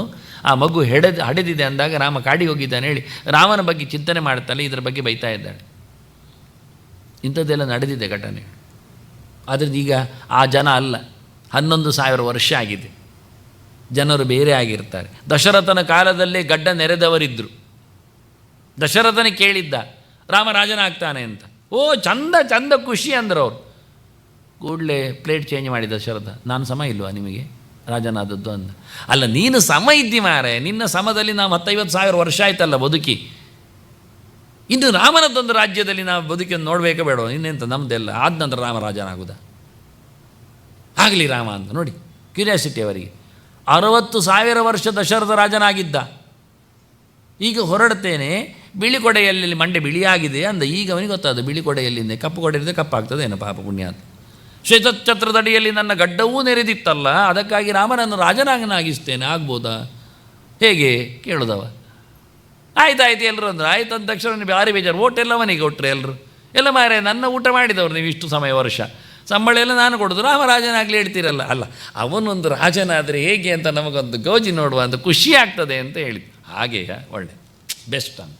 ಪುತ್ರಾದಿಚ್ಛೇತ್ ಪರಾಶಯ, ಮಗನಿಂದ ಸೋಲು ಬರಬೇಕಂತೆ ತಂದೆಗೆ, ಆಗ ಖುಷಿ ಪಡ್ತಾನೆ ತಂದೆ. ಅಬ್ಬಾ ಒಳ್ಳೆಯದೊಂದು. ಇವತ್ತು ಮಕ್ಕಳೆಲ್ಲ ಮಂಡೆ ತೆಗಿತಾವೆ, ಚೆನ್ನಾಗೇ ಆಗಲಿಲ್ಲ ಅಂದರೆ ಹೇಳಿದ ಕಥೆಗಳು ಎಷ್ಟು ಮಾರ್ಮಿಕವಾಗಿರ್ತವೆ. ಹಾಗೆ ರಾಮ ಇವತ್ತಿನ ಜನ ಬೇರೆ ಆಗಿದ್ದಾರಲ್ಲ. ನಾನು ಇವತ್ತಿನ ಜನರಿಗೆ ರಾಜ ಅಂತ ಆಗದಿದ್ದರೆ ಅವರು ಖುಷಿ ಪಡ್ತಾ ಇದ್ದಾರೆ. ರಾಮೋ ರಾಮೋ ರಾಮ ಇತಿ ಅಂತ, ನಾನೇ ರಾಜ ಅಂತ ಬೊಬ್ಬ ಹಿಡಿತಾರೆ. ಇವರ ನನಗೆ ನಡು ನೀರಿನಲ್ಲಿ ಕೈ ಬಿಡೋದು ಒಂದು ಹುಡುಗಿಗಾಗಿ, ಒಂದು ಸೀತೆಗಾಗಿ. ನನ್ನ ಹೆಂಡತಿ ಸಮ, ಅವಳು ಶುದ್ಧಳು ಹೌದು, ಅವಳಿಗೇನೋ ಅನ್ಯಾಯ ಆಗಬಾರ್ದು ಎನ್ನುವುದು ಸತ್ಯ. ಹಾಗಾದರೆ ಒಂದನ್ನು ಸತ್ಯ ಮಾಡುವ, ಅವಳಿಗೇನು ಅನ್ಯಾಯ ಆಗಬಾರ್ದು ಎನ್ನುವುದಕ್ಕೆ ವಾಲ್ಮೀಕಿ ಆಶ್ರಮದಲ್ಲಿ ಇಡು. ಮತ್ತೇನು ಜನರಿಗೆ ಕನ್ವಿನ್ಸ್ ಮಾಡಲಿಕ್ಕೆ ಆಗೋದಿಲ್ಲ. ಆಯ್ಕೆ ಇರೋದು ಎರಡೇ. ಒಂದೋ ನಾನು ರಾಜ್ಯ ಬಿಡುವುದು, ರಾಜ್ಯ ಬಿಟ್ಟರೆ ಏನು ಹೇಳ್ತಾರೆ, ನನಗೆ ಮಸಿ ಬೆಳೆಯುವುದು ನಿಲ್ಲಿಸುವುದಿಲ್ಲ. ಈಗ ಬ್ರಷ್ ತೆಗೆದದ್ದು ಹಾಕಿದ್ದು ಹಾಕೇ ಹಾಕ್ತಾರೆ ಅಂತ ಅಂದ. ಇವ ಹೆಣ್ಮಾರಳ ಮಾರೆ, ಒಂದು ಹುಡುಗಿ ಬೆನ್ನಿಂದ ಓದದ್ದೇ ಮಾರೆ, ರಾಜನಾಗೋದು ಬಿಟ್ಟು ಅಲ್ಲಿಗೆ ಹೋದ ಅಂತ ಮತ್ತೆ ಇವು ತಮಾಷೆ ಮಾಡೋದು ಮಾಡ್ತಾರೆ. ಸೀತೆಯನ್ನು ಬಿಡದೇ ಇದ್ದರೆ ಎಂಥ ಆಯ್ಕೆಯೂ ಇಲ್ಲ ನನಗೆ. ಒಂದೋ ನಾನು ರಾಜನಾಗಿರುವುದು ನಿಲ್ಲಿಸಬೇಕು, ನಿಲ್ಲಿಸಿದರೆ ಅರಸೊತ್ತಿಗೆ ಅಪಚಾರ, ಜನರು ಕೂಗ್ತಾರೆ. ಒಬ್ಬ ರಾಮ ಅಂತ ರಾಜನಾಗಿ ಬಂದಿದ್ದ 10,000 ವರ್ಷದಲ್ಲಿಯೇ ಹೆಣ್ಮರೊಳನಾಗಿ ತಪ್ಪು ನೋಡಿದರೂ ಸಹ, ಜನರು ಒಪ್ಪದಿದ್ದರೂ ಸಹ ಬಲಾತ್ಕಾರದಲ್ಲಿ ಅದರ ಬೆನ್ನ ಹಿಂದೆ ಹೋದ. ಜನರಿಗೆ ಬೇಕಿತ್ತು ಹೋದ. ಒಳ್ಳೆ ದಕ್ಷನಾದ ರಾಜನಾಗುವ ಬದಲಿಗೆ ಒಂದು ಹೆಣ್ಣಿಗಾಗಿ ಬಿಟ್ಟೋದ್ನೆಲ್ಲ ಆಗಿಬಿಡ್ತದೆ. ಇದನ್ನೆಲ್ಲ ಆಯ್ಕೆ ಇಡುವವರು ಜನ ಕೇಳ್ತಾರೆ, ನೀನು ಹೆಣ್ಣು ಹಿಡಿತೀಯಾ ನೀನು ಮಣ್ಣು ತಿಂತೀಯಾ ಅಂತ. ಹಾಗೆ ಎಂತೂ ಬದುಕಲೇಬೇಕಾದ್ರೆ ಇದನ್ನು ತಿನ್ನೋದೊಳ್ಳೆದು, ಅದನ್ನು ಬಿಡ್ತಾರೆ. ಮತ್ತು ಅದಕ್ಕೆ ಕಥೆ ಏನು? ಹೀಗಾಗಿ ರಾಮನ ಆಯ್ಕೆಗಳು ಭಾರಿ ಕಾಂಪ್ಲಿಕೇಟೆಡ್ ಆಗಿತ್ತು. ಅದನ್ನು ಕನ್ವಿನ್ಸ್ ಮಾಡಿದ, ಅದನ್ನು ಲಕ್ಷ್ಮಣ ಕನ್ವಿನ್ಸ್ ಮಾಡಿದ ಸೀತೆಗೆ. ರಾಮನ ಕೀರ್ತಿಯನ್ನು ನೀನು ಕೇಳ್ತೀಯಾ, ನಿನ್ನ ಚಾರಿತ್ರ್ಯದ ಬಗ್ಗೆ ಇರತಕ್ಕಂಥ ಗುಣಲಕ್ಷಣಗಳ ಬಗ್ಗೆ ನೀನು ಅದನ್ನು ಹೇಳಿಕೊಡ್ತೀಯ. ಸೀತೆ ಏನು ಹೇಳಿದ್ರು ಗೊತ್ತಾ ಆ ಸನ್ನಿವೇಶದಲ್ಲಿ, ನನಗೆ ರಾಮನ ಆಯ್ಕೆ ಇಷ್ಟ ಆಗಿದೆ, ರಾಜನಾಗಬೇಕು, ನನ್ನನ್ನು ಹಿಡಿಬೇಕು ಅನ್ನುವಲ್ಲಿ ನನ್ನನ್ನು ಬಿಟ್ಟರೂ ಪರವಾಗಿಲ್ಲ, ರಾಜನಾಗ್ತೇನೆ ಅಂತ ರಾಮ ಚಾಯ್ಸ್ ಮಾಡಿದ್ನಲ್ಲ, ಜನಾನುರಾಗಿಯಾಗಿ ರಾಜನಾದರೆ ನಾನು ತುಂಬ ಧನ್ಯ ಅಂತ ಹೇಳಿಕೊಂಡ ಹೆಣ್ಮಗಳು ಸೀತೆ. ಇದು ಅವಳ ಮಾತು. ನಾವು ಗಲಾಟೆ ಮಾಡಿ ಏನು ಪ್ರಯೋಜನ? ಇದು ಮದ್ದಳೆ ಕೂಟಕ್ಕೆಲ್ಲ ಬಂದು ಕೂತ್ರೆ ಎಳಿತಾ ಕೊನೆಗೂ ಯಾರನ್ನಾದರೂ ತೆಗೆದು ಹಾಕ್ತಾರೆ, ಲಗಾಡಿ ಮಾಡ್ತಾರೆ. ವಾಸ್ತವ ಇಷ್ಟೇ, ಸೀತೆ ಒಪ್ಪಿದ್ಲು, ವಾಲಿಗೂ ಹಾಗೆ. ರಾಮ ಎದುರು ಬಂದು ನಿಂತಿದ್ದಾನೆ, ವಾಲಿ ಕೇಳುತ್ತಾನೆ ಏನು ಅಂತ. ಎದುರು ಬಂದರೆ ಹೊಡಿಬಾರ್ದಿತ್ತ ನಿನಗೆ, ಹಿಂಬದಿಯಲ್ಲಿ ಅಂತ ಹೊಡಿದು ಕೇಳ್ದ. ತಪ್ಪು ಮಾಡಿದವರು ಎಲ್ಲಿ ಹೊಡಿಬೋದಲ್ವ ಕೇಳ್ತಾನೆ ರಾಮ. ಹೌದು ಸರಿ, ಬೇಡ ತಿಂತೇನೆ. ಮತ್ತೆಂತ ಈಗ ಕೇಳ್ತಾನೆ ರಾಮ, ನೀನು ಬದುಕಬೇಕಾ, ಬಾಣ ತೆಗಿತೇನೆ ಹಿಂದೆ. ನೋಡಿ ರಾಮನ ಕತೆ, ಹೊಡೆದ ಬಾಣವನ್ನು ಹಿಂದೆ ತೆಗಿತೇನೆ, ಬದುಕಬೇಕಾ ಹೇಳ್ತಾನೆ. ಬೇಡ ಅಂದ. ಯಾಕೆ? ನಾನು ತಪ್ಪು ಮಾಡಿದ್ದ ಬಂದು ನೀನು ಹೇಳಿ ಅಂತ ನಾನು ಒಪ್ಪಿದ್ದೇನೆ. ಇಷ್ಟೇ ಮೊದಲ ಪ್ರಶ್ನೆ. ಎರಡನೇ ಪ್ರಶ್ನೆ ಅಷ್ಟೇ. ಮೊದಲನೇ ಪ್ರಶ್ನೆ ಹಿಂದದಿಯಲ್ಲಿ ಯಾಕೆ ಹೊಡೆದೆ ಅಂತ. ಹಿಂದೆಲ್ಲಿ ಯಾಕೆ ಹೊಡಿಬಾರ್ದ? ತಪ್ಪು ಮಾಡಿದವನಿಗೆ. ತಪ್ಪು ಮಾಡಿದರೆ ಎಲ್ಲಿ ಹೊಡಿಬೋದು? ಹೌದು ಸರಿ. ಮತ್ತೆ ಕೇಳ್ತಾನೆ ರಾಮ, ಚಾಯ್ಸ್ ನಿಂಗೀಗ ಎಂತ, ಬದುಕಬೇಕಾ, ಬಾಣ ತೆಗಿತೆ. ಬೇಡ ಅಂದ. ತಪ್ಪಾಯ್ತಲ್ಲ, ಶಿಕ್ಷೆ ಆಗಲೇಬೇಕಲ್ಲ, ನಾನಷ್ಟು ಪ್ರಾಮಾಣಿಕ ಇದ್ದೇನೆ, ತಪ್ಪು ಮಾಡಿದ್ದಕ್ಕೆ ಶಿಕ್ಷೆ ಪಡಿತೇನೆ ಅಂತ. ನನಗೆ ಕೊಟ್ಟ ಶಿಕ್ಷೆ ಒಳ್ಳೆಯದು, ನಿನ್ನಿಂದ ನಾನು ಸಾಯುವುದು ಚಂದ ಅಂತಾನೆ. ನನ್ನ ಮಗನನ್ನು ಚೆನ್ನಾಗಿ ನೋಡಿಕೊಳ್ಳಿ ಅಂದನು. ಎಂಥ ಪ್ರೀತಿ ವಿಷಯ ನೋಡಿ. ಅಂಗದ ನನ್ನ ಕೈಯಲ್ಲಿ ಕೊಟ್ಟು ವಾಲಿ. ಆದ್ದರಿಂದ ಅವರವರ ಮಾತಲ್ಲಿ ನಾವು ಮಾತಾಡಿದರೆ ನಾವು 1 ಗಂಟೆ ಚರ್ಚೆ ಮಾಡಲಿಕ್ಕೆ ಇಲ್ಲಲ್ಲಿ. ಮತ್ತೆ ನೀನು ಯಾರು, ನಿನ್ನದೆಂಥದ್ದು, ಮತ್ತೊಂದೆಂದು ಕೊಂಡು ಎಂಥದ್ದು ಇಲ್ಲ. ಎರಡೇಗೆ ಇಲ್ಲಿ ವಾಲಿ ಎದುರು ಬರಲಿ ಹೇಳಿಬಿಟ್ರೆ ಮುಗಿದೋಯ್ತು. ಈಗ ವಾಲಿಗೆ ಪಂಪ್ ಹೊಡೆದು ಸಾಯುವುದಿಲ್ಲ ಮಾಡು, ಹೇಗಾದರೂ ರಾಮನನ್ನು ಸಾಯಿಸೊಂದು ಮಾಡಿ ಕೊನೆಗೆ ಅವನಿಗೆ ಹೊರಗೆ ಬಂದಾಗ ನೋಡಬೇಕು ವಾಲಿ ಪಾತ್ರ ಮಾಡಿದವನು ಏನೊಂದು ಸನ್ಮಾನ ಇಲ್ಲ ಆಗ್ಬೋದು. ಇವತ್ತಾದರೂ ನೀನು ರಾಮನನ್ನು ಚೌಕಿ ಕಳಿಸಿದೇ ಬಿಟ್ಟಿಯಲ್ಲ. ಚೌಕಿಂದ್ರೆ ಇದಲ್ಲ, ಊಟದ್ದಲ್ಲ, ವೇಷದ್ದು. ನಮಗೆ ಕೆಲವೊಂದು ಚೌಕಿಂದ್ರೆ ಯಾವುದು ಗೊತ್ತಾಗೋದಿಲ್ಲ. ಹಾಗೆ ಕೃಷ್ಣ ಸಂಧಾನದಲ್ಲಿ ಹೀಗೆ, ಸೀತೆ ಪರಿತ್ಯಾಗದಲ್ಲಿ ಸೀತೆ ಬಾಯ್ಬಿಟ್ಟು ಹೇಳಿದ್ದು ಎರಡೇ ಚಾಯ್ಸ್ ಇರೋದು. ಒಂದೋ ರಾಮ ನನ್ನೊಟ್ಟಿಗೆ ಬರೋದು, ಒಂದೋ ರಾಮ ರಾಜ್ಯದಲ್ಲಿ ಇರೋದು. ರಾಮನ ಕೀರ್ತಿಗೆ ಕಳಂಕ ಬರಬಾರದಂತೆ ಒಬ್ಬ ಪ್ರಜೆಯೂ ಎದುರಾಗಬಾರ್ದದ್ರಲ್ಲಿ ನಾನು ಒಬ್ಬಳು ಪ್ರಜೆ ಅಂತ. ನಾನಿವತ್ತು ಹೆಂಡತಿಯಾಗಿ ರಾಮನನ್ನು ನಾನು ಎಳೆಯುವುದಲ್ಲ, ನಾವಳೊಬ್ಬಳು ಪ್ರಜೆಯಾಗಿ ರಾಮನನ್ನು ನಾನು ಮೆರೆಸುವುದಾಗಿದ್ದರೆ ನಾನು ಖಂಡಿತವಾಗಿಯೂ ತ್ಯಾಗ ನಾನು ಮಾಡಲಿಕ್ಕೆ ಸಿದ್ಧ ಹೇಳಿ ಅವಳು ತ್ಯಾಗ ಮಾಡಿದ್ದು. ಸೀತೆ ಸ್ವಯಂ ತ್ಯಾಗ ಮಾಡಿದ್ದು ಹೊರತು ರಾಮ ತ್ಯಾಗ ಮಾಡಿದ್ದಲ್ಲ. ಇದು ಸೀತೆ ಗೊತ್ತು, ಜನರಿಗಂತೂ ಅದಕ್ಕಿಂತ ಮೊದಲು ಗೊತ್ತು. ಮತ್ತು ಇನ್ನೂ ಗಮ್ಮತ್ತು ಹೇಳಿದರೆ ಇದೆಲ್ಲ ನಾಟಕವೇ ಅಲ್ವಾ. ಪ್ರತ್ಯಕ್ಷವಾಗಿ ಸೀತೆ ಲಕ್ಷ್ಮಿಯಾಗಿ ರಾಮನ ಪಕ್ಕದಲ್ಲೇ ಇದ್ಲು, ಯಾರಿಗೆ ಕಾಣುವುದಿಲ್ಲಷ್ಟು. ವಿಷಯ ಇಷ್ಟು. ಇದೆಲ್ಲ ಬೇರೆ ಬೇರೆ ಕಥೆಗಳೆಲ್ಲ ವಾಸ್ತವವಾಗಿ. ಮತ್ತು ವಾಲ್ಮೀಕಿಗೆ ಕತೆ ಬೇಕಲ್ಲ, ಕತೆಗೆ ಮಕ್ಕಳು ಬೇಕಲ್ಲ. ಹಾಗಾಗಿ ರಾಮ ಲವಕುಶರಲ್ಲಿ ಹೋಗಿ ಸೀತೆಯನ್ನು ನಾನೇ ನೋಡಿಕೊಂಡೆ ಅಂದಾಗ ಪಾತ್ರ ವ್ಯಾಸರು ಆಗಿ ಮಹಾಭಾರತದಲ್ಲಿ ತಾವೇ ಅಜ್ಜರಾಗಿ ಧೃತರಾಷ್ಟ್ರನ ಪಾಂಡವಿನ ಅಪ್ಪನಾಗಿ ಯಾರಾದರೂ ತಮ್ಮ ಮಕ್ಕಳ ಕಥೆಯನ್ನು ಇಷ್ಟು ಚೆನ್ನಾಗಿ ಬರೀತಾರ? ಎಲ್ಲ ಬೆಪ್ಪಗಳಿದ್ದಾವೆ, 100 ಜನ ನನ್ನ ಮೊಮ್ಮಕ್ಕಳು ಅಂತ ಹೇಳಿಕೊಂಡು ಯಾರಾದರೂ ಬರೆದಾರ? ಅದು ವ್ಯಾಸರೊಬ್ಬರೇ ಬರೆದದ್ದು, ಯಾರೂ ಬರೀಲಿಕ್ಕಿಲ್ಲ. ಬರೆದು ಒಂದೊಮ್ಮೆ ಹಾಳು ಜನ ಇದ್ದರು, ಎಷ್ಟು ಚೆನ್ನಾಗಿದ್ದಾರೆ ಗೊತ್ತುಂಟ, ಒಳ್ಳೆದಿದ್ದಾರೆ ಗೊತ್ತು, ಹೀಗೆ ಬರೆಯೋರೆ. ಧೃತರಾಷ್ಟ್ರನ ಬಗ್ಗೆ, ಪಾಂಡವಿನ ಬಗ್ಗೆ, ಕೌರವರ ಬಗ್ಗೆ ಒಂದು ಕರಾರುವಾಕಾಗಿ ಕ್ಲಿಯರ್ ಪಿಕ್ಚರ್ ಕೊಟ್ಟದ್ದು ವ್ಯಾಸರೊಬ್ಬರೇ, ಮನೆ ಮಂದಿಯಾಗಿ ಕಥೆಯನ್ನು ಅಷ್ಟು ಚೆನ್ನಾಗಿ ಹೇಳಿದವು. ಅದು ಹಾಗಾಗಿ ವಾಲ್ಮೀಕಿಗೂ ತನ್ನ ಆಶ್ರಮದಲ್ಲೇ ರಾಮನ ಮಕ್ಕಳಿದ್ದರು, ರಾಮನ ಚರಿತ್ರೆ ಹೇಳಿಕೊಟ್ಟೆ. ಲಾಸ್ಟ್ ಮೂಮೆಂಟಲ್ಲಿ ಡ್ಯಾಶ್ ಮತ್ತೆ ನೋಡುವ, ಲಾಸ್ಟ್ ನೀನೆಲ್ಲ ಹೇಳೋದು ಕೊನೆ, ಮತ್ತೆ ನೋಡು ಏನಾಗುತ್ತೆ ಅಂತ ಕ್ಯೂರಿಯಾಸಿಟಿ ಇಟ್ಟು. ಬಹಳ ಅದ್ಭುತವಾದಂಥ ಚರಿತ್ರೆ ವಾಸ್ತವವಾಗಿ. ಹಾಗಾಗಿ ಸೀತೆಯ ತ್ಯಾಗದಲ್ಲಿ ಇರತಕ್ಕ ಕೆಲವು ಮಾತುಗಳು ಇದು ನನಗೆ ಜನರಿಗೆ ಅದನ್ನು ಸಂದೇಶ ಕೊಡಬೇಕು ಅಂತೇಳಿ ಹಠ ಮಾಡಿದವ ಸ್ಲೈಡ್ಸ್ ಹಾಕುವಾಗ ಮೈತೋಷಾಚಾರ್ಯ. ಅದಕ್ಕಾಗಿ ಇದೆಲ್ಲ ಇಲ್ಲೇ ಕೆಲವು ಲಾಸ್ಟ್ ಫಿಟ್ಟಿಂಗ್ಸ್ಗಳೆಲ್ಲ ಕೆಲವು ಕೇವಲ ರಾಮನವಮಿಯಲ್ಲಿ ಕೊಡಬೇಕಾದ ಕೆಲವು ಸಂಗತಿ. ಇದು ರಾಮೇತಿ ರಾಮೇತಿ ಉಂಟಲ್ಲ, ಅದೆಲ್ಲ ಬರಬೇಕಾದ್ದು ವಾಸ್ತವವಾಗಿ. ರಾಮನ ನಾಮದ ಬಗ್ಗೆ 2 ಅಕ್ಷರ ದ್ಯಕ್ಷರ ಎಂ ಮಹಾಮಂತ್ರ ಹೇಳಿ ಸರ್ವಾಭಿಷ್ಟ ಫಲಪ್ರದ ಅಂತ ಸುಮಾರು ಕಡೆಯಲ್ಲಿ ಲೆಕ್ಕ ಆಗಿದ್ರೆ ಮುಗಿಯುವುದಿಲ್ಲ ಅಷ್ಟು. 2 ಅಕ್ಷರ ರಾಮಮಂತ್ರ ಅದು ಮಾಮೂಲಿ ಸೀತೆ ಇವಳು ಪಾರ್ವತಿಗೆ ಶಿವ ಹೇಳುವಂಥದ್ದು. ಹೀಗೆ ಹೇಳು ನೀನು ರಾಮ ರಾಮ ರಾಮ ರಾಮ ಅಂತ ಹೇಳೋ ಮೂಲಕ ಯಾವತ್ತೂ. ಮತ್ತು ಯಾರೋ ರಾಮ ಹೇಳಿದ ನಂತರ 2 7 ಅದು ಗುಣಿಸಿ ಹೋದಾಗ 2 5 ಅಂದರೆ ಇದು 2 ಅಂದರೆ 5 2 10 ಮತ್ತು 10 × 10 100 ಆಗೋದು, 100ರಿಂದ 110 1000 ಆಗುವುದು. ಹೀಗೆ ಸಹಸ್ರನಾಮದ 10 ಎಂಬುದು ಹೇಳು. ನಾನು ಕೊನೆ ಒಂದು ಗೆರೆ ಹಾಕಿಟ್ಟಿದ್ದೇನೆ ಅವರಿಗೆ ಮೋಸ ಆಗಲಿಂದ. ರಾಮ ರಾಮ ರಾಮ ರಾಮ 4 ಕುಂಡಲಿ ಅಂತ ಮಾಡ್ತಾರೆ ಈಗ ಗುಣಿಸಿಕೊಂಡು. ಹೀಗೆ ಕೆಲವೆಲ್ಲ ಗುಣಾಕಾರಕ್ಕೆ ಭಾಗಾಕಾರಕ್ಕೆ ಸಿಗೋ ವಿಷಯ ಅಲ್ಲ ಇದು. 2 ಅಕ್ಷರವೇ ಮಂತ್ರ. ಅದನ್ನು 3 ಸರ್ತಿ ಹೇಳೋದ್ರಿಂದ ಮುಗಿದೋಗುವುದಿಲ್ಲ.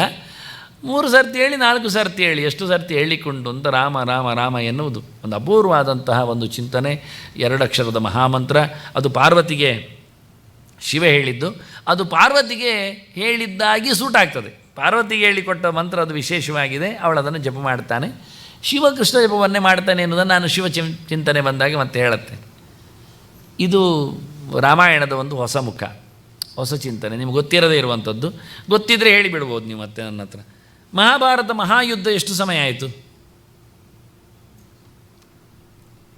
18 ದಿನ ಆಯ್ತಲ್ಲ ಮಹಾಯುದ್ಧ. ಯಾವುದರಲ್ಲಿ ಮತ್ತೆ ಎಲ್ಲಿ ಗ್ಯಾಪ್ ಇರಲಿಲ್ಲ, ಸ್ಟಾಪ್ ಇರಲಿಲ್ಲ, ನಿರಂತರ.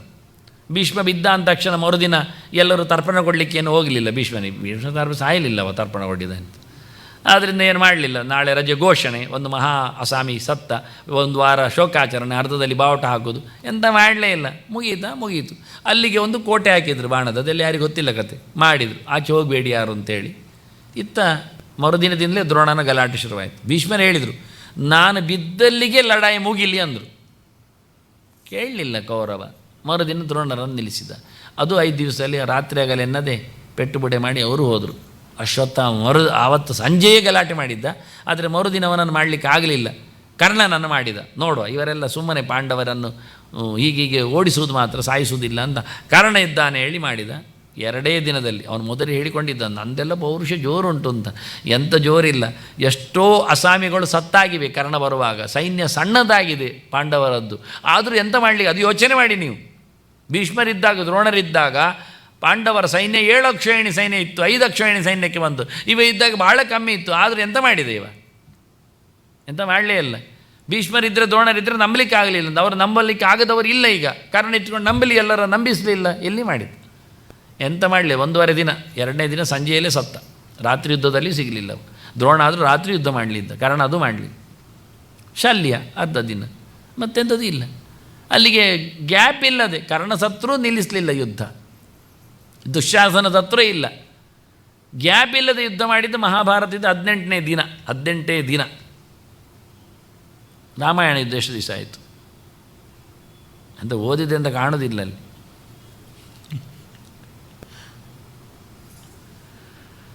ಮಾಘಶುದ್ಧ ದ್ವಿತೀಯದಿಂದ ಶುರುವಾಯಿತು ಯುದ್ಧ. ನಮ್ಮದು ಗೀತಾ ಜಯಂತಿ ಮಾಘಶುದ್ಧ ಏಕಾದಶಿ, ಅಲ್ಲಿಂದ 12 ದಿನ, ಹುಣ್ಣಿಮೆ ಮತ್ತು ಅಮಾವಾಸ್ಯೆ ಸೇರಿ ಮುಗಿದೋಯ್ತು, ಗ್ರಹಣಗಳಿದ್ದು. ಇದು ಹಾಗಲ್ಲ, ಇದು ಶುರುವಾದದ್ದು ಮಾಘಶುದ್ಧ ದ್ವಿತೀಯಕ್ಕೆ ಶುರುವಾಗಿದೆ, 1 ವಾರ ಮೊದಲೇ ಶುರುವಾಗಿದೆ ತುಮಲ ಯುದ್ಧಗಳು. ಮತ್ತು ಜೋರು ಯುದ್ಧ. ಯಾವ ದಿನ ಯಾರ್ಯಾವ ವಿಕೆಟ್ ಹೋಗಿದೆ ಅಂತ ನಾನು ಕೊಟ್ಟಿದ್ದೇನೆ ಪ್ರಮಾಣ. ಇಲ್ಲಿ ಇದೊಂದು 2 ಕಡೆಯಲ್ಲಿ ಸಿಗ್ತದೆ ಪುರಾಣಗಳಲ್ಲಿ. ಇಲ್ಲಿ ಕೊಟ್ಟದ್ದು ನಾನು ಸ್ಕಂದ ಪುರಾಣದ್ದು ಡಾಕ್ಯುಮೆಂಟ್. ಇದನ್ನು ನಾನು ರಾಮಾಯಣ ಸಮೀಕ್ಷೆಯಲ್ಲಿ ಕೊಟ್ಟಿದ್ದೇನೆ, ಇನ್ನು ಹೊಸತ್ತಲ್ಲ. ಆದರೆ ಯಾರು ನೋಡಲಿಲ್ಲಲ್ಲ ಅಂತ ಇವತ್ತು ಮತ್ತೆ ತಂದಾಕಿತ್ತು. ರಾವಣರ ಒಟ್ಟು ಯುದ್ಧ, ರಾಮಾಯಣದ ಮಹಾಯುದ್ಧ ನಡೆದದ್ದು 72 ದಿನ. ನೀವು ಕೇಳದ ಸಂಗತಿ ಅದು ಕೇಳ್ತಾ ಇದ್ದೇನೆ. ಇನ್ನು ನಾಳೆಯಿಂದ ಯಾರು ಹೇಳಿಕೊಂಡು ಬರ್ತಾರೆ, ನೀವು ಕೇಳಿಲ್ಲ. ಅದು ನಾನು ಹೇಳಿದ್ದಲ್ಲ, ನಮ್ಮಲ್ಲಿ ಭಾರಿ ಪಂಡಿತರೆಲ್ಲ ಇದ್ದಾರೆ, ತುಂಬ ಅಡ್ವಾನ್ಸ್. ಇರಲಿ ಪಾಪ, ಅವರಿಗೊಂದು ಗ್ರಾಸ. 72 ದಿನ ಯುದ್ಧ ಆಗಿದೆ. ಶುರುವಾದ ದಿನ, ಕಡೆಯಾದ ದಿನ ಎಲ್ಲ ಇದರಲ್ಲಿ ಡಾಕ್ಯುಮೆಂಟ್ ಇದೆ, ಯಾರ್ಯಾರು ಯಾವತ್ತು ಸತ್ರು ಅಂತ. ಆದರೆ ಮಧ್ಯದಲ್ಲಿ 15 ದಿನ ಬ್ರೇಕ್ ಇದೆ. ಯಾರ್ಯಾರು ಸತ್ತಾಗ ಬ್ರೇಕ್ ಹಾಕಿದ್ದಾರೆ, ಅವಹಾರ ಅಂದರೆ ಬ್ರೇಕ್. ಯಾವತ್ತು ನಿಲ್ಲಿಸಿದ್ದಾರೆ ಅಂತ, ಗುಡ್ಡ ತಂದಾಗ ನಿಲ್ಲಿಸಿದ್ದಾರೆ, ಎಲ್ಲ ಬಿದ್ದುಕೊಂಡಿದ್ದಾರೆ, ಔಷಧ ಚಿಕಿತ್ಸೆ ಆಗಲಿಕ್ಕುಂಟು, ಗುಡ್ಡ ತರುವಾಗ ನಿಲ್ಲಿಸಿದ್ದಾರೆ, ಕುಂಭಕರ್ಣ ಬಿದ್ದಾಗ ನಿಲ್ಲಿಸಿದ್ದಾರೆ, ಹೋರಾಟ ನಿಲ್ಲಿಸಿದ್ದು ಯಾವಾಗ, ಇಂದ್ರಜಿತ್ತಾಗ ನಿಲ್ಲಿಸಿದ್ದಾರೆ, ಮುಂದುವರಿಸಿದ್ದು ಯಾವಾಗ ಅಂತ ಕ್ರಮಬದ್ಧವಾಗಿ ಇಲ್ಲಿ ಡೇಟ್ ವಯಸ್ಸು ಹಾಕಿದ್ದಾರೆ, ತಿಥಿ ವಯಸ್ಸು ಹಾಕಿದ್ದಾರೆ. ಇದರಲ್ಲಿ ಒಂದು ನೋಡಬೇಕಾದ ಗಮನಿಸಬೇಕಾದ ವಿಷಯ ಅಂತ ಕೇಳಿದರೆ, ಹುಣ್ಣಿಮೆ ಮುಗಿದ ನಂತರ ಕೃಷ್ಣ ಪಕ್ಷ ಶುರು ಮಾಡಿದ್ದಾರೆ. ರಾಮಾಯಣ ಕಾಲದಲ್ಲಿನ ಹೋರಾಟದ ದಿನಗಳನ್ನು ಹೇಳುವಾಗ ಪೂರ್ಣಿಮಾಂತ ಮಾಸವನ್ನು ಹೇಳಿದ್ದಿಲ್ಲ, ಅಂದರೆ ಆಗುವುದಿಲ್ಲ ಅಂತದು. ಚೈತ್ರ ಶುದ್ಧ ಪಾಡ್ಯದಂದು ಲೋಕ ಸೃಷ್ಟಿ ಅಂದ ನಂತರ ಚೈತ್ರ ಕೃಷ್ಣ ಪಕ್ಷ ಬರೋದು ಹೇಗಿಂದಕ್ಕೆ. ಈಗ ಎಷ್ಟೋ ಜನ ಕರೆಕ್ಷನ್ ಮಾಡಿಕೊಳ್ಳಿ, ನಾನು ಯುಗಾದಿ ಮಾತಾಡಿ ಹೋಗಿದ್ದೆ ಮೊನ್ನೆ. ಈಗ ಎಂಥದ್ದು, ಈಗ ಚೈತ್ರ ಮಾಸ ಅಲ್ವಾ? ಹೌದು. ಮತ್ತು ಶುಕ್ಲಪಕ್ಷ ಅಲ್ಲ? ಹೌದು. ಮತ್ತು 3ನೇ ದಿನ ಅಲ್ಲ? ಹೌದು, ತೃತೀಯ. ಸರಿ, ಹಾಗಾದರೆ ಈ ಚೈತ್ರ ಮಾಸ ಯಾವುದರದ್ದು? ಈಗ ನಾವು ಇದು ಮಾರ್ಚ್ ಅಂತೇವೆ, ಮಾರ್ಚ್ ಯಾವುದ್ರದ್ದು? ಮಾರ್ಚ್ ಇದು 26ರ ಮಾರ್ಚ್ 2000 ಅಲ್ವಾ? ಹಾಗೆ ಇದು ಚೈತ್ರ ಯಾವುದರದ್ದು? ಇದು ಪರಾಭವದ್ದು. ಮತ್ತು ವಿಶ್ವಾವಸಿದ್ದ ಚೈತ್ರ, ಇದು ವಿಶ್ವಚಂದ್ರ ಮೊನ್ನೆ ಮುಗಿದಿದೆ. ಇದು ಪರಾಭವದ್ದು. ಇದು ಚೈತ್ರ ಯಾವ ಋತುವಿನದ್ದು? ಇದು ವಸಂತ ಋತುವಿನದ್ದು. ವಸಂತ ಋತು ಶುರುವಾಗುವುದು ಯಾವಾಗ? ಅದು ಪರಾಭವದಲ್ಲಿ. ಪರಾಭವ ಸಂವತ್ಸರ ಹೇಳಲಿಕ್ಕೆ ಎಂತ ಜಪ ಮಾಡೋದು? ನಾನು 10 ಹೇಳಬೇಕು ಹೇಳಿದ್ನಲ್ಲ, ಪರಾಭವ ಸಂವತ್ಸರೇ ಎಂತ ಮಾಡ್ತೀರಿ ನೀವು? ಹೇಳದೇ ಇರ್ತೀರಿ. ಈಗ ವಿಶ್ವಾಸ ಸಂವತ್ಸರ ಹೇಳ್ತೀರಾ, ಗುಡ ಹಿಡಿಯ ಉತ್ತರಾಯಣ, ಮತ್ತೆಂತ ಋತು ಅಂತ ಹೇಳ್ತೀರಿ, ಅದು ಸಿಕ್ಕಿ ಬೀಳ್ತೀರಿ ನೀವು ಋತು ಹೇಳುವಾಗ. ವಿಶ್ವಾಸ ಸಂವತ್ಸರ ಹೇಳಿದರೆ ಋತು ಹೇಳುವಾಗ ವಸಂತ, ಅದು ಮೊನ್ನೆ ಮುಗಿದಿದೆ, ವಸಂತ ಋತು ಹೇಳಲಿಕ್ಕೆ ಆಗ್ತದಾ? ಚೈತ್ರ ಮಾಸ ಹೇಳಲಿಕ್ಕೆ ಆಗ್ತದಾ? ಎಂತ ಗೊತ್ತಿಲ್ಲ, ಒಟ್ಟು ಹೇಳಿಕೊಂಡು ಹೋಗೋದು. ಮತ್ತು ಕೆಲವರು ಗಮ್ಮತ್ತಿನಲ್ಲಿ ಬುದ್ಧಿಮಂತಿಗೆ ತೋರಿಸಿ ಬಾರ್ ಹಾಕೋದು, ವಿಶ್ವಾಸು ಆರ್ ಪರಾಭವ. ಹಾಗೆ ಹೇಳೋದು, ವಿಶ್ವಾಸು ಆರ್ ಪರಾಭವ ಸಂವತ್ಸರ ಇದೆ ಅಂತ ದೇವರಿಗೆ ಚಾಯ್ಸ. ಕರಾರುವಾಕ್ಕಾಗಿ ಒಂದು ಕಾಲ ಹೇಳಲಿಕ್ಕೆ ಬರುವುದಿಲ್ಲ ನಮಗೆ. ಅಂದರೆ ಈಗ ಚೈತ್ರ ವಿಶ್ವಾಸವಿದ್ದೆ, ವಸಂತದ್ದೇ. ನೀವು ಬೇಕಾದರೆ ಮೀನೇರಿಕೆ ಹೇಳಿಕೊಳ್ಳಿ, ಅದು ಹೇಳಬೇಕು ಅಂತ ಹೇಳಲಿಲ್ಲ ಅಲ್ಲ 10ರಲ್ಲಿ. ಎಲ್ಲಿದ್ದಾನೆ ಸೂರ್ಯ ಅಂತ ಯಾರು ಕೇಳಲಿ? ಮೀನದಲ್ಲಿ ಇರಲಿ, ನಮಗೇನು ಇರಲಿ, ಮೀನದಲ್ಲಿ ಇರಲಿ, ಇದ್ದಾನೆ, ಆಯಿತು. ಅದರ ರಾಜ್ಯಕ್ಕೆ ಏನಲ್ಲ, ಅದರಲ್ಲಿ ಸಂಪರ್ಕ, ಅದಕ್ಕೆ ಸಂಬಂಧಪಟ್ಟು ಏನಿಲ್ಲ. ಹಾಗೆ ಇಲ್ಲಿ ನಾನು ಗಮನಿಸಲಿಕ್ಕೆ ಹೇಳಿದೆ, ಇದು ಕರಾರುವಾಕ್ಕಾಗಿ 2 ಸರ್ತಿ 72 ದಿನ ಬಂದಾಗ ಪಕ್ಷಗಳು ಚೇಂಜ್ ಆಗಲೇಬೇಕಲ್ಲ. ಅದು 85 ದಿವಸ 87 ದಿವಸಗಳು ಕಳೆದಾಗ ಪಕ್ಷಗಳು 3 ಹೋಗಬೇಕಾಗ್ತದೆ ಮಧ್ಯದಲ್ಲಿ. ಮಾಘ ಶುದ್ಧ ದ್ವಿತೀಯದಿಂದ ಶುರುವಾದದ್ದು ಮಾಘ ಕೃಷ್ಣವನ್ನು ಕಂಟಿನ್ಯೂ ಮಾಡ್ತಾರೆ ಅವರು. ಆನಂತರ ಪಾಲ್ಗುಣಕ್ಕೆ ಹೋಗ್ತಾರೆ, ಮತ್ತು ಚೈತ್ರಕ್ಕೆ ಬರ್ತಾರೆ ಮುಗಿಯುವಾಗ.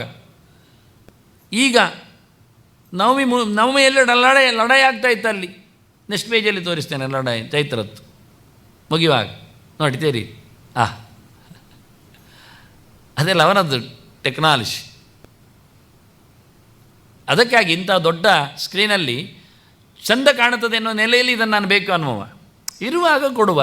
ಸ್ವಾಮಿಗಳಷ್ಟು ಖರ್ಚು ಮಾಡಿಕೊಂಡಾಗ ಧೀಮಂತರನ್ನೆಲ್ಲ ಸಾರಥಿಯನ್ನಾಗಿ ನಿಲ್ಲಿಸುವಾಗ ಅದನ್ನೆಲ್ಲ ನಡೆಸಿಕೊಡೋದರಲ್ಲಿ ಔಚಿತ್ಯ ಇರ್ತದೆ. ಪೀರಿಯಡ್ ಕಮ್ಮಿ ಇರ್ಬೋದು, ನಾವು ಒಂದೂವರೆ ಗಂಟೆಯಲ್ಲಿ ಕೆಲಸ ಆಗುವ, ಒಂದೂವರೆ ಗಂಟೆ ಆದರೂ ನಾನು ಮಾಡಿಕೊಂಡದ್ದು 16-12 ವರ್ಷದ ವರ್ಕ್ಸ್ ಎಲ್ಲ ಸೇರಿಸಿದ್ದೇನೆ. ಇಲ್ಲಿ ಅವತಾರ ಸಮೀಕ್ಷೆ ಇದೆ, ಮಂತ್ರ ರಾಮಾಯಣ ಇದೆ, ರಾಮಾಯಣ ಸಮೀಕ್ಷಾ ಇದೆ, ಪರ್ವ ಸಮೀಕ್ಷಾ ಇದೆ, ಎಷ್ಟೆಲ್ಲ ವರ್ಕ್ಸ್ಗಳಿವೆ. ಇದರ ಜೊತೆಯಲ್ಲಿ ಎಲ್ಲ ಪುರಾಣಗಳು ಬೇರೆ ಇವೆ. ಇವತ್ತಿನಿಗೂ ನಾವು ಕೃಷಿ ಮಾಡಿ ತಂದದ್ದಿರ್ತದೆ ಅದರಲ್ಲಿ ಹೇಳಬೇಕಾ ಸಂಗತಿಗಳು. ಹಾಗಾಗಿ ಬಹಳ ಚಂದವಾಗಿ ಮಧ್ಯೆಯಲ್ಲಿ ನಿಲ್ಲಿಸಿದ ಕತೆ. ಟೋಟಲ್ ಫಿಗರ್ ಹಾಕಿದ್ದೇನೆ ನಾನು, ಎಷ್ಟು ಸ್ಟಾರ್ಟ್ ಆಯಿತು, ಎಲ್ಲಿ ಎಂಡ್ ಆಯಿತು. ಒಟ್ಟು ಸಂಗ್ರಾಮ 72 ದಿನಾತ್ಮಕ ಅಂತ. ಯುದ್ಧ ಎನ್ನುವುದು 72 ದಿನದ್ದು. ಅದರ ಮಧ್ಯೆಯಲ್ಲಿ ಬ್ರೇಕ್ಗಳು 15 ಸೇರಿಕೊಂಡಿವೆ.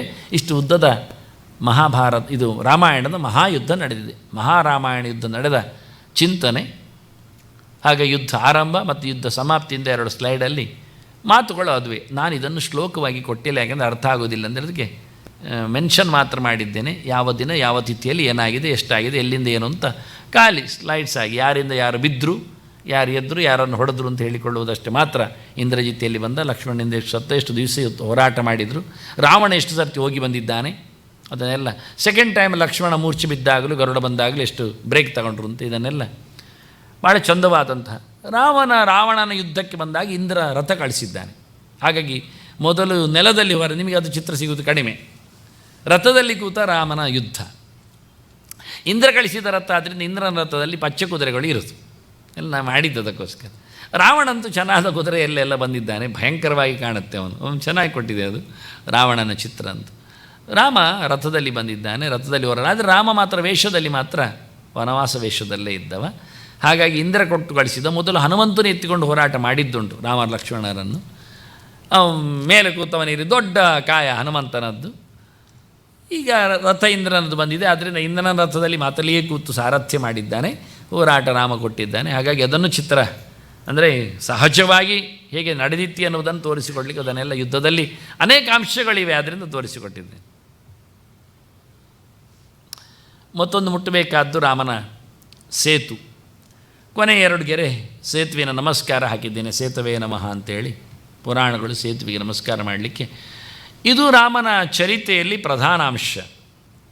ನರದೇವತ್ವಮಾಪನ್ನ ಸುರಕಾರ್ಯ ಚಿಕೀರ್ಷೆಯ ಸಮುದ್ರ ನಿಗ್ರಹಾದೀನಿ ಚಕ್ರವೀರ್ಯಾಣಿ ಅತಃಪರಂ ಅಂತ ಹೇಳಿ ರಾಮ ಏನು ಮಾಡಿದ ಅಂತ ಕೇಳಿದವರಿಗೆ ಉತ್ತರ ಕೊಟ್ಟದ್ದು, ರಾವಣ ಆಗ ಇದ್ದ ಸತ್ತ ಸಾಯಲಿ ಮಾರೆ, ಅವನ ಸೀತೆ ಕದ್ದದ್ದು ಅವನಿಗೆ ಆಯಿತು. ಇದು ಒಳ್ಳೆ ಕಥೆ ಆಯ್ತಲ್ಲ. ಅವನ ಹೆಂಡತಿ ಕಳೆದೋದಕ್ಕೆ ಅವನು ಕೊಂದರೆ ಕೊಳ್ಳಿ. ಮತ್ತು ನಮಗೆ ಅಂತ ಕೊಟ್ಟ ಹೇಳಿದ್ದಕ್ಕೆ ಇವತ್ತು ಇರುವ ಕಥೆಯನ್ನು ಹೇಳಿದರು. ಅವರಲ್ಲಿ ಯಾರು ಸಿಗೋದಿಲ್ಲ. ಯಾರೋ ಮೊನ್ನೆ ಇತ್ತೀಚೆಗೆ ಕುಂಭಕರ್ಣನ ಇದು ಎಂಥದ್ದು ಅಸ್ಥಿ ಸಿಕ್ಕಿದೆ ಅಂತ ಹೇಳಿಕೊಂಡೆಲ್ಲ ದೊಡ್ಡದ್ದು ಲೆಕ್ಕಾಚಾರ ಮಾಡಿ 40 ಅಡಿ ಉದ್ದದ್ದೆಲ್ಲ ತೋರಿಸಿಕೊಟ್ರು. ಇವರಿಗೆ ಅಂತ ಅರ್ಥ ಆಗ್ತದೆ ನಾನೆಂತ ಹೇಳಿ. ನೋಡಿ, ಒಂದು ಮೊದಲೇ ನಡೆದಿತ್ತು ಘಟನೆ. 100 ಮೈಲು ಅಗಲದ ಸೇತುವೆ ಹೋರಾಟಕ್ಕೆ ಒಂದು ಸಂಖ್ಯೆ ಬರೆದ್ರೆ 60 ಸೊನ್ನೆ ಹಾಕುವಷ್ಟು ಮಂಗಗಳು. ಅದು ನೀವೇ ಓದಿಕೊಳ್ಳಿ ಹೇಗೆ ಅಂತ. ಇದನ್ನು ನಾನು 30-40 ವರ್ಷ ಹಿಂದೆ ಸುಗುಣದಲ್ಲಿ ಕೊಟ್ಟಿದ್ದೇನೆ. ಸ್ವಾಮಿಗಳೆಲ್ಲ ಹಾಗೆ ಹೇಳೋದು, ಸುಗುಣವನ್ನು ಸೃಷ್ಟಿ ಮಾಡುವಾಗ ನಾವೇ ಇದ್ದದ್ದು ಅಪ್ಪ ಮಗಳೆಲ್ಲ, ಅದಕ್ಕೆ 2 ಗಂಡುಗಳೇ ಅಪ್ಪ ಮಗಳದಕ್ಕೆ. ಆಗ ಅವ್ರು ಹೇಳೋದು ಎಂತಾದರೂ ಬರಿಬೇಕು, ಜನರಿಗೆ ಓದುವ ಹಾಗೆ ಬರಿಬೇಕು. ನೋಡಿ, ಆವತ್ತೇ ಓದ್ತಾ ಇರಲಿಲ್ಲ, ಇವತ್ತು ಓದೋದು ಮೂಸುವುದೇ ಇಲ್ಲ, ಮುಟ್ಟುವುದೇ ಇಲ್ಲ ಹೇಳಿ. ಆಗ ನಾವೆಲ್ಲ ಇದೆಲ್ಲ ಬರೆಯೋದು. ರಾಮಾಯಣದಲ್ಲಿ ಮಂಗಗಳೆಷ್ಟು ಅಂತ ಅವ್ರು ಕೇಳು ಸುಮ್ಮನೆ. ಆಯ್ತು ಸ್ವಾಮಿ ಹೇಳ್ತೇನೆ ಅಂತ ನಾನು ಹುಡುಕಿ ಮತ್ತೆ ಇಷ್ಟು ಮಂಗಗಳು ಅದು ಹೇಳೋದಕ್ಕೆ ಮತ್ತೆ ಲೆಕ್ಕ ಹಾಕಿ ಎಲ್ಲಿಂದ ಯಾರೆಲ್ಲ 4 ಪುಟ ಬೇಕು, ಎಲ್ಲಿಂದ ಯಾರೆಲ್ಲ ಮಂಗಗಳು ಎಷ್ಟು ಬಂದಿದ್ದಾರೆ ಉಂಟು ನನ್ನ ಹತ್ರ ದಾಖಲೆಗಳು. ಕೊಡಲಿಲ್ಲ ಇತ್ತು 50 ಒಟ್ಟು ಮಾಡಿ ಕೊಟ್ಟಿದ್ದೇನೆ ಟೋಟಲ್. ಮತ್ತು ಅದನ್ನು ಯಾರು ಓದೋದಿಲ್ಲ. 4 ಪುಟ ಕೊಟ್ಟರೆ ಅದು ಕೊನೆಯದ್ದು ಎಷ್ಟು ಅಂತ ನೋಡ್ತಾರೆ ಅಷ್ಟೇ. ಮತ್ತೆ ಪುನಃ ಅದು ಬುದ್ಧಿಮಂತರೇ ಇರೋದು. ಪ್ರವಚನ ಎಲ್ಲ ಇದ್ದರೂ ಭಜನೆಯಲ್ಲಿದ್ದರೂ ಹಾಗೆ ಕೊನೆಗೆ ಬರೋದು. ಯಾಕೆಂದರೆ ಅದು ಬಜಿಲ್ ತಿನ್ನಲಿಕ್ಕೆ ಸಿಗ್ತದೆ ಅಂತ ಪಂಚವಿದ್ಯಾಯ ಕೊಡ್ತಾರೆ ಅಂತ. ಮೊದಲೆಲ್ಲ ಬರೋದಿಲ್ಲ, ಯಾರಿಗೆ ಬೇಕು ಮಾರೇರು ಅಂತಾರೆ. ಹಾಗೆ 60 ಸೊನ್ನೆ ಹಾಕುವಷ್ಟು ಮಂಗಗಳು ಸೇತುವೆಯಲ್ಲಿ ನಿಲ್ಲುವುದು ಹೇಗೆ? ಕುಂಭಕರ್ಣ ಬಂದಾಗ ಒಂದು ಸೇತುವೆಯಲ್ಲಿ ಇರಲಿಲ್ಲಂತೆ, ಮಂಗಗಳೆಲ್ಲ ಹಿಂದೋಗಿದೆ, ಅಷ್ಟು ದೂರ ಓಡಿದ್ದಾವೆ. ಇವ ಪೆಜಿ ತಿನ್ನುವುದೇ, ಒಂದು ಮಂಗಗಳು ಬೀಳುವುದಿಲ್ಲ, ಗೋರಿ ತಿನ್ನೋದು. ಅವುಗಳು ಕಿವಿಯಿಂದ ಕಣ್ಣಿನಿಂದೆಲ್ಲ ಹಾರಿ ಬರೋದು ಬುಳ್ಕಂದ ಹೊರಗೆ. ಇವನು ನುಂಗಿದ್ರೆ ಈಚಿಂದೆಲ್ಲ ಭಾರಿ ಗಮ್ಮತ್ತುಂಟು ಚಿತ್ರ ಎಲ್ಲ ಮಾಡೋದಾದರೆ ರಾಮಾಯಣದ್ದು. ಹಾಗೆ ಸೇತುವೆ ಕಟ್ಟಿದ್ದಾನೆ. ಹಿಂದೆ ಬಂದಾಗ ವಿಭೀಷಣ ಹೇಳಿದ, ಮತ್ತು ಯಾರು ಎಲ್ಲ ಬಂದಾರು ಅದನ್ನು ಕತ್ತರಿಸಿ ಹೋಗಿ ಅಂತ. ಹಾಗೆ ಅಂತ ತನ್ನ ಬಿಲ್ಲಿನ ಕಡೆಯಿಂದ ಅದನ್ನು ಗೀರಿತ್ತು 2 ಕಡೆಯಲ್ಲಿ ಧನುಷ್ ಕೋಟಿ. ಹಾಗೆ ಕತ್ತರಿಸಿ ಹೋದದ್ದು ಇವತ್ತೆಲ್ಲ ಕತ್ತರಿಸಲಿ ನೋಡ್ತಾರೆ, ಅದೆಲ್ಲ ಆಗ್ತದ? ಆಗೋದಿಲ್ಲ. ಎಂಥ ಬಾರ್ಜಿ ಮತ್ತೊಂದು ಇನ್ನೊಂತಂದರೆ ಎಂಥ ಕೆಲಸ ಆಗೋದಿಲ್ಲ ಇವರಿಗೆ. ಅದೆಲ್ಲ ಅದ್ಭುತವಾದಂಥ ವ್ಯವಸ್ಥೆ. ಇವತ್ತು ರಾಮ ಮಾಡಿದ ಆ ಸೇತುವೆ, ಅದರ ದರ್ಶನ, ಅದರ ಹತ್ತಿರ ಹೋಗುವಂಥದ್ದೆಲ್ಲ ಬಹಳ ದೊಡ್ಡ ಸಂಗತಿ. ಅದನ್ನು ಒರಿಜಿನಲ್ ಸೇತುವೆಯ ಆವತ್ತಿನ ಚಿತ್ರ ಅದು ಇವತ್ತು ಸಿಗುವಂಥದ್ದು ಗೂಗಲಲ್ಲಿ ನಮಗೆ, ಧನುಷ್ಕೋಟಿ. ಅದನ್ನ ಸೇತುವೆಗೆ ನಮಸ್ಕಾರ ಮಾಡಲಿಕ್ಕುಂಟು. ದೇವರು ಕಟ್ಟಿದ ಸೇತು ನರದೇವತ್ವ ಮಾಪನ್ನು ಹೇಳಿದ, ಅದಕ್ಕೆ ಸಮುದ್ರ ನಿಗ್ರಹಾದೀನಿ ಚಕ್ರೆ ಅಂತ. ದೇವರು ಏನು ಮಾಡಿದ ಅಂದರೆ ಸಮುದ್ರಕ್ಕೆ ಕಟ್ಟಿದ್ದಾನೆ, ಸೇತುವೆ ಕಟ್ಟಿ. ಇದು ಆಗಲ ಹೋಗದ ಮಾತುಗಳು, ಇದು ಆಗುವಂಥದ್ದಲ್ಲ, ಹೇಗೆ ಮಾಡಿ ತೋರಿಸಿದ್ದಾನೆ ಅಂತ ಹೇಳುವಂಥ ಮಾತುಗಳು, ಇದರ ಚಿಂತನೆಗಳು. ಕೊನೆಗೆ ಅಲ್ಲಿ ಹೋಗಿ ನಾವು ಮಾಡಬೇಕಾದ ಕರ್ಮಾಂಗಗಳು ಎಲ್ಲ. ಇದೊಂದು ಹೇಳಲೇಬೇಕಾದ ಸಂಗತಿ ಕೊನೆಯಲ್ಲಿ ಉಳಿಸಿಕೊಂಡಿದ್ದೇನೆ. ಅವತಾರ ಕಾಲ ಅಂತ, ಚತುರ್ವಿಂಶೆಗೆ ಅಂತ ಹೇಳಿಕೊಂಡು ಇದು 3-4 ಕಡೆಯಲ್ಲಿ ಬರತಕ್ಕ ಮಾತುಗಳು. ಅದು ಒಂದೊಂದು ಪುರಾಣದಲ್ಲಿ ಸೇಮ್ 2-3 ಕಡೆ ಒಂದೇ ನಮೂನೆ ಬಂದಿದೆ. ಮತ್ಸ್ಯ ಆಗಲಿ ಪುರಾಣಗಳಲ್ಲಿ. ರಾಮ ಯಾವತ್ತು ಹುಟ್ಟಿದ ಜಾತಕ, ಇನ್ನು ನಾಳೆ ನನ್ನ ಹತ್ರ ಯಾರು ಜಾತಕ ತಂದು ತೋರಿಸಬೇಡಿ, ಮತ್ತು ನಾನೇನು ಜ್ಯೋತಿಷಿ ಅಲ್ಲ, ಮತ್ತು ಹೇಳಲಿಕ್ಕೆ ಬರುವುದಿಲ್ಲಲ್ಲ. ಹೇಳಲಿಕ್ಕೆ ಹೋದರೆ ಮತ್ತೆ ನಿಜವಾದ ಜ್ಯೋತಿಷಿಗಳು ಹೊಡಿಲಿಕ್ಕೆ ಬರ್ತಾರೆ. ಇವರು ಸುಮ್ಮನೆ ತೆಪ್ಪಗೆ ವೇದ ಅಂತ ಹೇಳಿ ಬರುವ ಬಿಟ್ಟಿಗೆಲ್ಲ ಜಾತಗೆಲ್ಲ ಹರಡಿಕೊಂಡೆಲ್ಲ ಹೇಳದಂಥ ಕರ್ಮಕ್ಕೆ. ಉಚ್ಚಸ್ಥೆ ಗ್ರಹ ಪಂಚಕೆ ಅಂತ ರಾಮ ಹುಟ್ಟಿದಾಗ 5 ಗ್ರಹಗಳು ಉಚ್ಚ ಸ್ಥಾನದಲ್ಲಿದ್ದವಂತೆ. ಸಾಮಾನ್ಯ ಸ್ಥಾನದಲ್ಲಿ ಬಂದ್ರೇ ಯೋಗ್ಯವಾಗಿದ್ದರೇ ಬಹಳ ಫಲ. ಸ್ವಕ್ಷೇತ್ರ ಆದರೂ ವಿಚಿತ್ರವೇ. ಅದರಲ್ಲಿ ಉಚ್ಚ ಸ್ಥಾನದಲ್ಲಿ ಬಂದುಬಿಟ್ರೆ ಭಾರಿ ಉಚ್ಚನಾಗ್ತಾನೆ. ಒಬ್ಬ ಸಿಕ್ಕಿದ್ರೂ ಸಾಕು. ರವಿ ಉಚ್ಚ ಆದರೂ ಸಾಕಾಗ್ತದೆ. ಅವನು ಎಂಥ ಮುಳುಗಿಸಿ ಹಾಕಿದ್ರೂ ಶಿವನಂತೆ ಮೇಲೆ ಬರ್ತಾನೆ. ಅಂದರೆ ಇವತ್ತು ರಾಜಕೀಯದ ಶಿವನಂತ ಹೇಳಿದ್ನ, ಎಂಥ ಮಾಡಿದರೂ ಮೇಲೆ ಕೇಳುತ್ತಾನೆ ಅಂತ. ಅದು ಯಾಕೆಂದರೆ ಒಬ್ಬ ಉಚ್ಚ ಇದ್ದರೂ ಸಾಕು. ಉಚ್ಚ ಅಲ್ಲ, ಉಚ್ಚ ಪಿಚ್ಚಲ್ಲಿ ಇರೋದು ಮೇಲೆ ಹೈ. ರಾಜಕೀಯದಲ್ಲಿ ಶೈನ್ ಆಗಲಿಕ್ಕೆ ರವಿ ಗಟ್ಟಿರಬೇಕು ಯಾವಾಗ. ರವಿ ಮೇಷದಲ್ಲಿದ್ದಾನೆ, ಉಚ್ಚ, ಅವನ ಸ್ಥಾನ ಮೇಷ. ರಾಮ ಹುಟ್ಟಿದಾಗ ಅವನದು ಪುನರ್ವಸು ನಕ್ಷತ್ರ. ಚಂದ್ರ ಕರ್ಕಾಟಕದಲ್ಲಿದ್ದಾನೆ. ಕರ್ಕಾಟಕದಲ್ಲಿ ಗುರು ಇದ್ದಾನೆ, ಗುರು ಅಲ್ಲಿ ಉಚ್ಚ, ಇಬ್ಬರು ಉಚ್ಚ ಆಯಿತು. ಮತ್ತು ಕುಜ ಇದ್ದಾನೆ ಮಕರದಲ್ಲಿ, ಅಲ್ಲಿ ಅವನು ಉಚ್ಚ, ಅವನಿದ್ದಾನೆ. ಮತ್ತು ಶುಕ್ರ ಇದ್ದಾನೆ ಕೆಳಗೆ, ಅವನಲ್ಲಿ ಉಚ್ಚ. ಮತ್ತು ಶನಿ ಇದ್ದಾನೆ ತುಲಾದಲ್ಲಿ, ಅವನು ಉಚ್ಚ. ಹೀಗೆ 5 ಗ್ರಹಗಳು ಉಚ್ಚ. ಮತ್ತು ಚಂದ್ರ ಸ್ವಸ್ಥಾನದಲ್ಲಿದ್ದಾನೆ, ಅವನ ಮನೆ ಅದು. ಚಂದ್ರನಿಗೆ ಒಂದೇ ಮನೆ 12 ರಾಶಿಯಲ್ಲಿ. ಅವನ ಮನೆ ಎನ್ನುವುದು ಎಲ್ಲ ರಾಶಿ ಹೋಗ್ತಾನೆ ದಿನಾಮ. ಆದರೆ ಅವನ ನಿಜವಾದ ಮನೆ ಯಾವುದು ಅಂದರೆ ಕೇಂದ್ರ, ಅವನದ್ದು ಸ್ಥಾನ ಆಧಿಪತ್ಯದ ಮನೆ ಅದು ಕರ್ಕಾಟಕ. ಅವನು ತನ್ನ ಮನೆಯಲ್ಲೇ ಇದ್ದಾನೆ, ಅದು ಒಂದು ಪ್ಲಸ್ ಪಾಯಿಂಟ್. ಬುಧ ಅವನು ಏಕಾದಶದಲ್ಲಿದ್ದಾನೆ ರಾಶಿಗೆ, ಚಂದ್ರನಿಗೆ, ಜನ್ಮರಾಶಿಗೆ. ಹಾಗಾದರೆ ಏಕಾದಶ ಸ್ಥಾನದಲ್ಲಿ ಬಂದರೆ ಗ್ರಹಗಳು ಅದು ಚಂದ ನೋಡಿ. ಇನ್ಯಾರು ಹೇಳೋದು? ರಾಹುಕೇತುಗಳು ಲೆಕ್ಕಕ್ಕಿಲ್ಲ ವಾಸ್ತವವಾಗಿ, ಆದರೆ ಇದ್ದಾರೆ, ಇರಲಿ ನಮಗೆ. ಬಹಳ ಅದ್ಭುತವಾದ ಜಾತಕ ರಾಮನದ್ದು ಹುಟ್ಟುವಾಗ. ಅದು 24ನೆಯ ತ್ರೇತಾಯುಗದಲ್ಲಿ ಹುಟ್ಟಿತು. ಅದಕ್ಕೋಸ್ಕರ 3-4-5 ಪ್ರಮಾಣಗಳನ್ನು ಹಾಕಿದ್ದೇನೆ ಅದಕ್ಕೆ. ಎಲ್ಲ ಕಡೆ ಹೇಗೆ ಬಂದಿದೆ ಅಂತ ಒಂದೇ ನಮನೆ ಗೆರೆಗಳು. ದಶರಥನ ಮನೆಯಲ್ಲಿ ಬಂದಿದ್ದಾನೆ ಅಂತ. ಇವತ್ತು ಕಲಿಯುಗ ಎಷ್ಟನೆಯದ್ದು? 28ನೆಯದ್ದು. ಯಾರಿಗೆ? ವಯೋಸ್ವತಮನ್ನು ಅಂತಾರೆ ನಿನಗೆ. ಅವರೆಷ್ಟು ಜನ ಇದ್ದಾರೆ? 14 ಜನ ಇದ್ದಾರೆ. ಯಾರೆಲ್ಲ ಆಗಿ ಹೋದರು? 6 ಜನ ಆಗಿ ಹೋದರು. ಯಾರವರು ಕೇಳಿದರೆ ಸ್ವಯಂಭುವ, ಸಾರೋಚಿಷ, ಉತ್ತಮ, ತಾಪಸ, ರೈವತ, ಚಾಕ್ಷುಷ. ಈಗ ವೈವಸ್ವತ 7ನೇ ಯಮ. ನಾವು ಸಂಕಲ್ಪ ಮಾಡುವಾಗ ವೈವಸ್ವತವನ್ನುವಂತಾರೆ ಶುರು ಮಾಡೋದು. ಎಲ್ಲಿ ಕೇಳಿದರೆ 7ನೇದ್ದು ಅರ್ಥ. ಸಪ್ತಮೇ 6 ಜನರು ಕಳೆದಿದ್ದಾರೆ. ಒಬ್ಬೊಬ್ಬರು ಮನುವಿಗೆ 1000 ಚತುರ್ಮುಖನ ದಿನದಲ್ಲಿ ಯುಗ ಚಕ್ರದಲ್ಲಿ 71 ಯುಗ ಚಕ್ರವನ್ನು ಆಳುವ ವ್ಯವಸ್ಥೆ. ಸಂಸಂಕಾಲಂ ಮನೋರ್ಬುಂತೆ ಸಾಧಿಕಾಹಿ ಏಕಸಪ್ತತಿ. 71 ಯುಗ ಚಕ್ರ ಪ್ಲಸ್ 18.5 ಲಕ್ಷ. ಅದು ಬಿಡಿ, ಪ್ಲಸ್ ಬಿಡಿ. 71 ಯುಗ ಚಕ್ರ ಅಂದರೆ ಕೃತ, ತ್ರೇತ, ದ್ವಾಪರ, ಕಲಿ. ಇದು 4 ಯುಗಗಳು ಒಂದು ಅಂತ ಅರ್ಥ. ಯುಗ ಚಕ್ರ ಅಂದರೆ ಈ ಚಕ್ರಗಳು 71 ಟೈಮ್ಸ್ ಬಂದರೆ ಒಬ್ಬ ಮನುವು ತನ್ನ ಅಧಿಕಾರವನ್ನು ಬಿಟ್ಟು ಹೋಗಲಿಕ್ಕೆ ಲಾಂಗ್ ಪೀರಿಯಡ್. ಹಾಗಾಗಿ 6 ಜನ ಬಿಟ್ಟು ಹೋಗಿದ್ದಾರೆ ಹಗಲಿನಲ್ಲಿ ಚತುರ್ಮುಖನ ಆಡಳಿತೆಯಲ್ಲಿ. 7ನೇ ವೈವಸ್ವತ ಮನು ಬಂದಿದ್ದಾನೆ.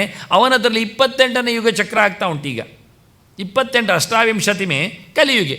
28ನೇ ಯುಗ ಚಕ್ರದಲ್ಲಿ ಕಲಿಯುಗ ಆಗ್ತಾ ಇರುತ್ತೆ. ಇನ್ನು 29ನೇದು ಕೃತ ಸ್ಟಾರ್ಟ್ ಆಗ್ತದೆ ಇವನತ್ತು. ಅಂಥದ್ದು 71 ಆಗಬೇಕು ಈ ಮನ್ವಂತರ ಮುಗಿಲಿಕ್ಕೆ. ನೆಕ್ಸ್ಟ್ ಬರುವುದು ಸಾವರಣಿ. ಸಾವರ್ಣಿ ಸೂರ್ಯತನಯ ಯೋಮನು ಕತ್ಯತೇಷ್ಟಮಃ ಚಂಡಿಕಾ ಪಾರಾಯಣದವರನ್ನು ಹೇಳ್ತಾರೆ. ಎಂತ ಗೊತ್ತಿರೋದಿಲ್ಲ ಅವರಿಗೆ, ಅರ್ಥ ಕೇಳಲಿಕ್ಕೆ ಹೋಗುವುದಿಲ್ಲ ಅವರು. ಮತ್ತೆ ಇರಲಿ ಅಂತ ಹಾಕಿಬಿಡ್ತಾರೆ. ಮತ್ತೆ 8ನೇ ಮನು ಬರುವುದು ಯಾವಾಗ ಎನ್ನುವುದು ಇವರಿಗೆ ಗೊತ್ತಿಲ್ಲ. ಮೊದಲನೇ ಶ್ಲೋಕ ಅರ್ಥ ಆಗುವುದೇ ಇಲ್ಲ. ಮತ್ತೆಂತ ಮುಂದೆ ಹೋಗುವುದು ಎಲ್ಲಿಗೆ? ದೇವಿ ಮಹಾತ್ಮೆಗೆ ಯಾರವನು ಗೊತ್ತಿಲ್ಲ ಅವರಿಗೆ. ಅವನ ಹೆಸರೆಂಥದ್ದು, ನಿಕ್ನೇಮ್ ಯಾವುದು, ಯಾರೆಂಥದ್ದು. ಅವನು ಬರಬೇಕಾದ ಎಷ್ಟು ಸಮಯ ಉಂಟು? ಈಗ 71 ಯುಗ ಚಕ್ರ ಮುಗಿಬೇಕು, 28ರಲ್ಲಿದ್ದೇವೆ ನಾವು. ಹೀಗೆ ಹಿಂದೋಗಿ 28ನೇ ಕಲಿಯುಗ ಇದು ಬೇಡ. ಹಿಂದಕ್ಕೆ ಹೋಗುವಾಗ 24ನೇ ಕಲಿಯುಗಕ್ಕೆ ಹೋಗಿ. ಅದರ ಬೆನ್ನೆಯಿಂದ 24ನೇ ದ್ವಾಪರ ಯುಗ ಇತ್ತು. ಅದರ ಬೆನ್ನೆಯಿಂದ 24ರ ತ್ರೇತಾಯುಗ ಇತ್ತು. ಆಗ ರಾಮ ಬಂದದ್ದು. ರಾಮ ಬಂದು ಈಗ 24ರ ತ್ರೇತಾಯುಗ ಮುಗಿಯಿತು, 24ರ ದ್ವಾಪರ ಕಲಿ ಮುಗಿದಿದೆ, 25 ಪೂರ ಮುಗಿದಿದೆ, 4 26 ಪೂರ ಮುಗಿದಿದೆ, 27 ಪೂರ ಮುಗಿದಿದೆ, 28ನೇದ್ದು ಮುಕ್ಕಾಲು ಮುಗಿದು ಕಲಿಯುಗದಲ್ಲಿ ಇದ್ದೇವೆ ನಾವು. ಇದಿಷ್ಟು ಲೆಕ್ಕ ಹಾಕಬೇಕು ನಾವು. ರಾಮ ಬಂದು ಎಷ್ಟಾಯಿತು ಅಂತ. ಅದಕ್ಕೆ ಲೆಕ್ಕವನ್ನು ಅದರೊಳಗೆ ಹಾಕಿದ್ದೇನೆ. 1,85,00,000 ಚಿಲ್ಲರೆ ಹಾಕಿದ್ದೇನೆ. ವರ್ಷ 391. ಇದಿಷ್ಟು ಇವತ್ತು ರಾಮ ಬಂದು. ಇದನ್ನು ಇಲ್ಲಿ ಕೆಲವೆಲ್ಲ ಗೆರೆಗಳನ್ನು ಕೊಟ್ಟಿದ್ದೆ. ಇದು ಲೆಕ್ಕ ಮಾಡಿದ ಲೆಕ್ಕ. ಇದು ಗ್ಯಾರಂಟಿ ಲೆಕ್ಕ. ಇಷ್ಟಾಗಿದೆ ಎನ್ನುವುದಕ್ಕೆ ಈ ಪ್ಲ್ಯಾನಟೋರಿಯಮೇ ಲೆಕ್ಕ. ಈ ಪ್ರಕಾರವಾದ ಉಚ್ಚಗ್ರಹಗಳ ಸ್ಥಿತಿಯನ್ನು ನೀವು ಎಷ್ಟು ಕಾಂಬಿನೇಷನ್ ತೆಗೆದು ಹಿಂದಕ್ಕಿಂದಕ್ಕೆ ಹೋದರೂ ಸಿಗುವುದಿಲ್ಲ. ಇದು ಲೆಕ್ಕ ಹಾಕಿದ್ದು. ಒಂದು ಕಲಿಯುಗ ಅಂದರೆ 4,32,000, ದ್ವಾಪರ ಡಬಲ್ 8,64,000, ತ್ರೇತಾಯುಗ 12,72,000, ಕಲಿಯುಗ 17,00,000, ಕೃತಯುಗ 17,28,000. ಟೋಟಲ್ ಕೇಳಿದರೆ 43,20,000 ಎನ್ನುವುದು ಒಂದು ಯುಗ ಚಕ್ರ. 43,20,000 ಒಂದು ಯುಗ ಚಕ್ರ ಆದರೆ, ಇಂಥದ್ದು 10 ಆದರೆ 100 ಆದರೆ ಲೆಕ್ಕ ಆಗಲಿ. 10 ಆಗಲಿಕ್ಕಿಲ್ಲ. ಇಲ್ಲಿ ಹೋದದ್ದು 2, 3, 4 ಮಾತ್ರ. ಈಗ 43,20,000 ಒಂದು ಯುಗ ಚಕ್ರ. ಅದು 25ನೇದು ಇಟ್ಕೊಳ್ಳಿ, 26ರದ್ದು ಇಟ್ಕೊಳ್ಳಿ, 27ರದ್ದು ಇಟ್ಕೊಳ್ಳಿ. 4 3 12, 1,20,20,000 ವರ್ಷ ಆಯಿತು. ಇನ್ನು ಉಳಿದದ್ದು 2 ಕಡೆಯದ್ದು 3 ಯುಗಗಳನ್ನು ಸೇರಿಸಿಕೊಳ್ಳಿ. 1,85,00,000. ಇದು ಲೆಕ್ಕ ಸರಿಯಾಗಿ ಮಾಡಿದ ಲೆಕ್ಕ. ಇದು ವಾಸ್ತವವಾಗಿ ಇದು ರಾಮ ಬಂದ ಕಾಲ. ಎಷ್ಟೋ ಜನರಿಗೆ ಮೊನ್ನೆ ತ್ರೇತಾಯುಗ ಅಂತ ಅರ್ಥ ಹೇಳುವವರಿದ್ದಾರೆ. ಅದಲ್ಲ ಹೇಳಲಿಕ್ಕೋಸ್ಕರ ಲೆಕ್ಕವನ್ನು ಮತ್ತೆ ಅವನ ಜಾತಕವನ್ನು ತಂದಿಟ್ಟಿದ್ದೇನೆ. ಇದು ಸಿಂಪಲ್ ರಾಮನ ಚರಿತ್ರೆ ಅಷ್ಟೇ. ಧ್ಯೇಯಂ ಸದಾ ಪರಿಭವಗ್ರಮ ಅಭೀಷ್ಟದೋಹಂ ತೀರ್ಥಾಸ್ಪದಂ ಶಿವವಿರಿಂಚುನುತಂ ಶರಣ್ಯಂ ಭೃತ್ಯಾರ್ತಿಹಂ ಪ್ರಣತಭಕ್ತ ಭವಾದ್ಯೋಷಂ ಒಂದಾಮಹೇ ಪುರುಷತೆ ಚರಣಾರವಿಂದಂ ಅಂತೇಳಿ 7 ಮಾತುಗಳು ಇಲ್ಲಿ 7 ಕಾಂಡದ ಚಿಂತನೆ ಇದೆ ಅಂತ ತೋರಿಸಲಿಕ್ಕೆ. ಮತ್ತು ಚರಿತೆ ಕೇಳದೆ ಬದುಕೇ ಅಲ್ಲ ಹೇಳಲಿಕ್ಕೋಸ್ಕರ ಮತ್ತೊಂದು ಮಾತು. ದೇವರ ಚರಿತೆ ಅಲ್ಲದೆ ನಮಗೆ ಇನ್ನೇನು ಉಪಾಯ ಇಲ್ಲ ಚಿಂತನೆಗಾಗಿ ಅಂತ. ಕೊನೆಗೆಲ್ಲರೂ ಕೇಳುವಂಥದ್ದು ರಾಮರಾಜ್ಯ ಬೇಕು ಅಂತ. ರಾಮರಾಜ್ಯ ಯಾಕೆ ಕೇಳಿದರೆ ಅಲ್ಲಿ 10 ಬಗೆ ಇಲ್ಲ ಅಂತ. ಮೂದಿತನ ಬರುವುದಿಲ್ಲ, ರೋಗಕ್ಕೆ ಅವಕಾಶ ಇಲ್ಲ, ಮತ್ತು ಎಲ್ಲಿಯೂ ಯಾವುದೇ ರೀತಿಯಾದ ಶೋಕ ಮೋಹಗಳಿಲ್ಲ. ಇವೆಲ್ಲ ಇಲ್ಲದ ಹಸಿವಿನ ಕಂಗೆಟ್ಟ ಬದುಕು ಅಲ್ಲ, ಬಡತನ ಇಲ್ಲ. ಹೀಗಾಗಿ 10 ಇಲ್ಲದ್ದು ಕತೆ ಅದು ರಾಮನ ರಾಜ್ಯ ಅಂತ ಹೇಳಲಿಕ್ಕೋಸ್ಕರ ಚಿಂತನೆಯನ್ನು ಕೊಟ್ಟಿದ್ದೇನೆ. ಮತ್ತು ಮಾಮೂಲಿ ಕೊಡುವಂಥದ್ದು ನಂದು ವಿಭಕ್ತಿ ರಾಮಾಯಣ. ಇದು ಇದ್ದದ್ದಲ್ಲ, ಇದು ಹೊಸತು. ಮತ್ತು ಇನ್ನೊಂದು ಹೊಟಿಕೆ ತಂದಿದ್ದೇನೆ. ಹಾಗಾಗಿ 7 ವಿಭಕ್ತಿಯನ್ನು ಚಿಂತನೆ ಮಾಡಿ. ಅಂದರೆ ಮೊದಲಿಗೆ ಶಾಲೆಯಲ್ಲಿ ಸಂಸ್ಕೃತ ಕಲಿಯುವ ಅಂದರೆ ರಾಮಃ ರಾಮೋ ರಾಮಃ ರಾಮಂ ರಾಮೋ ಶಬ್ದ ಹೇಳೋದು. ಅದು ಯಾವ ಶಬ್ದ ಹೇಳಿ? ರಾಮ ಶಬ್ದ ಹೇಳು ಅಂತ ಕಲಿಸುವುದು ಪರೀಕ್ಷೆ ಅಂದರೆ. ಯಾಕೆ ಒತ್ತಕ್ಷರ ಇಲ್ಲ, ಅದು ಸುಲಭವಾದ ಆರಾಮವಾಗಿ ಹೇಳಬಹುದಾದ ಶಬ್ದ ಅದು ಅಂತ. ಅದೂ ಸಹ ಭಟ್ಟೋಜಿ ದೀಕ್ಷಿತ ಇದ್ದಾಗ ಅವ ವ್ಯಾಕರಣಜ್ಞ. ಅವನು ಮಲಗಿದ್ದ ಹಾಸಿಗೆಯಲ್ಲಿ ಸಾಯಿ ಹೊತ್ತಿನಲ್ಲಿ. ಅವನಲ್ಲಿ ಯಾರೋ ಹೇಳಿದ್ರಿಂದ ಅವ ಮತ್ತೆ ಲೆಕ್ಕ ಹಾಕ್ತಾ ಇದ್ದಾನೆ, ಸೂತ್ರಗಳನ್ನೆಲ್ಲ ಕೇಳ್ತಾ ಇಕೋ ಎಣಚಿ ಅಂತ ಅದು ಹೀಗೆಲ್ಲ ಮಾಡ್ತಾ ಇದ್ದ ಅವನ ಪ್ರಕಾರದಲ್ಲಿ. ಆಗ ಯಾರು ಹೇಳಿದರೆ ನಿಂಗೆ ಎಂಥ ಕರ್ಮಕ್ಕೆ ಮಾರಯ್ಯ ವ್ಯಾಕರಣ, ಮುದಿಯಾದಿ ನೀನು. ಅವನ ಚಿಂತನೆ ವೈಯಾಕರಣ ಸಿದ್ಧಾಂತ ಕೌಮದಿಂದ ಬೆಳದಿಂಗಳು. ಸಿದ್ಧಾಂತ ಬಿಡಿ, ವ್ಯಾಕರಣ ಬಿಡಿ, ಕೊನೆಗೆ ಕೌವನ್ನು ತೆಗೆದ್ರು ಮುದಿಯಾಗಿದ್ದಾನೆ. ಆದರೂ ಹೇಳ್ತಾ ಇದ್ದಾರೆ ಎಂಥ ಮಾರೆ, ಎಂಥ ಕರ್ಮಕ್ಕೆ ರಾಮ ರಾಮ ರಾಮ ಹೇಳುವುದು. ಅದು ಎಂತಕ್ಕೆ ರಾಮ ರಾಮ ಹೇಳಬೇಕು? ರಾಮ ಹೇಳಿದ್ರೆ ಆಯ್ತಲ್ಲ ಬಹುವಚನದಲ್ಲಿ. ಜಪ ಮಾಡುವವರಿಗೆ ರಾಮ ರಾಮ ರಾಮ ರಾಮ ರಾಮ ಅಂತ ಇದು ರಾಮ ಬಹುವಚನ ಹೇಳಿದರೆ ಎಲ್ಲ ಬಂದಾಯಿತು. ಸುಮಾರು 1000 ಹೇಳಿದಾಗ ಆಯ್ತಲ್ಲ ಹೇಳ್ತಾನೆ. ಇಂಥ ತಲೆಯವರಿಗೆ ಜಪ ಮಾಡಲಿಕ್ಕೆ ನಾವೆಂತ ಹೇಳಲಿಕ್ಕೆ ಆಗ್ತದಲ್ಲ. ಹಾಗಾಗಿ ಬಹಳ ಚಂದವಾಗಿ ರಾಮನ ಚರಿತ್ರೆ, ರಾಮನ ರಾಜ್ಯ, ಅಲ್ಲಿಗೆ ನಮ್ಮ ಸಮೀಕ್ಷೆ ಮುಗಿತಾ ಇದೆ, ಎಂಡ್ ಮಾಡ್ತಾ ಇದ್ದೇನೆ. ತುಂಬ ಹೊತ್ತಾಗಿರಬೇಕು. ಆದ್ದರಿಂದ ಓದದೇ ಹೇಳಿದರೆ ಲೇಟ್ ಆಗ್ತದೆ ಹೆಚ್ಚಿನ ಅಂಶ. ಹಾಗಾಗಿ ಇನ್ನೊಂದು ಸರ್ತಿ ಓದದೇ ಹೆಚ್ಚು ವಿಷಯಗಳು ಕಾಂಪ್ಯಾಕ್ಟ್ ಆಗಿ ಬರ್ತವೆ. ಮುಂದಿನ ಧನ್ಯವಾದಗಳು ನಾನು ಕೊಟ್ಟಿದ್ದೇನೆ ಅದರಲ್ಲಿ. ಅದರಿಂದ ಎಲ್ಲರಿಗೂ ಧನ್ಯವಾದಗಳು ಅಂತ ಮಗದೊಮ್ಮೆ ಹೇಳ್ತಾ ಮುಂದಿನ